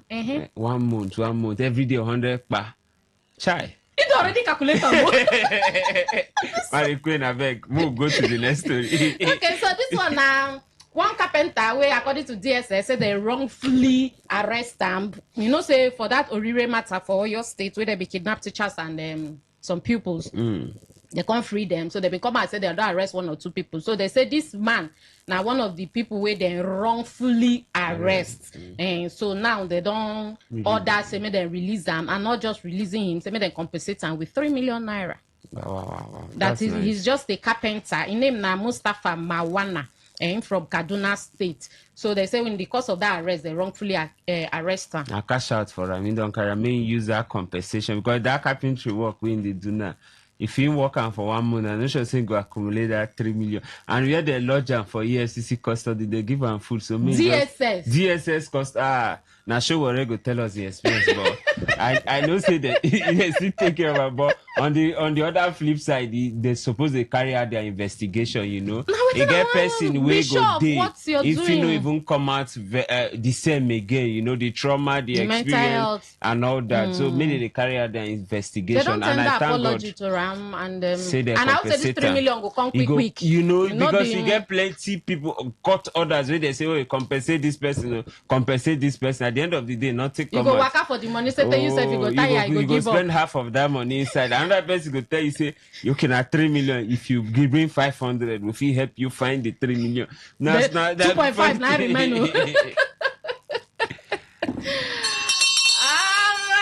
Welcome to the midweek edition of Waiting They Happen. Okay, so Waiting They Happen. They come up for this Ogbonge station, what they call Today 95.1 FM. Your talk station. Even though they talk plenty, but in between, would they help you to relax as well? We could not talk. Person can't get headache or get BP. So some in between will just help you to relax. All right, so what do they do on top Waiting They Happen? Will they bring you the bonge things we don't happen for with River State, Obodo Nigeria, Obodo the world, we mix all together. Conserve them to you as it is hot. Okay, so today, as I did not tell you before, now the 12th day of August 2026, and then the time, 16 minutes, don't carry waka leave 5 o'clock. We go there at 6 p.m. We will hand you over to the evening belt people. They will come carry you till then close. But we get plenty channels where if you use reach us, in case you want to see us. Our ICT people don't already tell me say we're there for Facebook Live. So just run go Facebook now. You go see us there live and direct. When you reach for Facebook, go find us for Today 95.1 FM. Today 95.1 FM. All the Tory want to talk. All this one are just to water the ground for you so that you know say so that your ear go stand. You go know say if this one's there like this, how the main Tory one day water go so just go there. All the Tory we don't drop them. They go drop your comments and we'll go take them for you. All right, if they like do YouTube, go find us for YouTube. Today 951 FM. Today 951 FM. You they do audio or you get family and friends where you go like me they follow you enjoy what they enjoy. Oh yeah, now www.todayfmlive.com www.todayfmlive.com. Tell that your friend, tell that your enemy, tell that your neighbor. Say making click listen live so then go follow you enjoy what they enjoy. You be the type where they like app things, no problem. We got you. Go find us for TuneIn or Radio Garden app. TuneIn app or Radio Garden app. For there now, go find Today 95.1 FM. Today 95.1 FM. All right, so the good thing about what they happen, they say no be only us waiting for studio 9 they chook mat for the story. Would they also give you opportunity to chook mat on top any of the story where touch your conscience. So we get phone number where you go call in. Make I call the number, keep me put them for speed dial 0810 9510 951. Put them for speed dial. When time reach, go open the phone lines. May you say chook mat for any of the story where you want chook mat. Okay, so I tell you, so we get plenty channels. Why? Because we won't carry everybody along. So if you be the type where they like WhatsApp or they like SMS, they like voice notes, no problem. Carry waka go 0701 9339 962. Then they call that line. No, that one is not for calling. That one is for WhatsApp, SMS, and voice note. And your voice note, keep it civil. Keep it 1 minute. 0701 9339 962. All right, so happy International Day to all the youths. Even though, for the politicians, some of them don't reach 80 something, they still be youths. They're not great leaders of tomorrow. They're not great us leaders. They don't agree us to lead. Since 1960, now them still they in charge. But happy International Day to all of us. We are so happy and we are willing to serve. In fact, make I put my CV. Commissioner for Information, present. I am available. Wanna pick me for Commissioner for Information? I mean, wanna pick me for Deputy Governor. I know. No, your dream is too big. You know, I thought the one where they go. Every youth you have opportunity to dream big. No, that one is too big. Commissioner for Information, I'm gonna remember Mary Queen. Gonna pick me. All right, MC Justice, that they do waiting MCs, they do already in work here now to make us laugh and to make light of the situation so that they will not go to think plenty. MC Justice in the building. Yes, so we country people, as we they do now, we don't show again. This is not the Omogen show on radio. Waiting they happen for Today 95.1 FM. The show where we they talk serious things on seriously. My name is MC Justice. That my way hating justice. Anywhere where they talk about injustice, you go see me run. They come today in a very special edition. Happy International Youth Day to all our youth out there. Now we be the leaders of tomorrow. Yes, no forget. Just keep hope alive. Yes, even if they don't make our tomorrow look like next tomorrow, but we stand gidigba. Nothing they happen. Yes. All right, so the one that say, "Who get this voice? This voice looks familiar. It looks similar. It looks ordinary." Maybe just they play with your radio. Maybe they join us for the first time. Maybe you don't listen to us for a very long time. No problem. My own name, na Mary Queen. Mary Queen of the Most High, MQ for short. So we enter the story sharply so that we open the phone lines. No time to waste. All right, so the very first story for here, now the one where they talk, say former president Olusegun Obasanjo don yarn say it not make sense. So say na judiciary. Now they always decide who win for election. After millions millions of citizens don't come out, go exercise their rights, vote for their conscience, vote for their choice, vote for person where they like. At the end of the day, now 5 people go sit down. No, so they know pass 5 now. Panel of judges, accurate timekeeper, co-debaters. No, that one are for debate. But for the judiciary, you know, that one, especially when they don't go from the High Court, Court of Appeal, go reach Supreme Court, you know, they pass 5 judges. So why if you say 5 judges, now you go consider at the end of the day, can't decide waiting millions of people don't vote finish. Now them now go come tell say no be this person win, now this person win. So you agree with that because you say the thing no they help our democracy. Say a country where you know we always talk say we are a democratic country, we are an independent nation, we are a sovereign nation, we are this, we are that. Say some kind of things we will still they do. Say no make sense. So in talk this one when our former president will be good luck Ebele Jonathan in foundation they do one dialogue summit like that where they invite plenty people come talk. Even that video I play with people be talk. Now for that summit they had that dialogue too now in talking. We ain't talking, we ain't talk, but leave Peter Obi for today. We'll handle him. When you hear Peter Obi voice, you just know say na Peter Obi this. We'll handle him maybe tomorrow. But all of them talk for that dialogue yesterday. So now there way Obasanjo Follow drop this one for us. He say if we really know so we'll be democratic country, make our votes they count. Make it not be judiciary. Now they always tell us who we and who no we. You know, so when it happen, the next way go here and I go to court. So what do you think? You agree with them? Yeah, I agree with them. You know, we don't pass that stage where we suppose they allow people, judiciary, 5-man panel, sit down, look and say, okay, oh, no be this person, based on technicality, based on this thing, based on that. Evidence. Evidence before me. But in some cases, the person if he don't win or they will come go court because say the certain process they know they skip them. Maybe the certificates they're not complete. We get the case of Bayelsa State here where maybe 1 or 2 errors there and all that. You know, all those things don't suppose pass them. And this thing now wake up call to the Independent Electoral Commission because now when the competitors know they no trust waiting the umpire do. They will come look and say, this thing we wanna do, if they wrong will go to challenger. But if INEC stand their ground, they conduct credible election. And if you say they will get any need for the court to decide who go lead us and all that. How we go fit know a free and fair election? If we get free and fair election, people go know.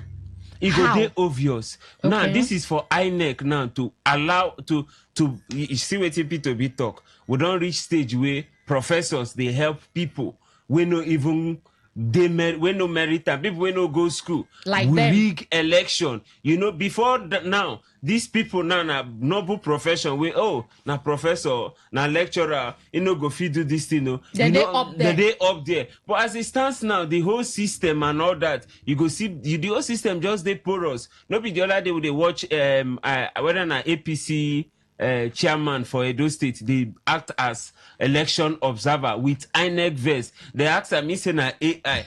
Another one don't talk again yesterday. Today he say na AI. AI don't suffer. AI now. AI now need open get you know. AI reach Nigeria. Idabaru. AI don't tire for us now.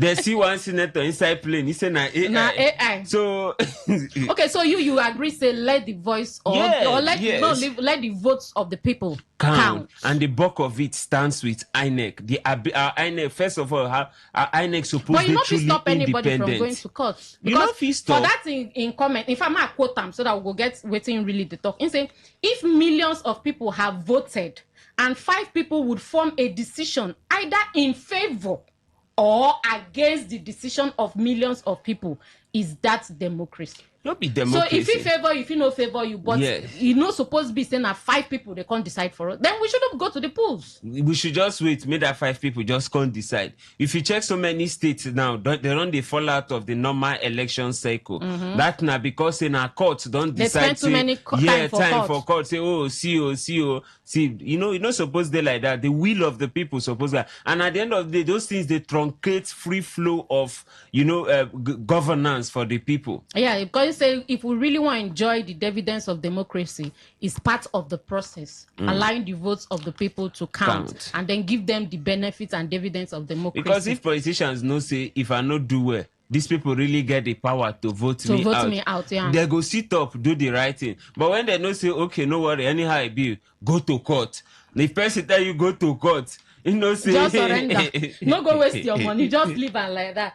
Okay, so MC just talk saying I agree with Olusegun Obasanjo. When we open the phone lines, yourself go tell us whether you agree. Say yes, so democracy is supposed to end for the ballot. Make them count them free and fair, so that everybody go know say yes. And say if them do it like that, go still build trust. Say now some people know they come out come vote because they feel say my vote no they count. So why am I going there to waste my time? But if people come say and say, okay, if I vote, my vote they count, and nobody they go court, go challenge anything. By the next 2031, go see the millions of people will go come out. Would they get millions of registered voters? But people where they come out, come vote, thousands. See, we did almost 200 and something million Nigerians. The last election where they conduct, we no get up to 30 million voters. And suppose they like that. Sad reality. A very few persons, they try even decide who go lead us. Meanwhile, majority just fold hand, they look. Because the system, they no believe say it go work. It's a very sad one, very sad reality. All right, okay, so we enter the second story. This one, the one where I don't play the video there when I hear Senator Orji Uzokalu, the man from Abia State. Say get one interview when grants. It shocked me somehow. When they ask and say, do you believe Oti will win? He say yes. That's why they just do me like say, wait, I mean, don't understand the question. They say true governance no be rocket science. The other day I watched the deputy speaker of House of Representative. They address Abia State people and the governor did. He say, although they my party, but make I no lie, you they try well. You don't see so if they work, even opposition go be like, this guy. No like you. But at least transform our state you try. The elders of the land will speak for you. Even the gods. So that interview sweet me well when you say, well, no, Oti can win state, but President Tinubu will win federal. And I was like, wow, that's good.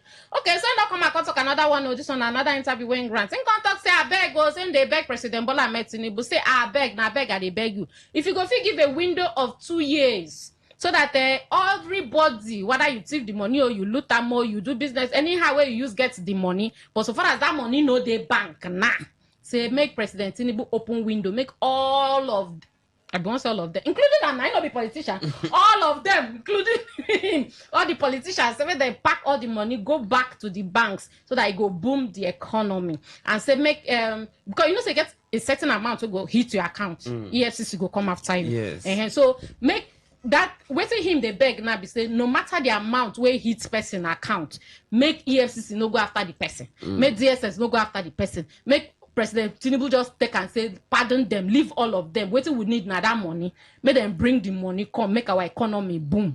Say now waiting in the beg now. Say because if you go to some politician's house, say by the time you go around, say billions of naira they waste. Yes, they just did there. Some they spoil safe. You get one video where I watched 1,000 it don't turn to dust. They spoil and people they hungry.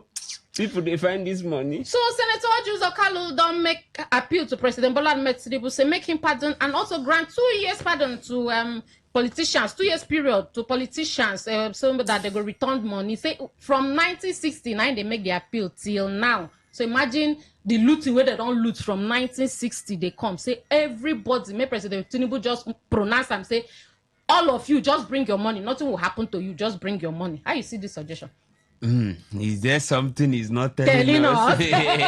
Ungo. Hey, say out of the abundance of the heart, the mouth speaketh. You guys waiting in the tell me somehow. Wait, if I be president, speaking to you in your spirit. Nah, this good men they don't stack up somewhere. Or they just find where to just release and small. But if the president won't permit this thing, I want me grant us one thing. Or as they return the money, they go dance for us. The way they do these common criminals, all of them go dance for us, so that we're going to see pardon again. Now, they beg for pardon. But those criminals, before people they pardon them, they go first dance. As they dance finish, they go come back. The thing now, they even make and say, you not go even know who dropped the money. You go just see some money they enter account, money they enter account. Now only the bank managers so know who return money. They find amnesty now for political looting. Political thieving. If you don't say you don't thief, anywhere you thief, bring them into the economy. But truthfully, that money where then they stack like that, they add any value. Yeah. It's just there. You know, unless maybe you from there go buy You get something. the one EFCC even discover foreign currency for Lekki. Till today, they yes. never tell us who get that People, one. everybody, they deny money. So They that, deny the money, deny the house. now still that begging, now in this all Jews of Cali they beg. So say that kind of person now, if I come out with in full chest, say now me get her.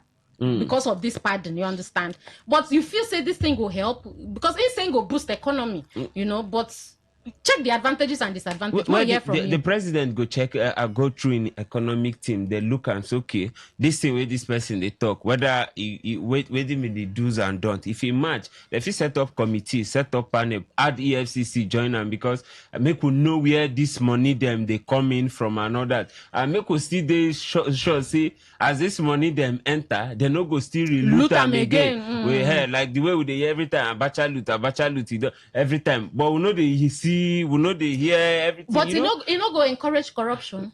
Now wait till they talk. You know supposed to be totally free like that. They suppose EFCC, other financial suppose they involve so that measures go there so that okay, this thing no go happen again. In repercussion go there, those people now go there under monitoring for a period of time. So okay, we're gonna monitor their activities, their transactions to make sure it's okay. These people know they try to clean the money again, go back the system, still go reloot them because these are politicians. Or maybe after 2 years that window close. So if you do them again now, you not face the penalty of the law. Yeah, if we get a very good anti-corruption system, we go feel stand the test of time. Yes, we go feel achieve something. Because if you ask me, no be bad thing because those money just dey now from our economy. They come out them, you know. If you gather this money, they feel they borrow federal government money from them. They use and because now huge amount of money. Some of them don't stack them up. Some of them don't. I say you get one video where this inside soccer wheel, inside you know this GP tank, money there inside. Underground money there, everywhere money there. But MC Justice, a very serious one. Me or my own suggestion would be say, may they just put expiring date for our money. Chicken na. But America they do them now. Why they laugh? If the money stay for your hand expire, you don't waste. Okay. So you don't go get that urge to thief because you know say if the money there for your hand reach so because the expiring date there for the money. You they underrate our politicians. They have been improvised. No, they'll go reprint the money. No, they go find another way. Currency, maybe do different currency and all that. No be dollars they carry no the problem. other day. No problem. Maybe they go change them to another currency or even change them to forex. But it will reduce corruption if we get expiring dates for our money because it get American money gets expiring dates. You get dollars where person go give you go not say this one the person just want especially all those one I just got back they carry dollars wey don't expire they share for una when you go aboki go tell you say this one don't expire it dey happen so if our naira note get expiring date it go make sense. But we see now if the fish stack up noodles where they expire during COVID, we expire. We don't see something for these people. Now people will go give amnesty. What of people will take noodles? They go still set up amnesty for them. Or no, that one said they even talk COVID-19. COVID-19 and they talk of now. Way houses, bag of rice and all that. Some of them they spoil. Politicians they stack them up. Bo rapper, nothing they no stack up. So it be like they go set up panel too. We go invade plenty warehouses. Hi, politician, I'm gonna help us now. This greediness is getting out of hand. It's too much. Okay, I'm gonna enter the last story. So I'll open phone lines. 35 minutes. That means we don't enter to 6 like this. So, married people. Emphasis on married people, not people like MC Justice. No. Married people. I will soon leave you, go Kano State. Everywhere. You see, they say that they give them bed.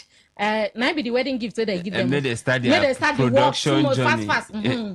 Okay, so for this story, just in case you be couple, you know, when they get some kind of problem inside the other room, you understand? You know, Organo they feel me top, or Madam they feel me top, or you know, maybe Madam don't say be 40 seconds man, or Madam Organo they complain say Madam you know sabi styles, you understand? Solution don't come. You know, say what's the Apple crew? We love you guys too much. MC Justice no be am.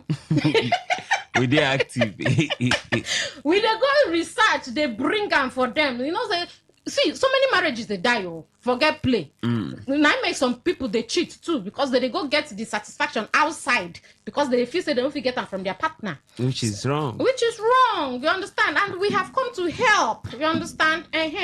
So, but not be we really talk the help. So I get one of Bonga Apostle Joshua Agasedo. This name they sound Nigerian, but the church not the Nigeria. They will know you America, you know. So he be the pastor of the Power Line Ministries, the senior pastor there. So he don't come here and say to use adult toy for the other room. It's not a sin, no. Can say some people go down they, you know, some couples go down they talk, no, buy this thing now. One person go say no, it's against our religion. One go say no, it's against this. What they don't, you know, they go down they argue, no argue again. So the apostle don't come and say it's not a sin. Say that toy will not buy. So it like car where they move you from one place to the other. Say they like phone. Where if you want to make call, you carry your phone, you press, you make call. You want to do research, you carry your phone, you do research. Say that toy, man, they look like bad thing. Say no, it's technology, it's equipment that is used for the other room. Even though I got to say him never used them before, but but saying they encourage people to use them. Say people when they come for marriage counseling, when they saying they advise them, go and get it and use it. So according to Ramo, he said this toy go help una do 90% of the work. Say now just the other 10%, now husband and wife go now do. By the time una don't they do 10%, when everybody don't get himself now. If the toy don't do 90%, una can't do 10%. Why do you need to cheat again? Everybody don't reach the cloud 9. So he say that toy they help where you know they help with infidelity, you know, so both partners no need to go outside go get them, you know, because you go to get satisfaction inside your house, you know, and so many advantages when it counts. It's justice. Yeah, I see the idea. Nah, me I no agree. I no need which kind electric daddy with that. You guess when they use electric. Go they sound like clipper. What if you die in that process? They will come say you died in active service. Electric shock. You don't use phone before phone shock you. If they happen, you never use some kind of phone now. You don't drive car before car shock you. If they happen. No, I no agree with me. If you ask me, I know I agree with them. So okay, what will be your suggestions for couples? For couples, you find your type. I feel say nobody they too busy for pleasure, except you know they attracted to your partner. Except say maybe you did long distance and you probably signed up for it. If you know your own, I don't want you certain word. If you know your own maybe libido level, find your partners with the the same level with you. If you're not too they busy for each other, not be busy. They shock me. Not be busy. They shock me. Even if you are not using it, shock me. Man, shock you. So. You get this man where they always complain, say before him marrying wife. Yes. Two of them they decline very active. You understand? But when she begin they born children, this thing drop.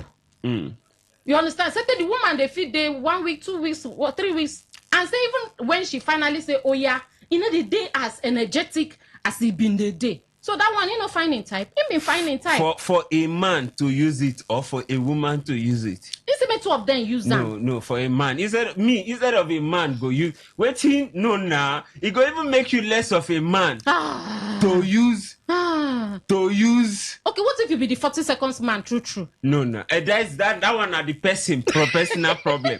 But for a man to use them. I would rather follow the pattern of our forefathers. We'll find another wife. Yes, now instead of it go make me feel less of a person. My wife dey here. I go buy another wife put for carton. When I need them, I bring them. If I finish, I put them for carton again. How dare me now? No.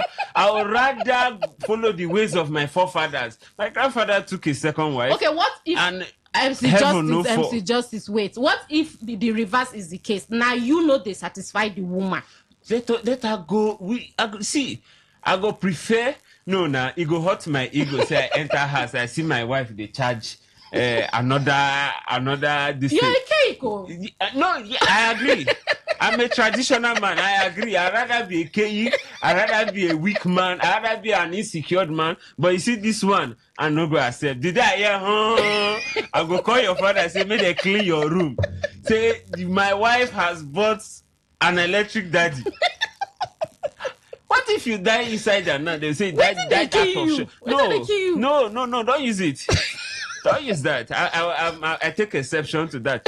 Maybe making members they do. I'm not. No, I'm a traditional man.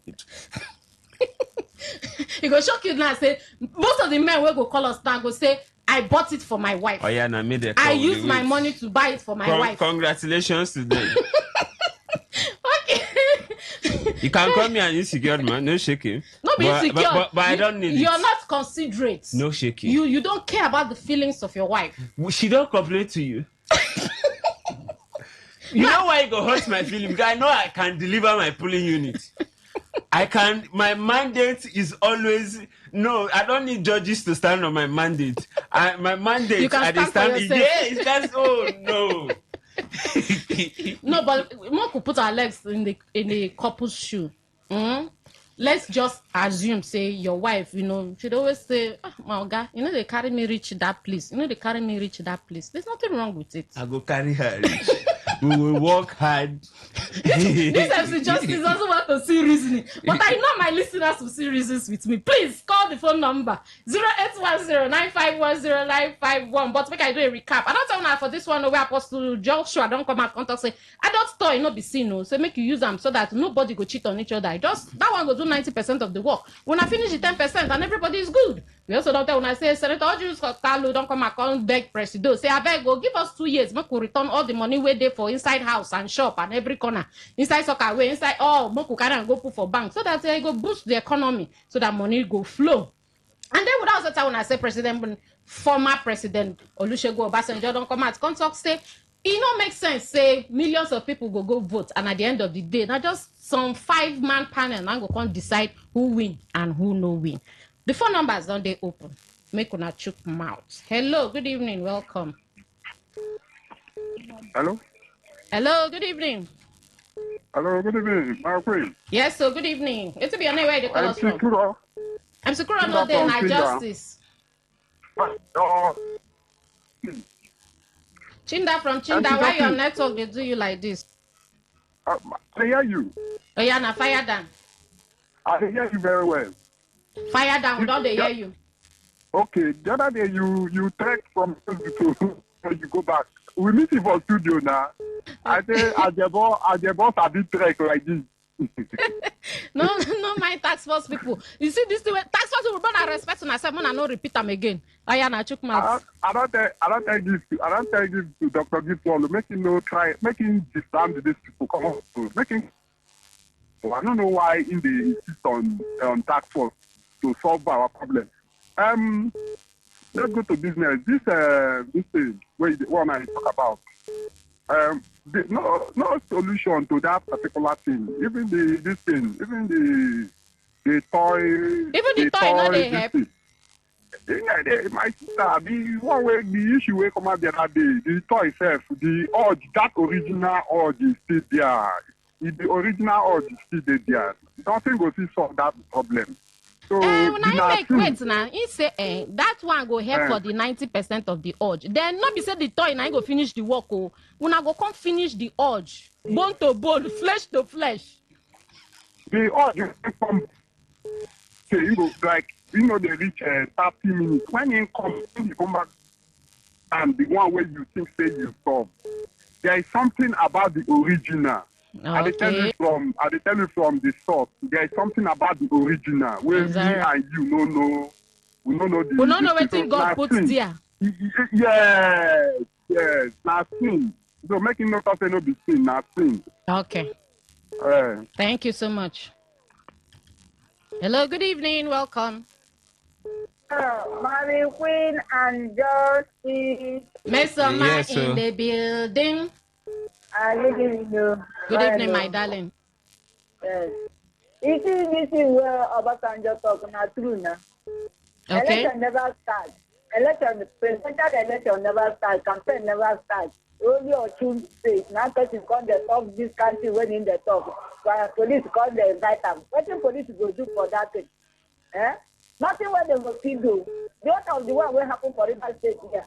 Where one of the say they go carry this thing, go fetch a house, go in bed, go there, go there, do this thing. That one not be this thing. We don't carry us come out for our story. Okay. You see that thing, those things, that research one and research whether the only man own day, the woman own no day. It is now. Then men go buy their own now, so that they know what they see. Justice is saying no need any judge to conjure his own because if they capable, that's of them will not they capable.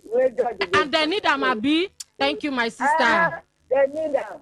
Thank you. Is that what you go agree, may your husband use them? If you know they're capable, now make you use them. If they're capable, nothing wrong. Okay, it's as simple as that. But wait first. What if you come there addicted to them? No, I ain't going to come there addicted to them because if you're addicted to them, that means you don't get capable. If you don't want to do the one where God creates. I will leave and come out to because we are not going to come because the same. Oh, network not going to come out. So sorry. All right. Hello, good evening. Welcome. Wait to be your name. Hello, Mary Queen. Hi, good evening. Yeah, is that MC Justice? Yeah. All right, good evening to both of you. Good evening. What's the name? Where are you calling us from? I'm Dr. Chris from Port Harcourt. I've been enjoying you guys anyway. Thank you, Doctor. Yes, you see, what all Joseph Carlos says, well, there is sense there anyway. Okay. But not that way because, you see, if they do this, I would want them to return the money back to the state they looted it, not federal government. Though. Okay. And you know the state that will benefit more. Tell us. And to justice, you know the states will benefit more. No, tell us. Now all you rich states now, yeah. AKA River State. You know now, it's a good thing. They should return them. All Jesus Okalo, they make sense. So if I feel like all Jesus Okalo don't become the owner of what's the that man name from Bayelsa, you know they make common sense. Senator Ben Bruce. Ben Bruce, yes. He makes a good sense. These guys have looted this nation dry. They should all return it. The economy will boom. Again, what are the expiring dates for the money? How you see that one? Well, that is very necessary. Civilized countries, all their currencies have expiring dates. But because our politicians will lose and bury it where they bury their placenta and come back in 20 years, they wouldn't want that to be done. Do you understand? So the lawmakers don't agree to adjust to that? They don't agree. This set of lawmakers will see. Hey. Okay. But it's a good idea for you, but just that the lawmakers might not accept. Yeah, they will not. No, but this set of lawmakers can never agree anything that will benefit the masses. Okay. All never. Right.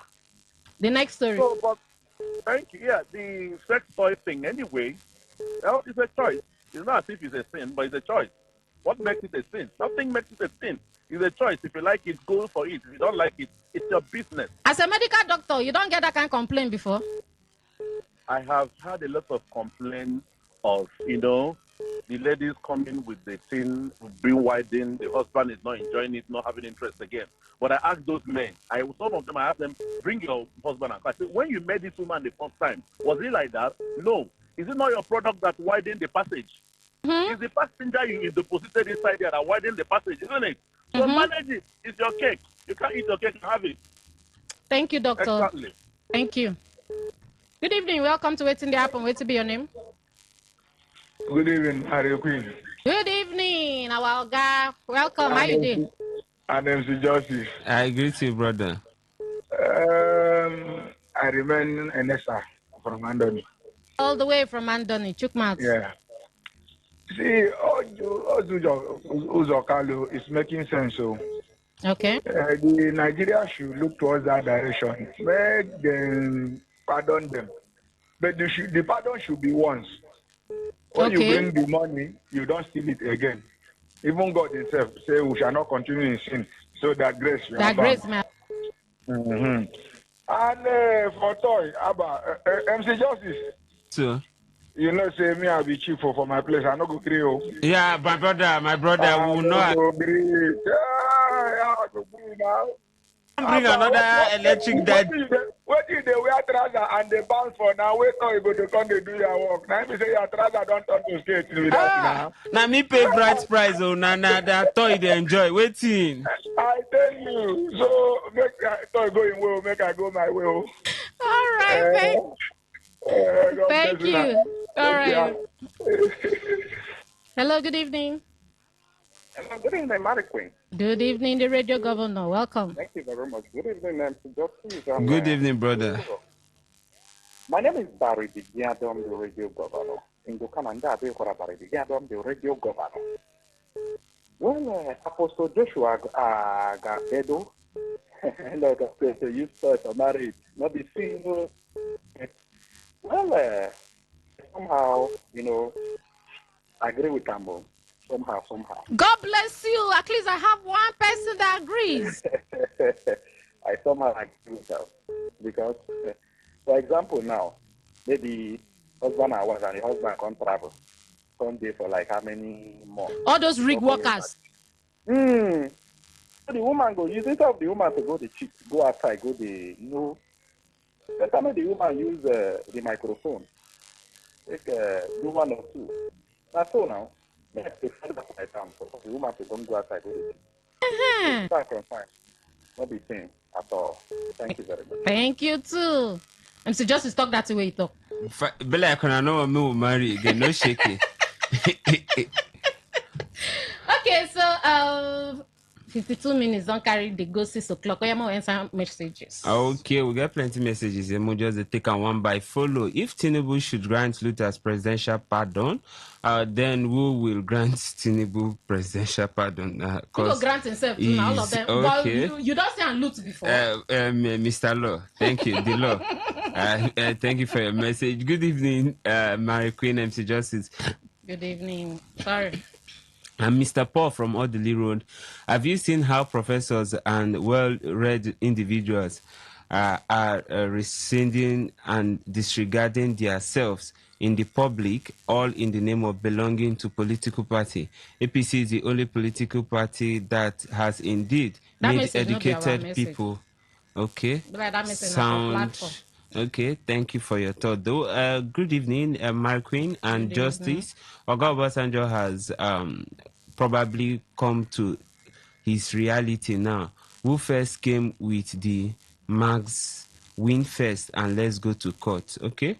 Anyways, I take the message because it is the right thing. Okay, Mr. Carlo, thank you for your thought. Good evening. Thank you. Today FM, expert from Iberi said P2B always open up government from okay, I don't understand your message. We'll go to the next message here.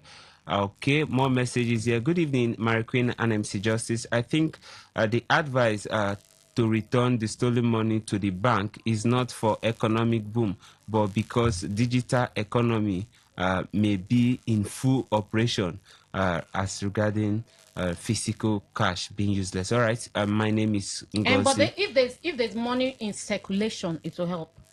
All right, presenter P2B Obasanjo are economically with the truth. Judiciary are part and parcel of democratic norms. You cannot talk a democracy without judiciary because people must be aggrieved. Chris, a palm view from Ibuiche. Okay, Thank you, get Chris. a very good thought right there. Good evening, guys. MC Justice, I agree with you all the way. Thank you, my brother. We don't want an extra partner in our marriage. We cannot be paying bright price for toy. Okay, we have from... So toy not because third party? Yeah, that is an interference. It's an intrusion. Yeah, we'll not accept that. Okay, more messages from Sir Collins from Oyibo. He said, action of INEC regarding the confidence of Nigeria in the electoral process. Professors who aid politicians to rig election is just one. Okay. If they confuse you, leave and jump to the next one. Let's just try and put it straight. Hit the nail on the head. We have this so one from Honorable Malion. He Okay. said, the death of the medical doctor is a pathetic one and a sad one. May the Lord accept his soul. Thank you very much, Honorable Malion, for your thoughts there.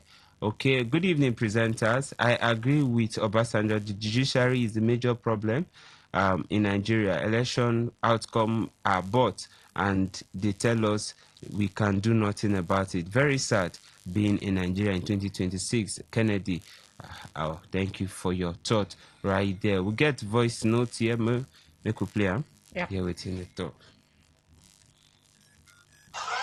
Good evening, Martin and the Justice. Good evening. How are they today? Good day, fine. My name is Chilanya from Ubuguru. Before I continue, I beg that you beg this thing. This is not about you, Lydia. The little don't cover majority of the road. I know the road. The only one that remaining, please. And the dead one, I'm not compare that it's too much. Rewind my they call now. Just include. I mean, just too slow. And the fast talk small. Start to feel the pass. Thank you. I want to put him out for this talk when I talk. The last one, where the man of God say, make you use this one, use the other one. It's not good. Nothing past nature. Where God's going to create somebody. That's it. I feel you cannot satisfy you. Why I say nothing past when a man and woman did together. I understand what I mean. They need to go their body touch. There's benefit you get from that. Maybe by buying toy or buying one or the other. That cannot help. The way God created, make deal like that. That's my own opinion for this talk. Thank you. Thank you. All right, thank you for your thoughts. thoughts. It be like all of that they misunderstand the apostle. No, but misunderstand. We know what they talk about. When our body go still touch, everything go still happen. But that one is just there to help, to aid. You see this way, the sex toy is a sin because it is strange. The woman will not have satisfaction for the husband anymore. Yeah.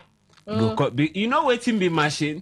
You know something where you plug it when you don't when you finish. You get some way TMC Justice. You get the ones where you go plug and go full, you come out and you use them. No, you know go they plugged like that. But wait, I take for Facebook. They will like a time don't even reach. We will continue this conversation outside. Brand ambassador, people, if not the fire ambassador, my queen, she can promote those things for you. When I don't mind now. Thank you so much. Really appreciate you. We'll see you next tomorrow. When I day well. Bye bye.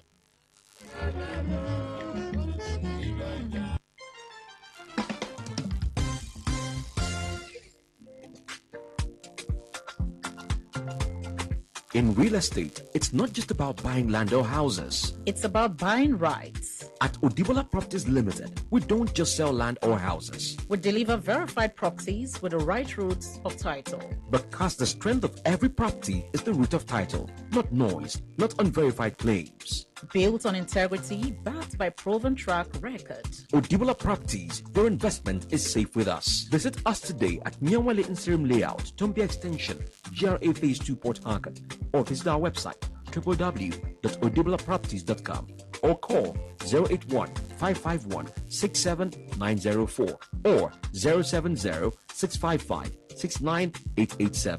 Odibola Properties. Our word is our bond.